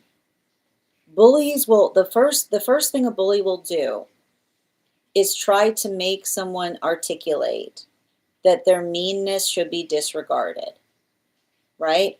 It's always everybody else's fault, right? The bully will always articulate that their meanness is harmless, but it's not. It's somebody testing the waters to see, like, what they can energetically get away with. And so I think that that's really important, because everything I keep on identifying here is potentially a situation or circumstance by which you could not be clearer to another person in terms of how you feel about something. Like, I just see a situation by which you've articulated how you feel. And this is why we say that when we say something to someone, we don't get in the habit of repeating ourselves, right? Once the first time somebody does something, right? The first time that somebody does something, we can assume that it's potentially harmless, which is why we notify someone of the fact that we're not energetically comfortable with it. The modality by which another person chooses to persist, after we've made it, after we've been very clear to them upon how we feel about something, tells us everything we need to know in relationality to whether that person is being energetically respectful to us, right? And this is the thing that we see, right? Because this is effectively how you identify a bully. And the hard part is when you recognize a bully, right? The first thing that they'll make you try to feel is silly, right? Like they'll make you feel uncomfortable, and then immediately you'll say that you feel like that you're making you tell them that you feel uncomfortable, and what will be the next thing they say? Oh, you're being silly, right? They'll try to disregard your discomfort by saying, oh, you're making a big deal out of it, which is somebody trying to put, right? They're trying to implant their thoughts over yours, right? The energy of someone saying, oh, right? They make now you feel embarrassed, right? So they try to make you feel embarrassed by trying to say, oh, you're just like, you shouldn't, you're being very silly about it. But there's nothing silly about feeling uncomfortable, right? And then they'll do it again, and they'll try to do it again, and they'll try what they're trying to do. A bully will try to inure you to your own discomfiture by trying to make you feel silly for having discomfiture in the first place.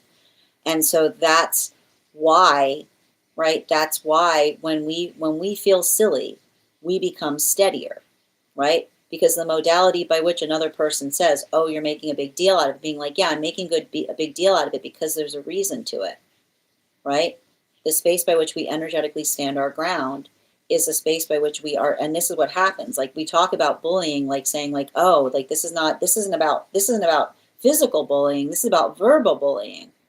Like this is the tactic by which another person will try to commandeer a situation, because they'll articulate, and it's due to the fact that the first thing that bullies will say, what is the first thing that a bully will say?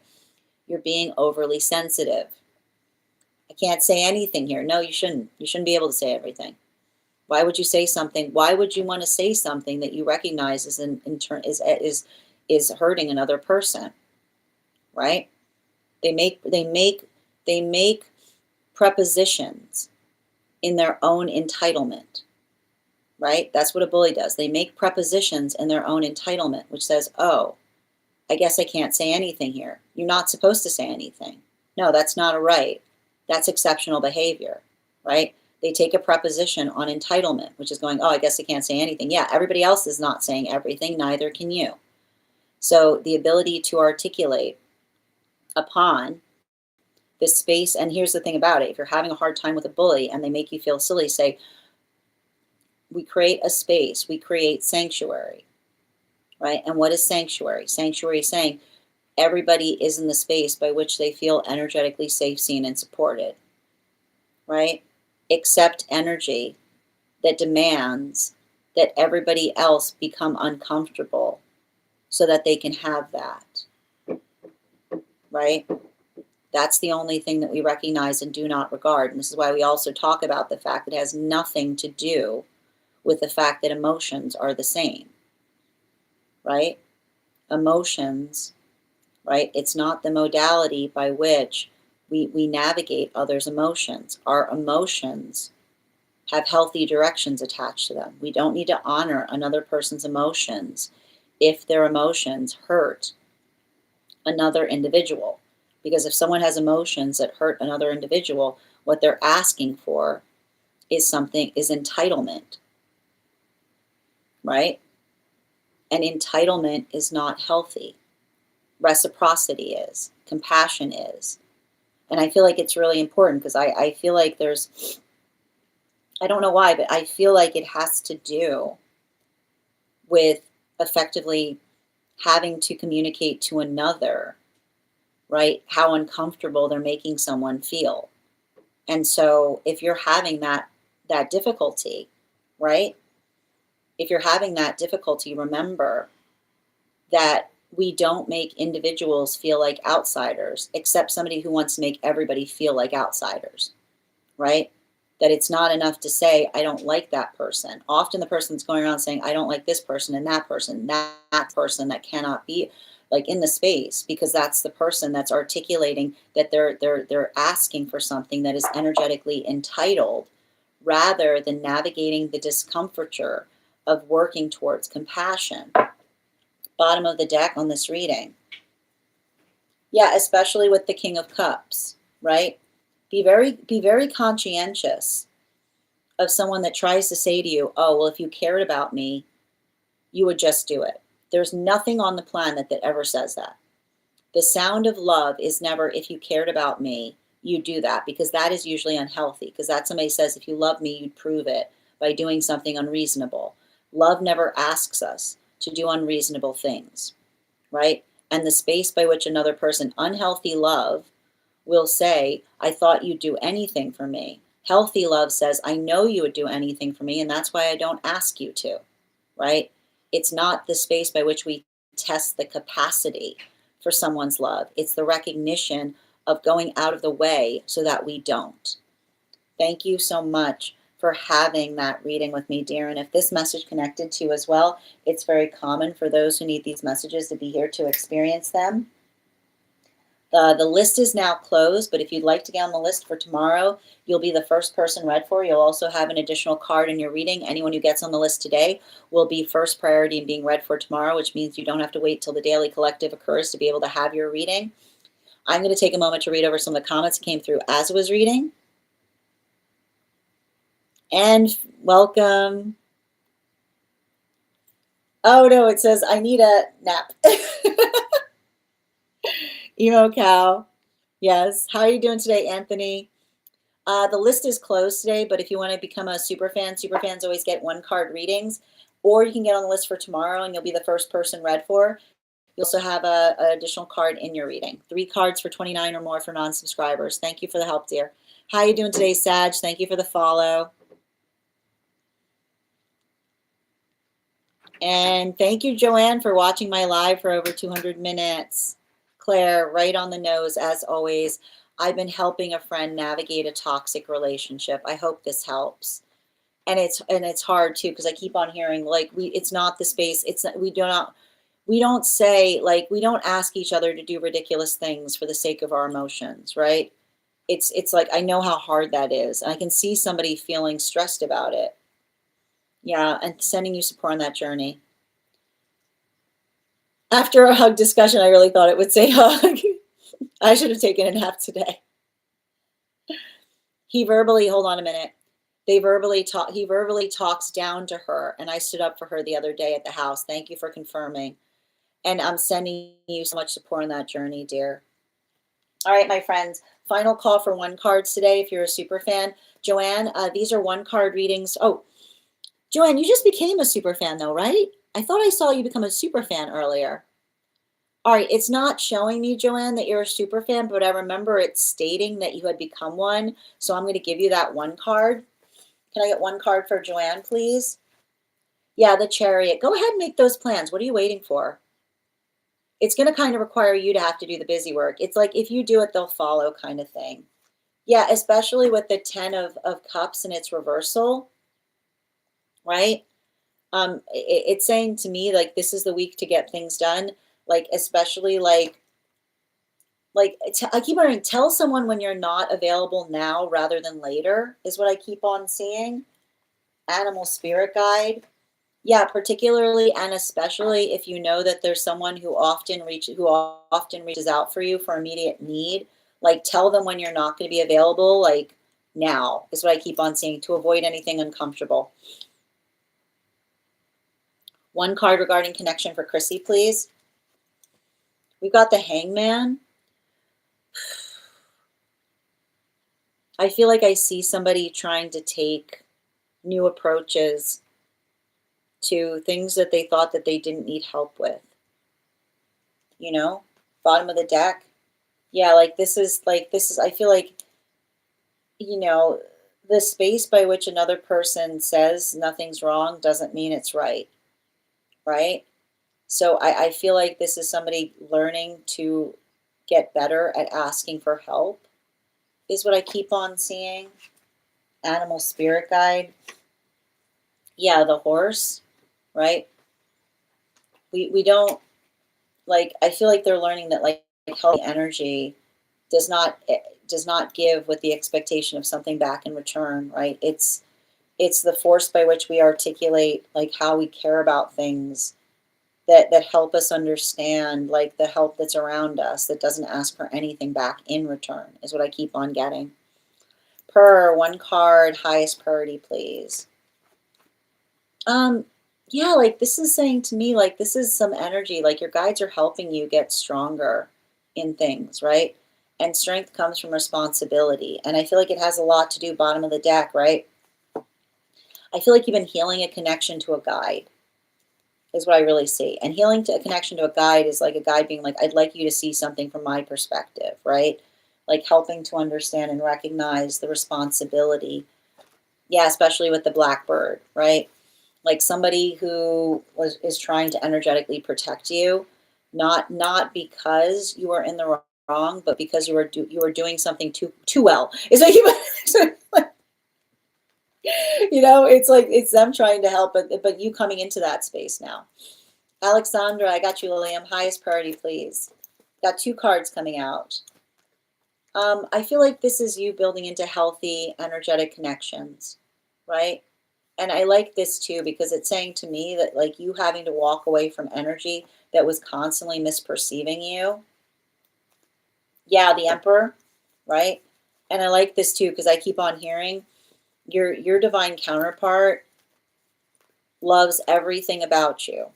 They're not gonna, like, it's like, and I want to describe, it's not the fact that they see that you're perfect, but animal spirit guide, yeah, the cow, right? Like, I keep on hearing someone say, like, often those who, like, are not in a space of, like, knowing themselves look to others to help them through their insecurity. Like, I see somebody being like, when we're stable, we see another person in their stability and we energetically love it because it's the identification point of not feeling insecure in the space of another stability.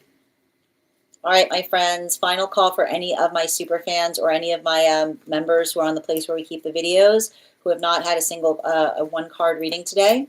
If you just became a subscriber today, welcome. I would encourage you to head over to message me directly with a disco GIF, and I'll send you an invite to our subscriber-only disco channel. You can introduce yourself to the collective. You'll also find there in the perks section a special coupon code to our next tarot class. Our next tarot class is going to be on next Wednesday. We'll be studying the court cards in the sword suite. Also, if you're not a super fan but would like a coupon to the class, I have a special coupon code I only give away in these lives. Message me the word class, and if you want to learn more about the trip that we're taking in August, message me the word trip. I want to thank you guys so much for being here today and sharing in these messages. I'll be back here tomorrow at our usual time, 7:15 a.m. PST, 10:15 a.m. Eastern. If you get on the list today, you'll be the first one read tomorrow, and you'll also be read for before we start the Daily Collective. I want to thank you guys so much for being here today and sharing in these messages. Huge thank you to my followers, old and new. Thank you for being here and receiving these messages. Huge thank you to my subscribers. Your ongoing support means the absolute world to me. And the biggest thank you to my mods. I hope you guys have a beautiful day. Please take care of yourselves. Please take care of one another. And we'll do this again tomorrow. Have a great day, everyone.